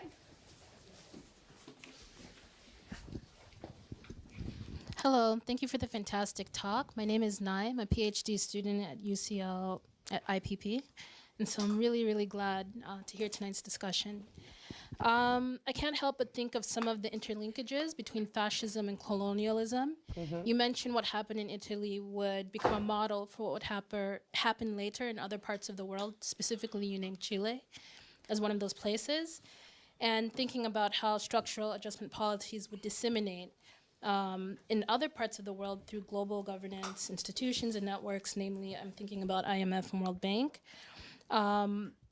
How did you explore kind of the colonial dimensions around what would happen in Italy? And I'm thinking... Let's assume that America owns... No. Juju's no. Let's assume America owns the Ukrainian government. Does it make the Ukrainian people's right to defend their borders any less valid? specifically about Italy from 1936 to 1941 was holding, it had colonial engagements in Ethiopia around that time. So that's the first question. Did that offer some sort of buffer towards more extreme forms of austerity that would happen within Italy or not? And then my second question is... No. No, Infinite Worm, it doesn't. It doesn't. Because the people aren't the government.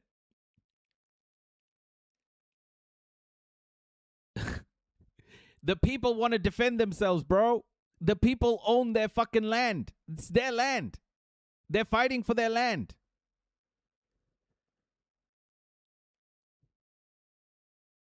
They are defending their borders. This is what I mean, right? Like the whole leftist movement is yes, they are.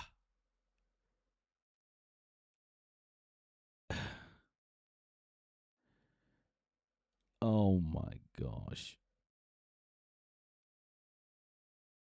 I feel like Infinite Worm, just say you're pro-Russian, man. Just say you're pro-Russian. Like, why do we do this whole fucking conversation of you edging us towards, why don't you just say you're pro-Russian? Just say you're pro-Russian. Like, why do we have to play this game? Why do we have to play this game?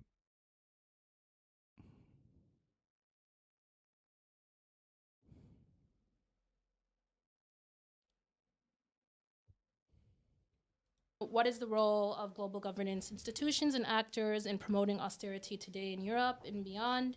I think about what happened in Greece around 2017 with the IMF. So you're not pro-Russian. You're not pro Western hegemony. And you're not... What about you says pro-Russian? The fact that you don't think the Ukrainian people have a right to defend their borders. Like, you're just making up a scenario. You're just making up a random scenario. You're like, what if America has bought out the Ukrainian government? Then I don't think they should defend their borders. Yeah, no, you did. You basically said that Ukrainians defending their borders is less valid based on you know, these scenarios that you came up with.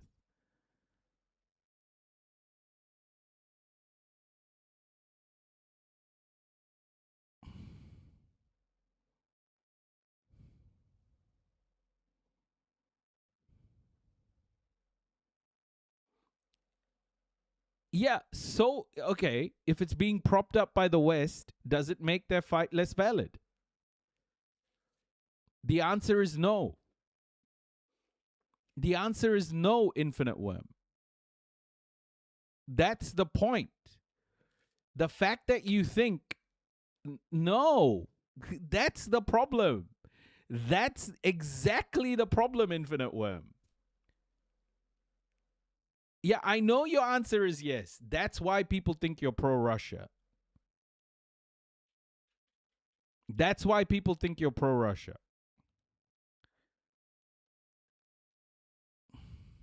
And maybe there are similarities and differences. And so thank you very much. Can I go one more? Or Sure, yeah. Okay. Well, it's not just me you're saying is wrong. Like, this entire chat, Infinite Worm, like that's the problem. Like, this is what pro-Russians do.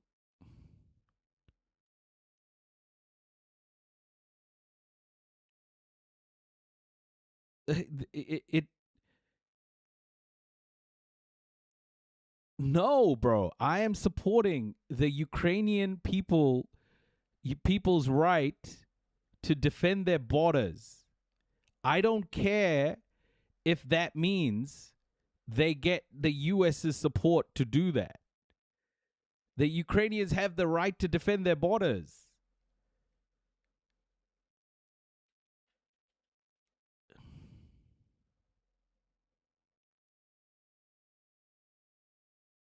No, it's not.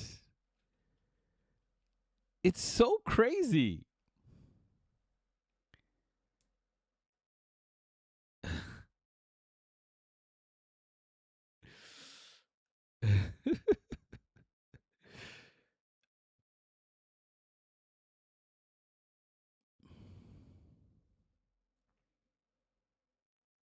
Yeah.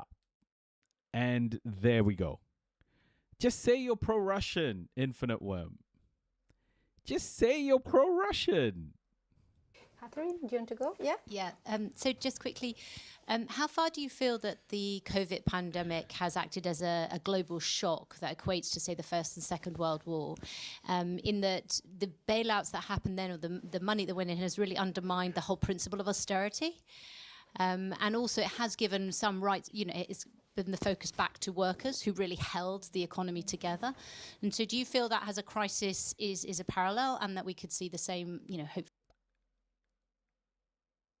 Bro, that's insane, Infinite Worm. No. Don't do that. Don't do that. You said that you agreed that Ukrainians had the right to defend themselves. Don't do that. No, not at all, buddy. Not at all. You're saying the Ukrainians don't have a right to defend themselves because they're getting support from the US and Europe. Right? That's what you're saying.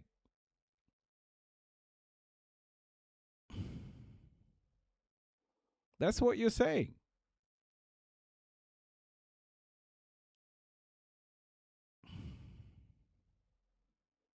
No. No, they're not. You're saying that the right for Ukrainians to defend their borders is you're saying, no, buddy. No.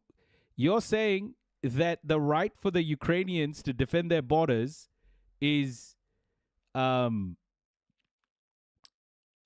depends on who they get support from, right? That's what you're saying. It's dependent on who they get support from. I think you're just a pro-Russian dude. Like, I think you're just pro-Putin.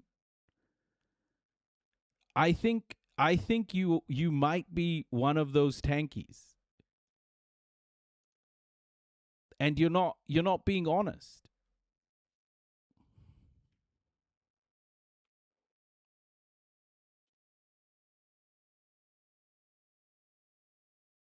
No, not at all. I'm saying Ukraine, no matter where they get their money from, has the right to defend their borders. You're saying Ukraine doesn't have the right to defend their borders if they get their weapons from the US.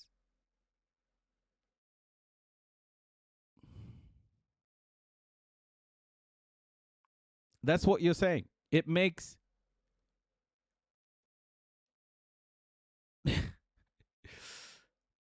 buddy, like, let's level here. Let's level here. Why you're saying that no, that means you're inconsistent. That means you're okay with imperialism, Infinite Worm. You're okay for Russia as an imperialist force to conquer Ukraine.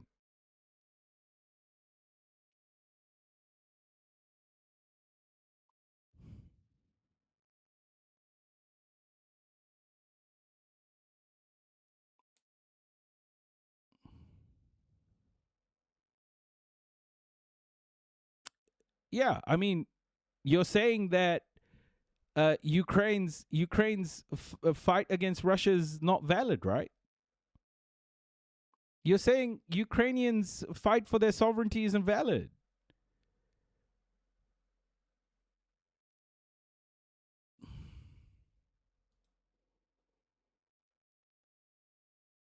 So should they fight or not fight? So should they fight or not fight? Should they give up their land to Russia?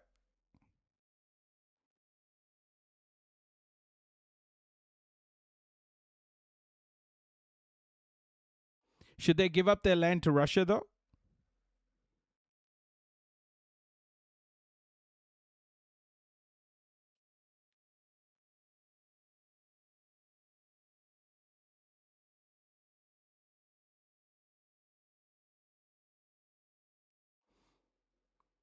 So if they stop fighting, so they should give up their land to Russia. Is that what you're saying? So you're saying they shouldn't fight for their land and die. They should just let Russia take over Ukraine.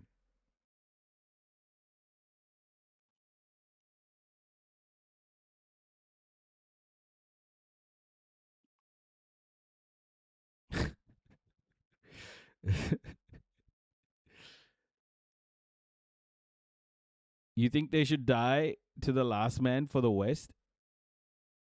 Buddy, what are you talking about? Do you want... Answer the question. Answer the question. Do you think Russia should just take Ukraine? Do you think Russia should take Ukraine? Because that's what will happen if they stop fighting.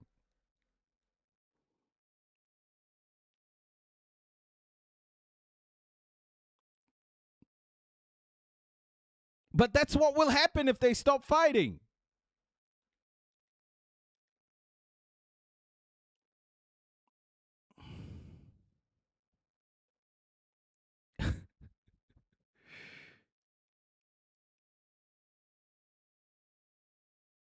Yeah. But what will happen, Infinite Worm, if they stop fighting is Russia will take over Ukraine. Is that what you want to happen? Is that what you want to happen? Do you think Russia should take over Ukraine? Oh, it's up to Ukraine. But Ukraine's fighting.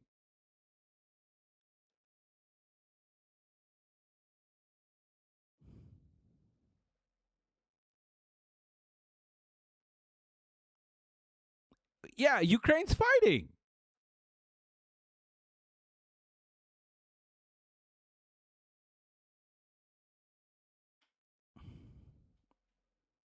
But it's up to Ukraine, right? Why does it matter if Ukraine fight on behalf of the West? It's up to Ukraine. It's up to Ukraine, right? It's up to Ukraine, though, isn't it?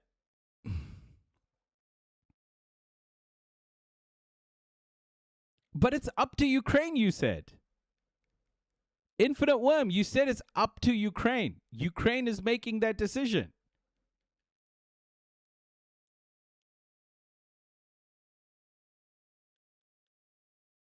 You said it's up to Ukraine.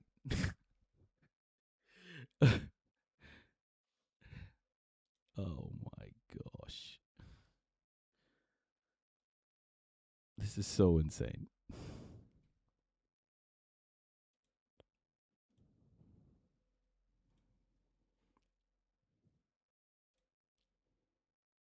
It's like, oh, so you think Ukrainian women overwhelmingly... What do you mean, man? Like, you're saying it's up to Ukraine. You're saying it's up to Ukraine. You're saying it's up to Ukraine. And then you're asking me if they want to keep fighting. Like, is it up to Ukraine or is it up to me? Who is it up to?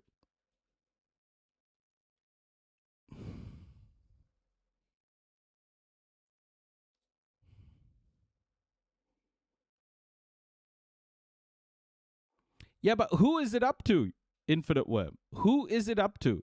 Is it up to Ukraine now, like you said, or is it up to someone else?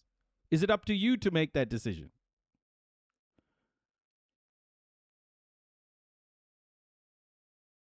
Who is it up to? Who is it up to, though? Who is it up to, you Infinite Worm? Is it up to Ukraine or is it up to you?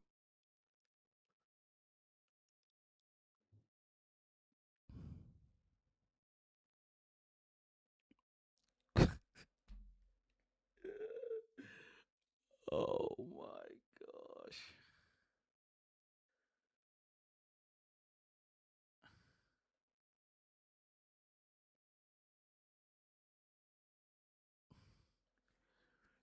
Do you think Ukrainians want to defend their sovereignty? Do you think, okay, let me ask you this way. Infinite Worm, do you think Ukrainians want to defend their sovereignty?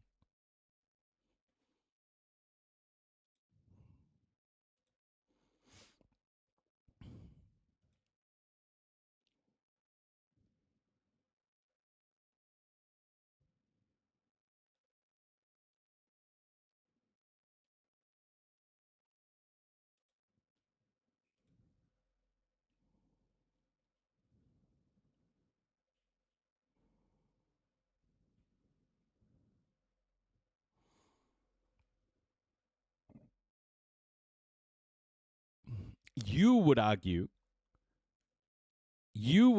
that they don't that they don't, but they're fighting. They're still on the front lines. It's Ukrainian people who are fighting, by the way.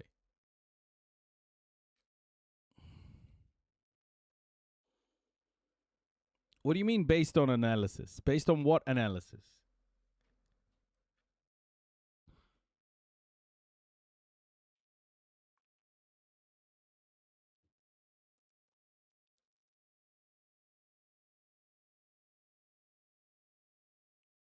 Yeah, this is why people think you're pro-Russian. Because you're saying Ukrainians don't want to fight. So you're saying that Ukrainians want Russia to take them over, right?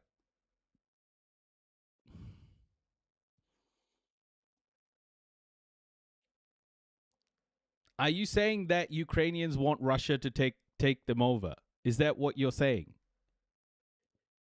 Because it doesn't make sense, right? Like if Ukrainians, it's not a false dichotomy.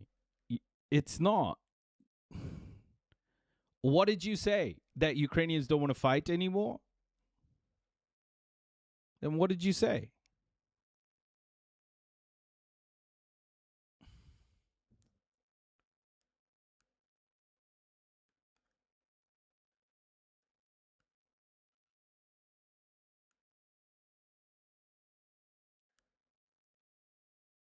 They said they don't want to die anymore for the West or for Russia.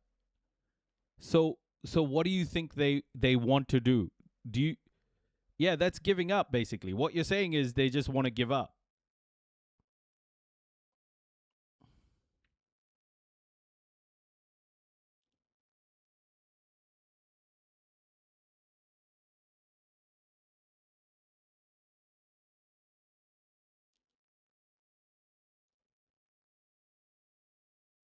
You're actually using so do they want to give up or not give up?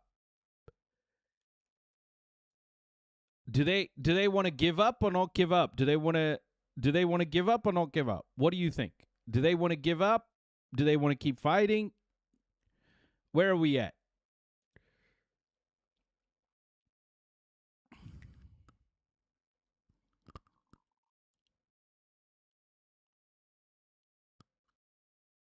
What do you mean by give up? Stop fighting. Stop fighting for sovereignty. Because if they fight for sovereignty, they'll die. More people will die. What do you mean they were forced into this? They're fighting. Buddy, they're fighting. What should they do?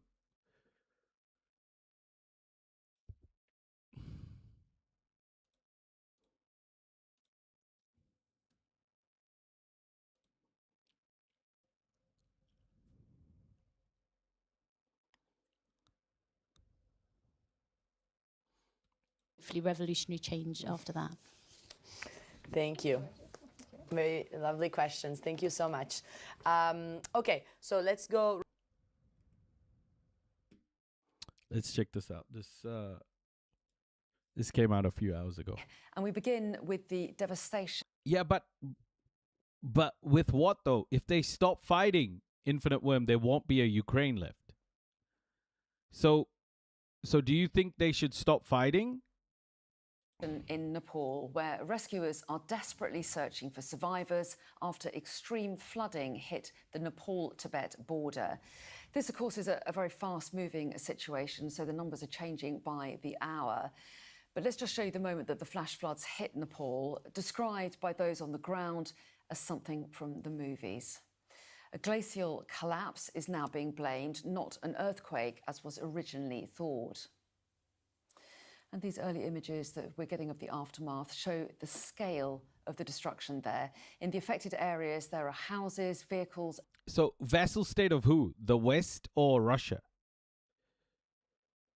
The West or Russia? Who do you think they want to become a vassal state of? And trees all completely submerged or buried in mudslides. Let's just show you some of the pictures coming into us from Tibet, where hundreds are also... Either.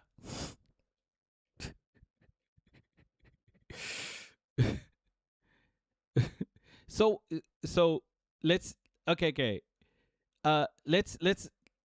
let's assume either, right? The least amount of deaths. So you want them to be a vassal state of Russia, because the least deaths means they stop fighting. So you want them to be a vassal state of Russia, is what you're saying. So missing. Once again, this body of water has brought enormous devastation on both sides of the border. So here's how things are looking right now. At least 162 people have died in Nepal, but that death toll is expected to rise. A huge search and rescue operation is underway for at least 826 people missing in Nepal, including 600 foreigners. 33 of those are Britons. The others are from India, the United States, Australia and Canada. Chinese state media are reporting that 555 people are missing in... What do you mean a vassal state? Where did Israel come into this? What are you talking about, Israel? Like a vassal state of Israel? How did we get to Israel?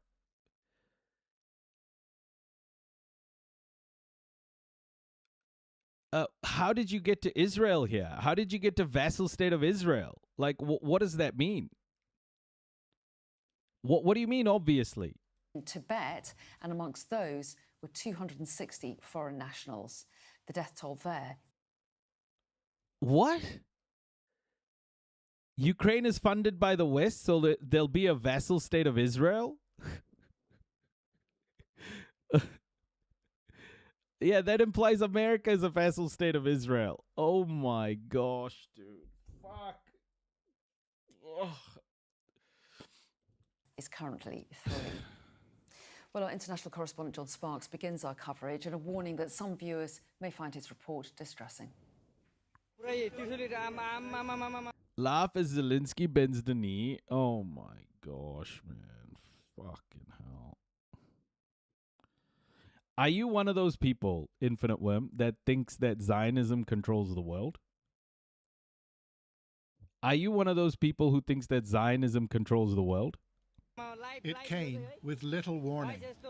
A great wave of water, a muddy deluge, forcing its way down a mountain valley. And many in this Nepalese town were caught unaware. My God, a house is collapsing.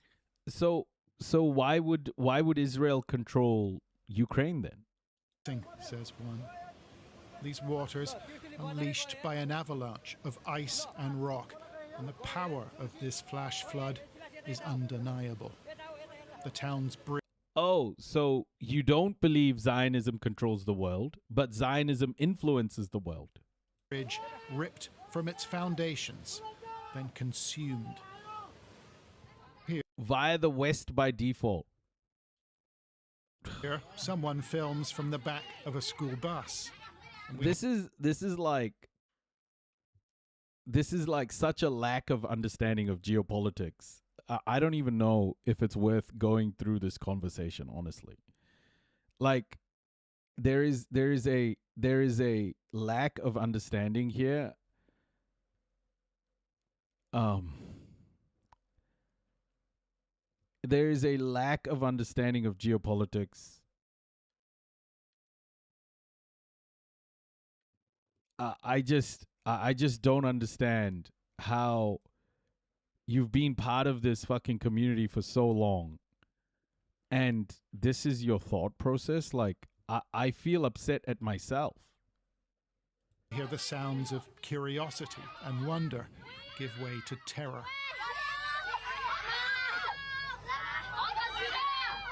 On the street, bystanders begin to run, while the bus driver tries to accelerate from the scene. Yeah, bro, many lobbies play a role in American politics. America doesn't need an excuse. America doesn't need an excuse to be bad, though. No, you first said the West would control Ukraine. Then you said Israel would control Ukraine. And then you said Russia should take over. Then you said Ukraine should become a vassal state of Russia. Like, what are we doing here? What are we doing here?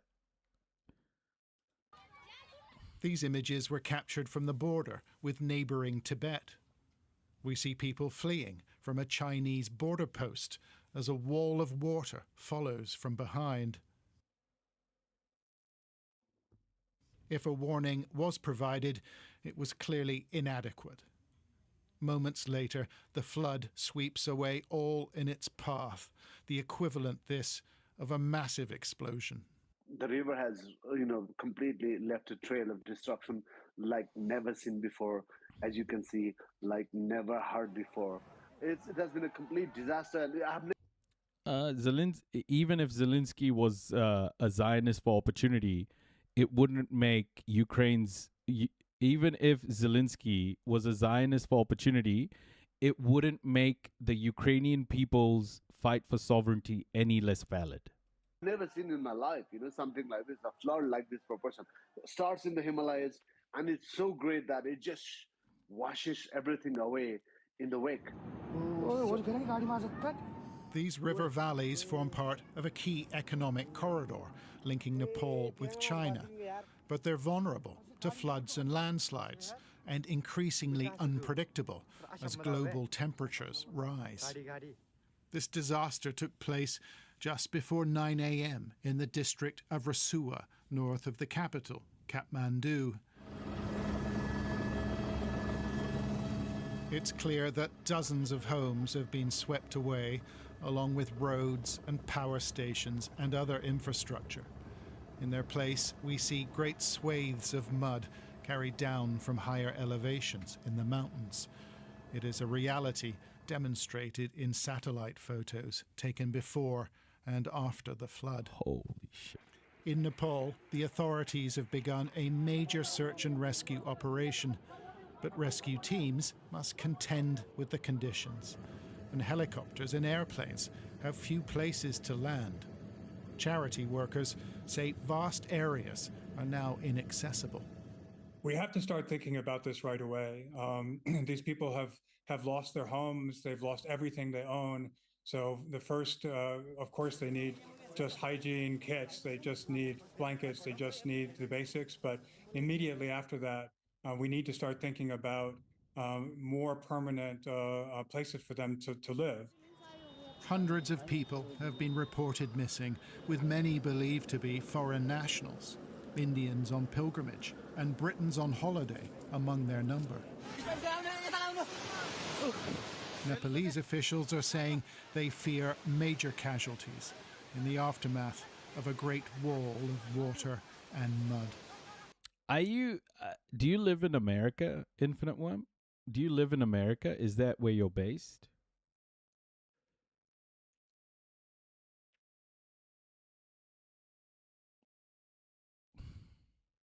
John Sparks, Sky News. Well, let's get the latest now on the situation. So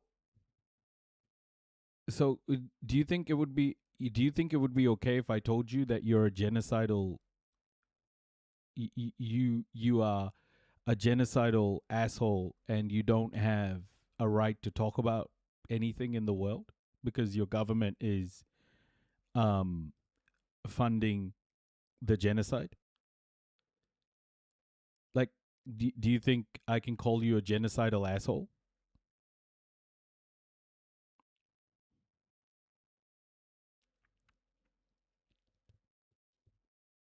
Or maybe a pedo lover because your president is a pedo. Like, is that okay to claim that you're a pedo lover because you're... I mean, are you a pedo lover as well? Are you a pedo lover, Infinite One? Yeah, but is it true? Are you a pedo lover because your president is a pedo? Yeah, of course not, right? So does your president represent you? Does your president represent you? Does Vladimir Zelensky represent his people? In Tibet, our Asia correspondent Helen-Ann Smith joins us now from Beijing. We can see from the pictures, Helen-Ann. Yeah, exactly. And the Ukrainians are fighting for their sovereignty, man. It doesn't matter if Vladimir Zelensky is a Zionist.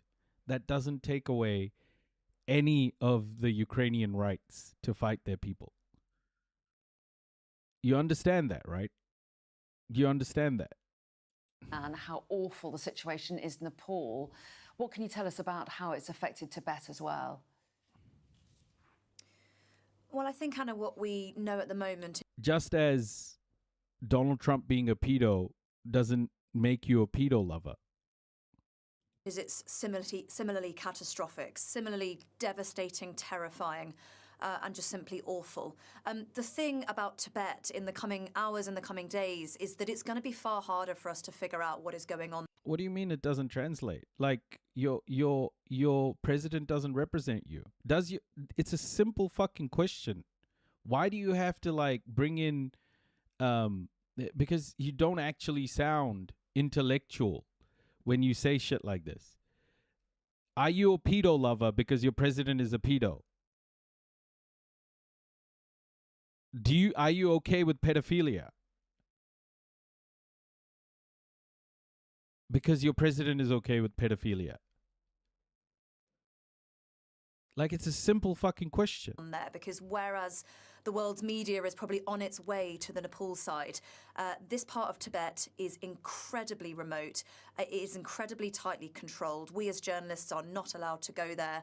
Even as tourists, you need very special permits to access that to Tibet at all, let alone that particular part of Tibet, which you need additional permits for. That's not just for foreign tourists, even Chinese tourists going there need special permits. So it is going to be really hard for us to just figure out exactly what is going on there. We're going to be reliant on Chinese authorities and the Chinese state media. But look, what they're saying at the moment is, of course, pretty devastating. Looking at some 558 missing, 260 of those foreign nationals. Of course, those numbers will be changing regularly, I'd imagine. We're saying that the foreign nationals in the Tibet side are probably more likely to be Nepali workers, perhaps, less likely to be tourists for the reasons that I explained. But that main port area that the flash flood swept through, it's just worth saying a few things about that. Jirong Port, it's called, and it is Tibet's largest land port. It's an incredibly important economic source for Tibet. Locals have told Chinese state media that it's likely that hundreds of people might have been waiting there for their clearances to cross the border between the two countries at the time it's hit. And actually, just a demonstration of how unstable the land is there. That port was actually hit by a mudslide in July 2025, so only just over a year ago. It left 17 people missing at the time, swept away a bridge, and it actually only reopened properly in January this year. So just a sense of how prone this area is to disasters. And that, again, is something the Chinese authorities have really been stressing in terms of the search and rescue efforts. When I say remote, I mean it really is incredibly remote. It is about 6 times further to that disaster zone on the Tibet side from Tibet's main city of Lhasa, 6 times further than it is from the disaster zone on the Nepal side to the capital of Kathmandu. So just a sense of the distances that they're looking at. Hugely mountainous, hugely remote, very few roads. And the Chinese authorities are saying lots of those roads, particularly closer to the disaster zone itself, have been washed away. State media reporting this big fleet of vehicles. What do you mean Donald Trump can't implement policies that would benefit pedophiles? He can. He absolutely can. But Zelensky can implement policies that absolutely benefit Zionists, that benefit the West in turn. No. Donald Trump can absolutely implement. He's pardoned pedophiles, yeah. Like, it's crazy to say that he can't. Like, you're wrong already. Are sort of queuing to make their way down there, and the authorities saying that rain is forecast and that rescue efforts really dangerous just because of the instability of that land. Yeah, but he can put policy as well. No, but he can implement policy if he wants to. He absolutely can. And the steepness of the mountains, the narrowness of the valleys. So I think just incredibly difficult conditions lie ahead. And again, as I say... No, I don't know what you mean. I have no idea what you mean. Like, he can implement policies to make life easier for pedophiles. Like, he absolutely can. As foreign journalists to access the Tibet side is next to impossible without government permission to do so, and that's probably pretty unlikely to come. So I think we should be careful not to forget about what's happening on the Tibet side, albeit it will be harder to access. Indeed. Helen Ann, thanks very much indeed. So huge challenges there as far as the rescue effort is concerned in Tibet. Let's find out a little bit more about the rest. He made life, he may, I think one of the biggest policies that he's implemented is not to release all of the Epstein files. Like, that is a policy. He refused to release all of the Epstein files. That is a policy position. Rescue and aid effort in Nepal as well. We're joined now by Anish Raj Shrestha from Action Aid Nepal. He's in Kathmandu for us this morning. Very good morning to you. Thanks so much for talking to us. First of all, give us a sense of the scale of this disaster. Have you seen anything like this before there? Hi. Well, actually, to be very honest, we all Nepalese people are in really shock and awe because of the scale of the enormity of this disaster has bestowed upon us. I mean, like, we have never seen such disasters. Yes, we have been quite a few. It's not been a decade. It's just been a decade when we faced earthquake, and also like there were some small scale of floods that happened, kept happening. But amount of this scale, I think we all Nepalese are still in shock and trying to figure out what just happened, because it happened in such a short period of time. That's why I think what we have recently observed is that around 40,000 people were affected and around 8,000 households were being impacted. So although the search and rescue are going on, we expected that the number of death casualties of people are going to be really high. So the scale of the challenge, enormous. I mean, to what extent are there rescue teams on the ground already? I think the Nepal government has blocked the roads so that the other travelers could not go through that area. But there are a lot of paramilitary force, and the Nepal police and Nepal army has been deployed for the search and rescue. So primarily there are these security forces are on the ground, and it has been like they have been very quick to respond to situations, which is a good part, and so many lives has been saved accordingly. But yes, there are quite a number of forces, and also like 12 in this morning, like 12 helicopters or airlift services has been deployed. And to what extent is it a challenge to get to the areas affected? I mean, we're looking at pictures at the moment of this huge wall of mud that was coming down through the valley. How hard is it to actually get to the people who need it the most? I think it is going to be one this of the is toughest so challenges, incredibly sad, because as you can see, there are numerous bridges were been swept away just like that without any. There are no any for certain period of certain length of roads. There are no bridges. I think from our information, around 19 bridges were collapsed. So the roads are collapsed. So it is really going to be a very tough time for any responders, be that to government officials or to any humanitarian organizations to provide services. But for now, we are primarily relying on any coordinations that requires airlift services. So in that sense, it is going to be a very tough. And whole villages have been wiped out, haven't they, by this? I mean, people have lost everything. What is going to be needed most? What's going to be the priority? I think. Nah, you're just making an assertion that's completely wrong.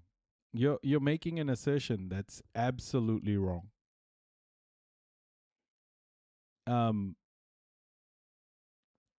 Because again, you're still saying that Zelensky represents all the people when it comes to Ukraine, but Trump doesn't represent American people when it comes to America. Are you a pedo lover? Are you a pedo lover? Infinite Worm. The priority is to respond and try to save as much as lives as we could. Also, there are a lot of things that we are trying to prepare: temporary shelters, food items, non-food items, and basic humanitarian dignities kits that we are trying to prepare so that they could have an immediate relief, some sort of that. Like the suggestion that Trump hasn't benefited from being, close to Epstein is number one, just wrong. And the fact that Trump hasn't benefited from policies that he has implemented, from policies that he's implemented about the Epstein files is also wrong. I mean, him not releasing the Epstein files means that he won't be held to account based on whatever is in there. The other thing is, him not releasing the Epstein files means that also the people he protected, would have also probably given him kickbacks. So you're wrong. You're wrong. The Epstein files, him not releasing the Epstein files, have benefited him. Do you expect in a teams huge from way outside Nepal to come to help? I think in these kind of situations, friends from outside Nepal has been really generous, and I think yes, we have been coordinated by with our teams as well. I think this comes back to a really a view of the world. I don't care, bro. You sound like every other power hungry mod right now. Leafy D isn't a mod.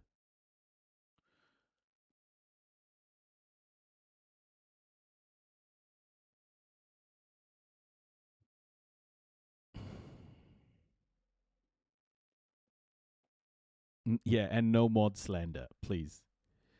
Infinite Worm, like, you gotta understand, your position is extremely inconsistent. Your position is extremely inconsistent. Leafy D isn't a mod, man. Are you gonna fucking argue with Leafy D about mod? It is. It is, Infinite Worm. You have an extremely inconsistent position because I think ultimately either you're selective about who gets you're selective about who gets to you're selective about who gets to defend their borders based on your view of the world. And I don't think you put the same standard as you put on Zelensky on Donald Trump, because Donald Trump is a pedophile who has benefited pedophiles and benefited from pedophiles, who is your president, but your president doesn't represent you. It can't. It can't, Infinite Worm. It can't be said that I support genocide, though. It can't be. It can't be said that I support genocide. So I think yes, we expected then, and also like I don't support Zelensky. I support the Ukrainian people to be able to defend themselves. I don't support Zelensky. that the government of India and China are also providing aid rescues. So yeah. You said that you'd never seen anything like this before in Nepal, and hence the shock must be huge for this nation. But has there been experience of mudslides? See, that's the point, right? That I support Zelensky. I don't support Zelensky, and that's the point. What about the majority that is done dying? Where did you get that information from? You're saying, what about the majority that is done dying and fighting? Where did you get that information from? Show me that information. What is your source for that information? Where does it say that the majority of people are done dying and fighting for their sovereignty? Where does it say that? Show me that information. I want to know that you didn't just make that up. We heard from our correspondent saying in Tibet there was one just last year. Has there been experience like this, but on a smaller scale, that you can? Show me the poll. It's POLL, by the way. Show me the poll that says that Ukrainians don't want to fight for their sovereignty. Build on in your work. Yeah, I think Nepal is also like mountainous and terrorist reasons. There are a lot of, like the glacier lakes that are in risk and vulnerable zones. We expected. And yes, in smaller scales, like last year in Tibet, there are some sort of, also in October 2024, we had a massive floods that swept away Kathmandu and various. You just called me a jackass in my own chat. Show me a poll that says that Ukrainians don't want to fight for their sovereignty. Show me a poll.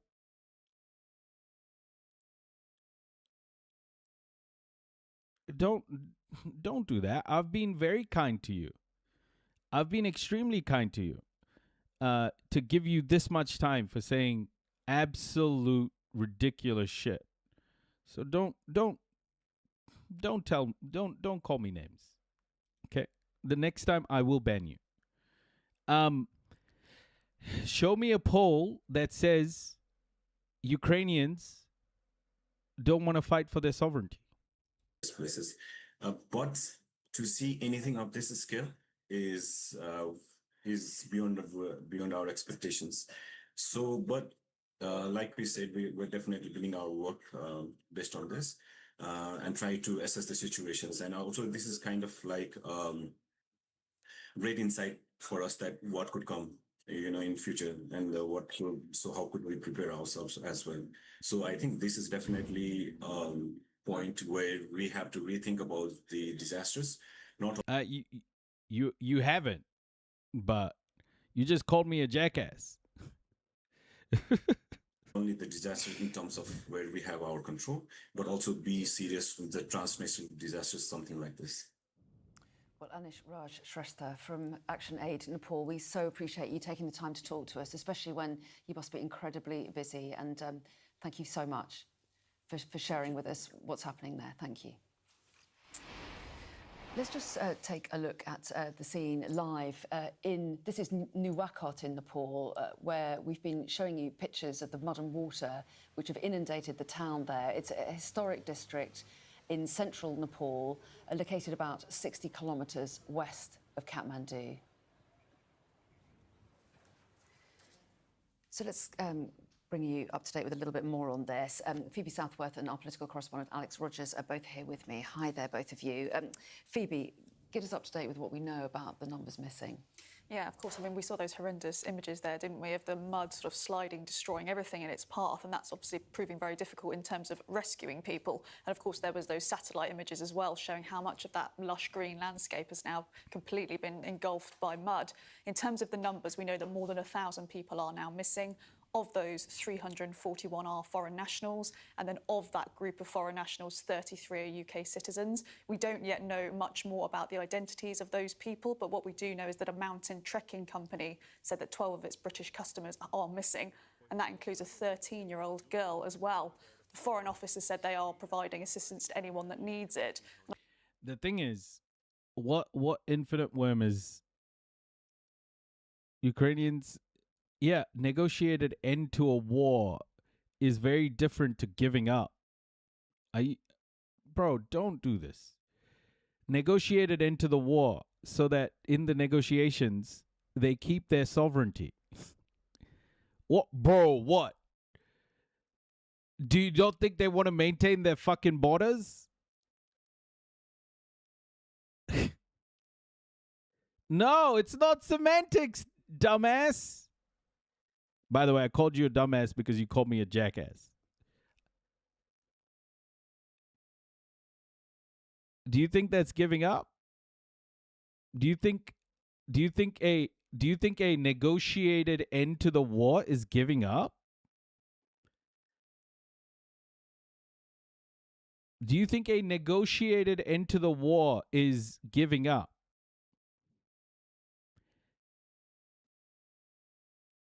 It's not. A negotiated end to the war is not giving up. It's maintaining sovereignty.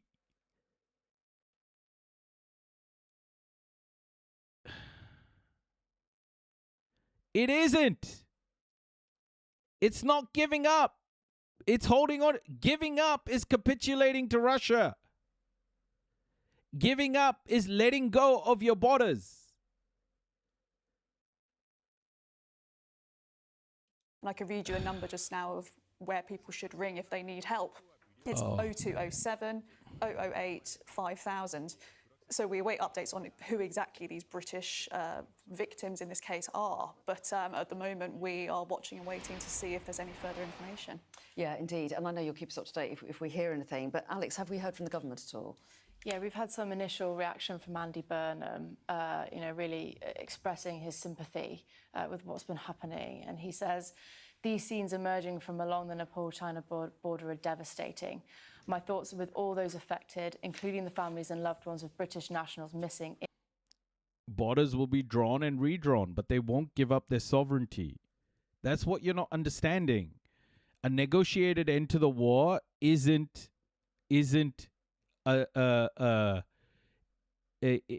surrender. That's what you're not understanding. No, but that's your opinion. That's your opinion. Not according to the Ukrainian people. That's according to you. No, your original point was wrong. But to who though? Who will they be? You're saying that they should give up and be a vassal state for Russia, right? In this tragedy, we will do everything we can to support British nationals. It doesn't matter if they're a vassal state. The question is, does it make their battle for sovereignty less valid? Impacted in the region and are in touch with the relevant authorities to offer support. The Foreign Office has said something similar. They're saying they're deeply saddened by the loss of life and devastation.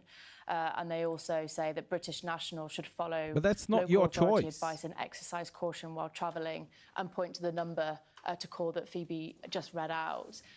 In terms of financial support, we haven't had any update on that. We don't know the money that we're going to provide to get our nationals out, but we do know that the US has announced that they're sending $500,000. So let's see what kind of figure we come up with. Yeah. This article you sent me is from November the 18th, 2024. Why are you sending me a poll from 2024? What the fuck is this? It's 2026 now, isn't it?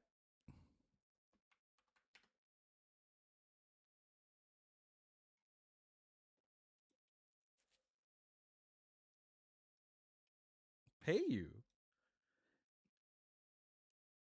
What do you mean most chatters won't even do that? Most chatters won't come up with bullshit fucking explanations about why Ukrainian fight for sovereignty is invalid. You're the one who made the bullshit statement. You have to prove it. Ukraine, Russia, and the battle for public opinion. It's actually very BS. More than 4 years after Russia's full-scale invasion, this year's gathering explores the theme of the endgame, whether we are already in it, and how we could see it play out.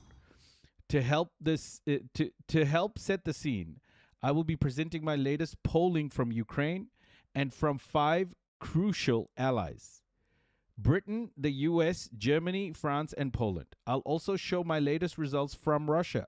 If this seems a controversial idea, my reasoning is that it's worth finding out what we can about domestic opinion and morale behind the Putin regime, and even if we take the absolute figures with a pinch of salt, the direction in which they seem to be moving. Buddy, these are official polls. The resolution, okay. Resolution scenarios. How about we read this whole thing? This is very relevant. This is very relevant. It is worth noting at the outset that while we talk about the end game, and while it's useful to look at how things might be concluded, most Ukrainians see the conflict as one of endurance and expect it to continue for at least another year. Only just over 1 in 3 think it will be over by the end of 2026. Russians are even more likely to say the war will still be going 1 year from now. The view is shared by people in the 5 allied countries we polled, and the number looks lower in the US. That's because Americans are more likely to say they don't know. In a separate question, a clear majority of Ukrainians also said they thought the outbreak of war with Iran had pushed the end of their own conflict further away. Moreover, only 1 in 10 said they thought Donald Trump's involvement in negotiations had hastened the end of the war. They were more than 3 times as likely to think this has made the end more distant, and half said made no difference. Infinite Worm, just like at least have the decency to listen to data, right? Like you made a lot of opinions. Now let's see if your opinions match the data. 4 months into the war, I found nearly 6 in 10 Ukrainians say they were more confident of defeating the Russian invasion than they were when the conflict began, a figure which rose to nearly 7 in 10 over the following year. This has now fallen to around 1 in 3, around the same number who say they are less confident of victory than they were when Putin's army invaded. Who is winning? As far as how things currently stand, only 16% of Ukrainians say they believe they are currently winning the war, if you will forgive such a crude formulation.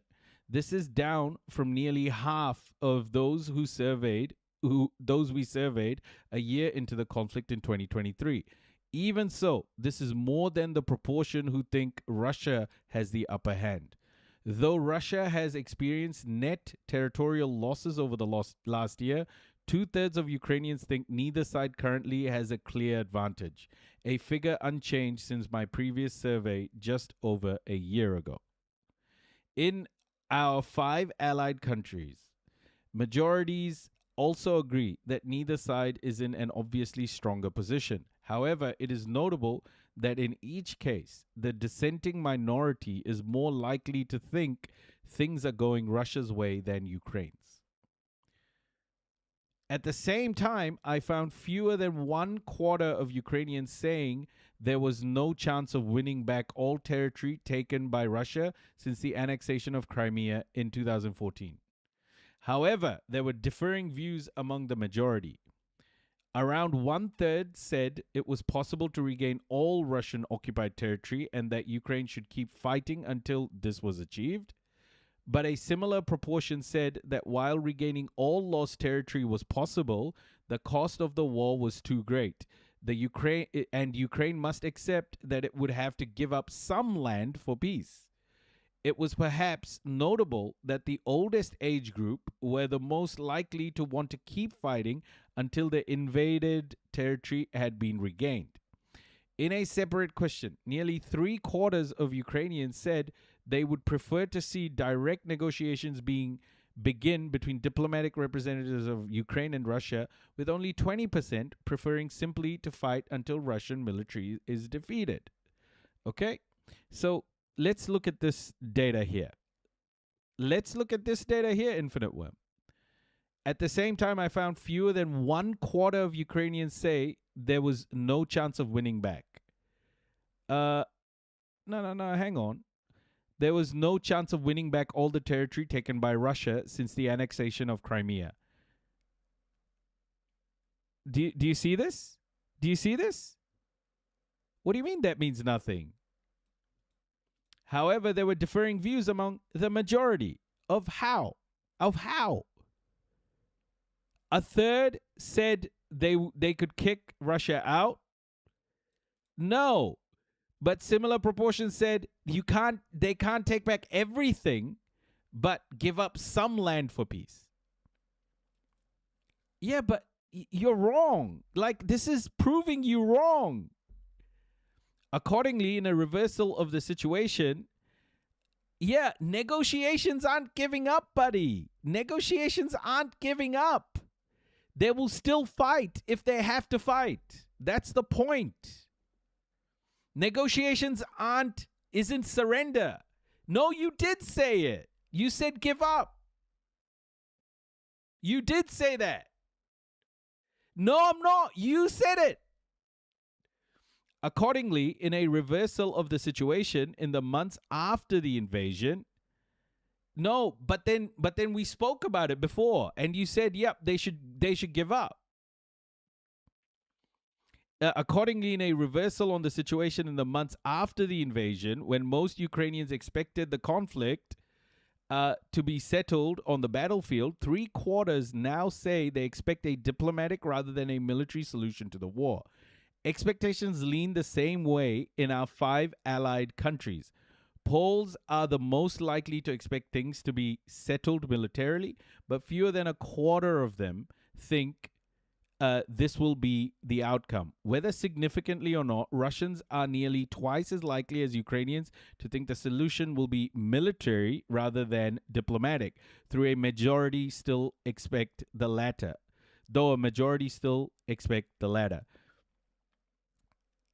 If a diplomatic solution is the expectation, what might it look like? We asked Ukrainians how they reacted to some hypothetical scenarios, however unlikely they might be. More than 7 in 10 said Russian withdrawal in return. 7 in 10. More than 7 in 10 said Russian withdrawal in return for an agreement that Ukraine will not join NATO was either acceptable or would be worth considering. 7 in 10 for a full Russian withdrawal. A majority also thought it was at least worth considering a permanent ceasefire along the current front line, but without officially recognizing Russian annexation of any Ukrainian territory. Any Ukrainian territory. More divisive was the idea of recognizing Crimea as part of Russia, but none of the other occupied territories. None of the other occupied territories. And Ukrainians were more likely than not to oppose abandoning military efforts to win back occupied territory. Listen. And Ukrainians were more likely than not to oppose abandoning military efforts to win back occupied territory in return for NATO membership and recognizing Crimea, Donetsk, and Luhansk as Russian territory with Western security guarantees to protect the rest of Ukraine. Most of the Ukrainians will fight. Buddy, you're wrong. You're wrong. You're just wrong. One element of Ukrainian skepticism on this last point is explained by another question. If Western allies were to guarantee Ukraine's security as part of a peace deal with Russia, but without Ukraine joining NATO, how much confidence would Ukrainians have in such a guarantee? A stunning 4% said they would have complete confidence, with just... Buddy, but you're wrong. You're saying that Ukrainians don't want to fight. Ukrainians are saying that they'll fight. Ukrainians are saying that they'll fight. Oh, now that, of course, they'll say that for a poll. Yeah, negotiations aren't giving up, though. What they're saying is if negotiations don't go well, they'll still keep fighting. That's what they're saying. They're saying that if negotiations don't go well, they'll still fight.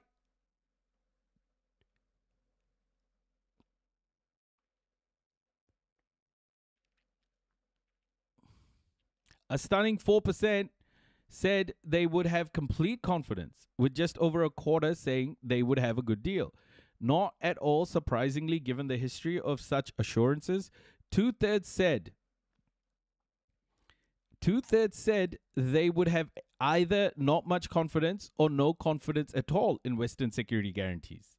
Two-thirds don't trust Western security guarantees. They don't trust it. I think they want to have their sovereignty. I think they want to have their sovereignty. When we asked Ukrainians whether particular allies were doing enough to help, I'm pleased to say that the UK came out on top, albeit with fewer replying in the affirmative than at the peak 3 years ago. Indeed, this was the general theme, with the US and EU, and especially NATO, falling short in public estimation compared to the situation a full year into full-scale war. Ukrainians are also pretty clear about what they want their allies to provide. More weapons, tanks, and military equipment, top of the list. NATO membership was second, though this was chosen by fewer than 4 in 10. Perhaps because they think it's an unrealistic goal or because they see it as a long-term objective rather than an immediate priority, i.e., they don't want to be a vassal state. Stricter economic sanctions, financial aid, troops on the ground, and a no-fly zone all come ahead of diplomatic efforts to reach a peace deal with Russia. When we ask the public in our 5 allied countries what help they would be willing to see their government offer Ukraine, the answers come in rather different order. They are overwhelmingly willing to supply humanitarian aid, though this comes close to the bottom of the list for Ukrainians themselves. People in Britain and Poland were also largely willing to impose stricter sanctions against Russia, though only just over half agreed in the US, Germany, and France. Diplomatic efforts to reach a peace deal were also popular, though with some skepticism in Poland. And while more than 6 in 10 Britons said they would support Ukrainian membership of NATO, those in the US and France were more hesitant, and only minorities in Germany and Poland agreed. Oh, don't run away now, Infinite Worm. Don't run away now. Don't run away now, buddy. Just when you've been completely proven wrong, just when you've been completely proven wrong, you want to run away. Do what you want to do. Buddy, the whole chat here agrees that you are completely wrong in your assertions. You're just making things up. You're just making things up. You said the Ukrainians don't want to fight. They'll fight if they have to. Do you live in Ukraine?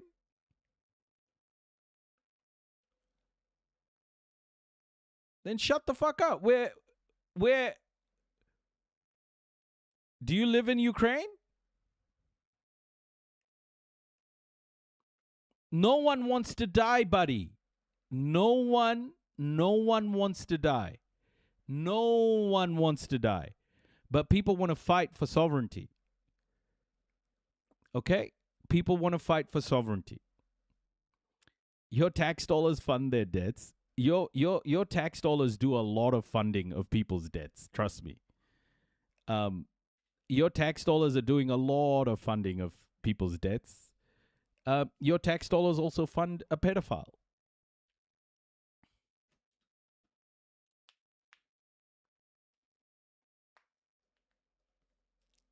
Americans concerned about funding people's debts is crazy.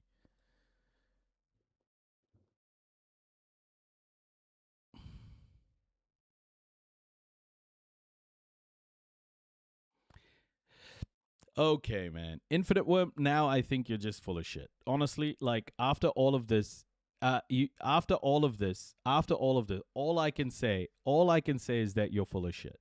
Honestly. I think you're pro-Russian. I think you want Russia to take I think you want Russia to take Ukraine. I think you are 100% on the side of Russia winning this somehow because you think that's going to stop the West from doing stuff. That's who you are. Like, I wish you would just be open and honest. But you're not. You're just not.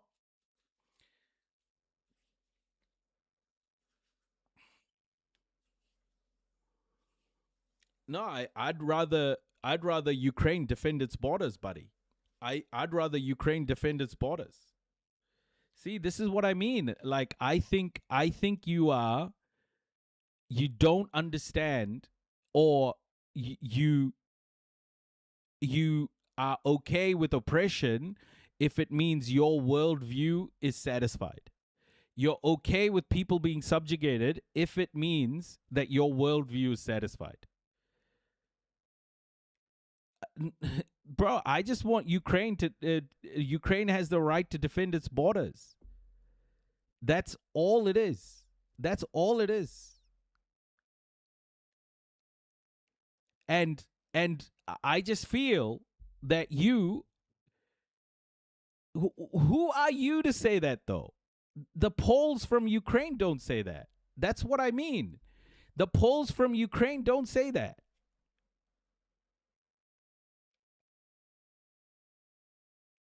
But negotiating isn't capitulation. Negotiating isn't capitulation.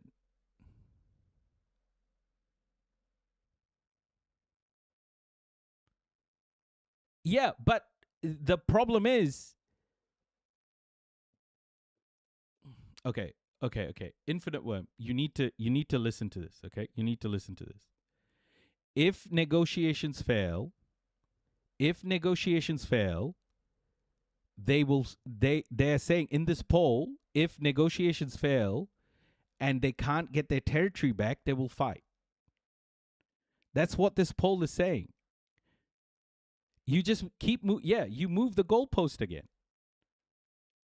It's not that they want to die, it's just that they don't want to cede ground to Russia. Like, they don't want to give Russia Donetsk and Luhansk. They don't want to do that. They're fighting because we asked them? No, that's what I'm saying you're wrong about. They're fighting for their sovereignty. And that's where you're wrong. If they don't have arms, I think they'd think twice about fighting. Wow. Oh my gosh. The Palestinians haven't had arms for a long time, and they've still kept fighting. The Palestinians haven't had arms for a long time, and they've still kept fighting. Indigenous populations in the world, Maori haven't had arms for a long time, and they've still kept fighting. Native Americans have had their arms removed, like they haven't had arms, so to speak, and they're still fighting. Like, you don't know what you're talking about. You don't know what you're talking about.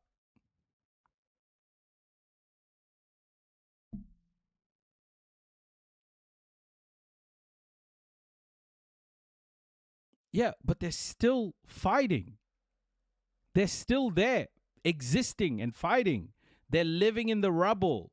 They're living amongst the rubble. Yeah, they're living amongst the rubble because that's their land. That's the point. They're not going to let themselves...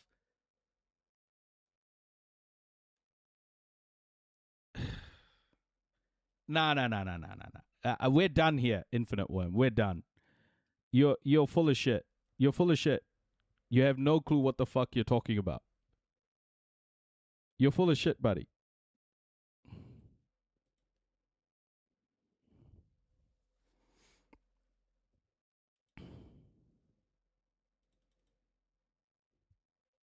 I think we can ban this person, honestly. Like, I think I've had enough of this person now. What a fucking waste of time. I'm sorry I put you guys through that.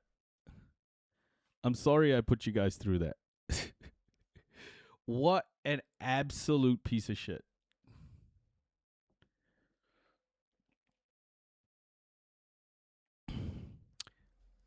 So here's the thing, right?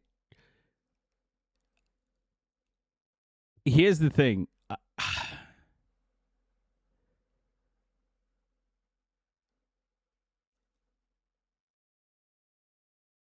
Like, to deny people their fight for sovereignty by saying they all just don't want to fight anymore is crazy, because that's not what the data says.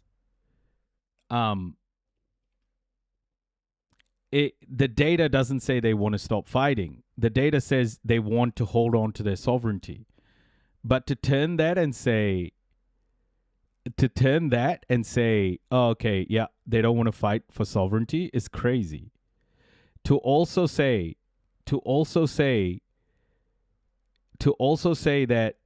Zelensky's choices represent the people of Ukraine is the craziest fucking gaslight ever. It's so fucked that these people exist among us.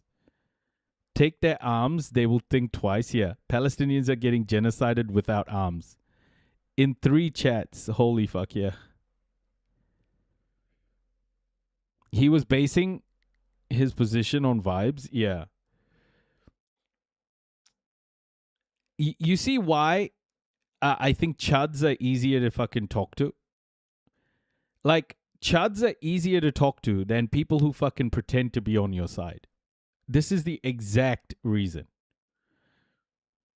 Like, this is how the conversation with the chud ended. No fucking shot. This is how it ended. I'm not even joking with you. I'm not even joking. This is what the chud said. Overall, a fun exchange for me. In response to low IQ racists, sure, we now likely think that of each other. We can call that equity. At least you have the balls to say it out loud, and for that I commend you. I'm not even kidding you. The chud said this. The chud, the racist chud, said this.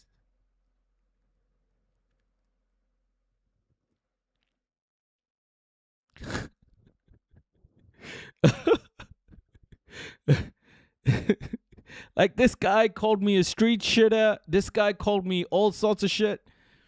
I mean, I called him low IQ and shit. And this is how the racist chud ended the conversation.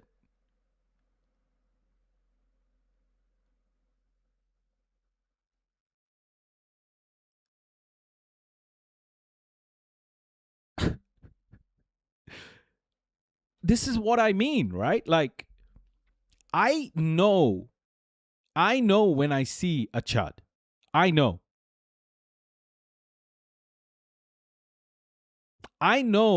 when I see a chud and I can react to that chud. I know. Like, this guy will come out and say, your people shit on the streets, or your people do this. It's the most fucked up take. The problem, what's chowd? Chud is it's like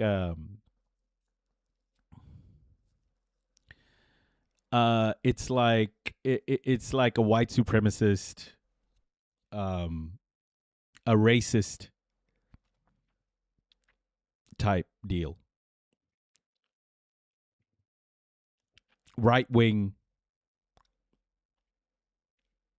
cannibalistic humanoid underground dweller, to give you a scientific definition. Yeah, hard conservative type. Yeah. So like this, like I argue, this wasn't even a long argument. This was like fucking 10 minutes of just, and the guy is like, at least you have the balls to say it out loud, and for that I commend you. Like, I can have this conversation with this guy. I was very surprised by this, by the way. But they ended it this way. Look at how that asshole ended it. You know, look at how that asshole ended it. He basically is no different to this guy. No different. Right? In terms of views. Because the views are... come on, guys. Like, let's be real. This person was 100% pro-Russia. This guy was 100% pro-Russia.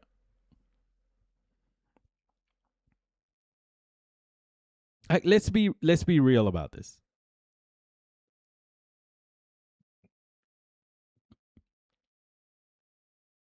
How can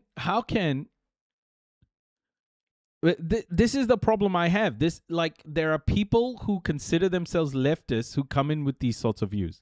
They're not leftist. They're not leftist. You know who I respect for that? Do you guys know a guy named Ray K? He's a streamer on here. I respect him for that. He lost his shit at me because I was criticizing Iran. He lost his shit at me. And then he told me, and then like, I thought we'd finished our conversation. And then he told me, while we were chatting, he messaged me on Discord, and he said, we were still arguing on Discord. And then he said, I said to him, for a leftist guy, you think theocracy is a good thing. And then he goes, I'm not a leftist.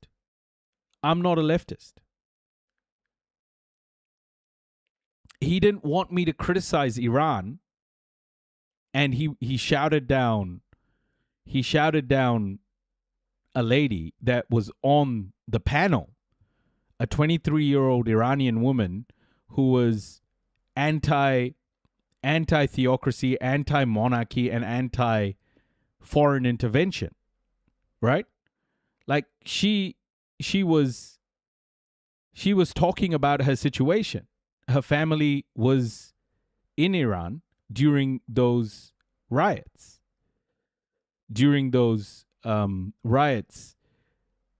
They started off legit, like from the bazaars, as Ray identified. But for him, criticizing Iran was as good as sealing the Palestinians' fate to not being free. And I didn't agree with that.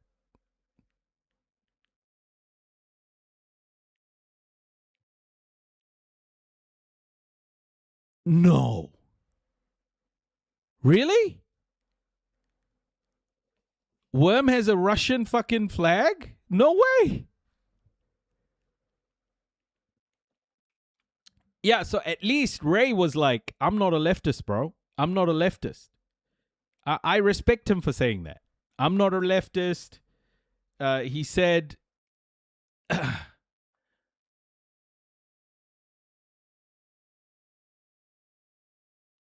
I mean, he fucking accused me a lot of shit, but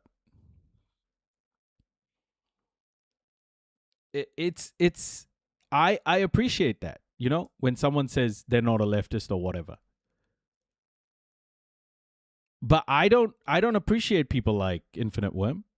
I don't appreciate people like Infinite Worm who gaslight others, who pretend to be leftists. Look closely at his Facebook. No fucking way, man. I don't believe that. That really?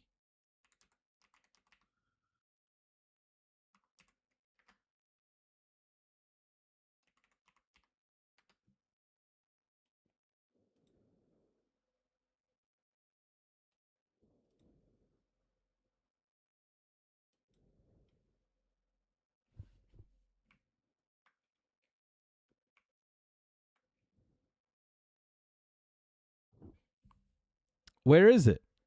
Oh, he's got a Soviet. He's got a Soviet symbol. Oh, bro, this guy's a fucking oh my gosh, he's a tanky. Oh, bro. Fuck, man.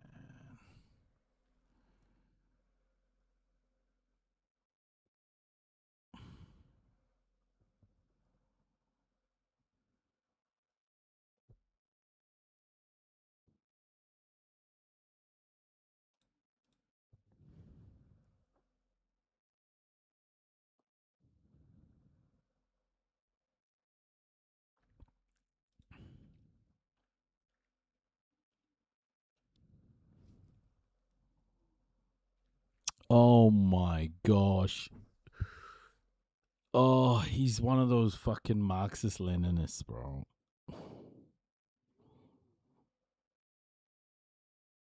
A white leftist. A white leftist.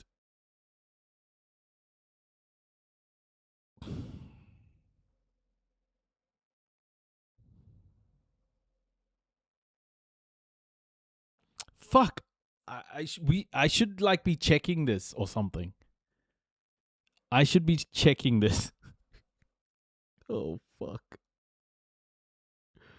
I feel so used. I feel so used, everybody. I feel used. Oh my goodness. Okay.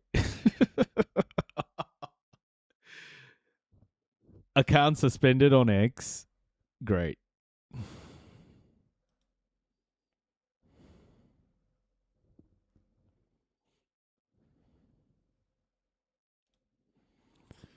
Oh fuck, man. I can't believe I feel used and abused, everybody. I feel like I need a shower. Oh shit.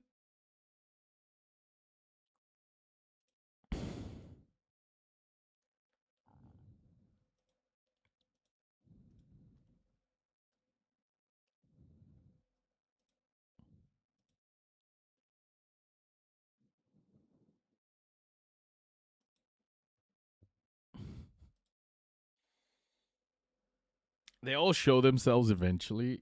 Yeah, so the guy was pro Russia. It's PRCF. Do you know it? What's PRCF?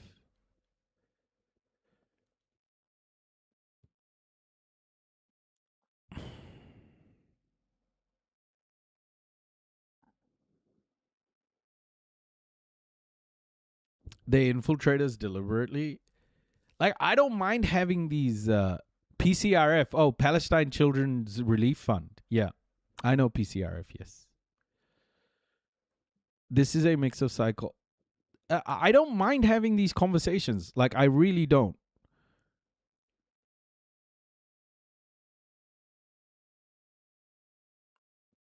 I really don't mind having these conversations. I just hope. I honestly, every single time, I wish people would just make their position very clear. I wish people would just make their position very clear. You know, like what side they stand on.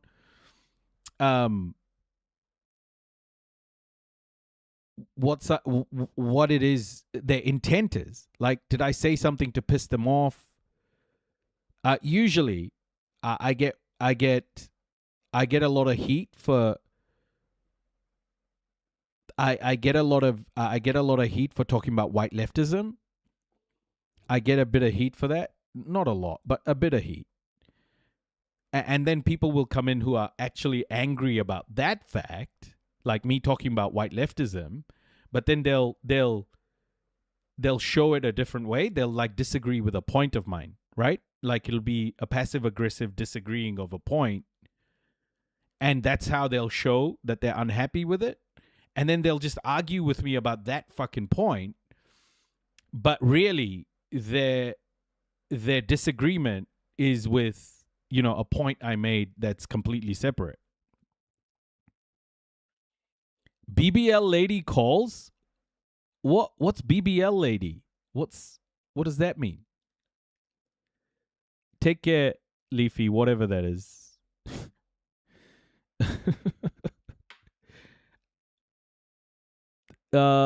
They do it on purpose for their perceived gotcha. Oh, BBL is be back later. I see.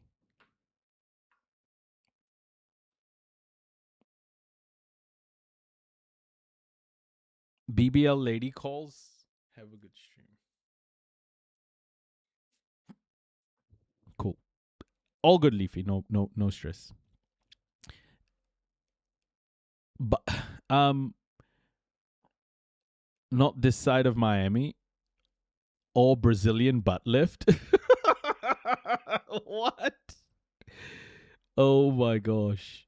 They do it on purpose for their perceived gotcha moments, yeah.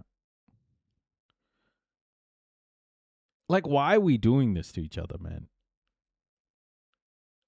The AFD just released a memo that they're going to stop foreign language teaching in schools in the Saxony region, but allow Russian language teaching because of East German heritage, as they have specified. Fuck. Car Universe Pussy. Oh, shit. Oh, brilliant. Okay, guys. What the fuck is the time? Oh my! It's almost 2 a.m. Okay, I better go.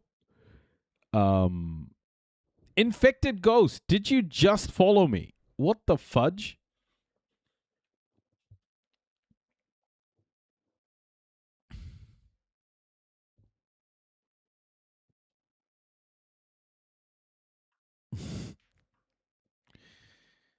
Oh my gosh. Now we're completely derailed, yeah. Nah, it was good. It was good. Okay. I need a strategy next time so I don't get derailed. I think I see it. I feel it. And next time we'll be all good. All right, folks. Have a good night, and I'll catch you again soon. Oh my goodness. Oh my goodness.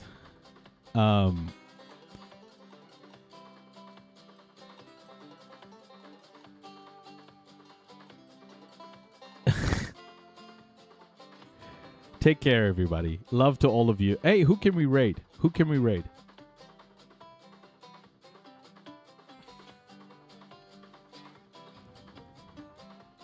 Zach Chat. Let's raid Zach Chat.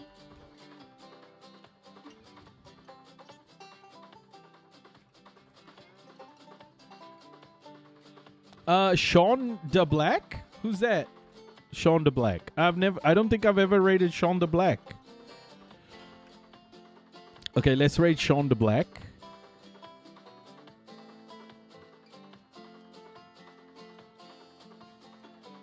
Oh, done. Let's do it. New raid. Done.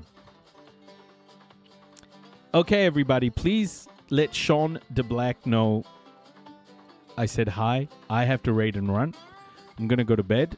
I'll catch you all tomorrow, okay? Take care, folks. Have fun. Raiding in 3, 2, 1. Enjoy the raid, folks. Enjoy the raid.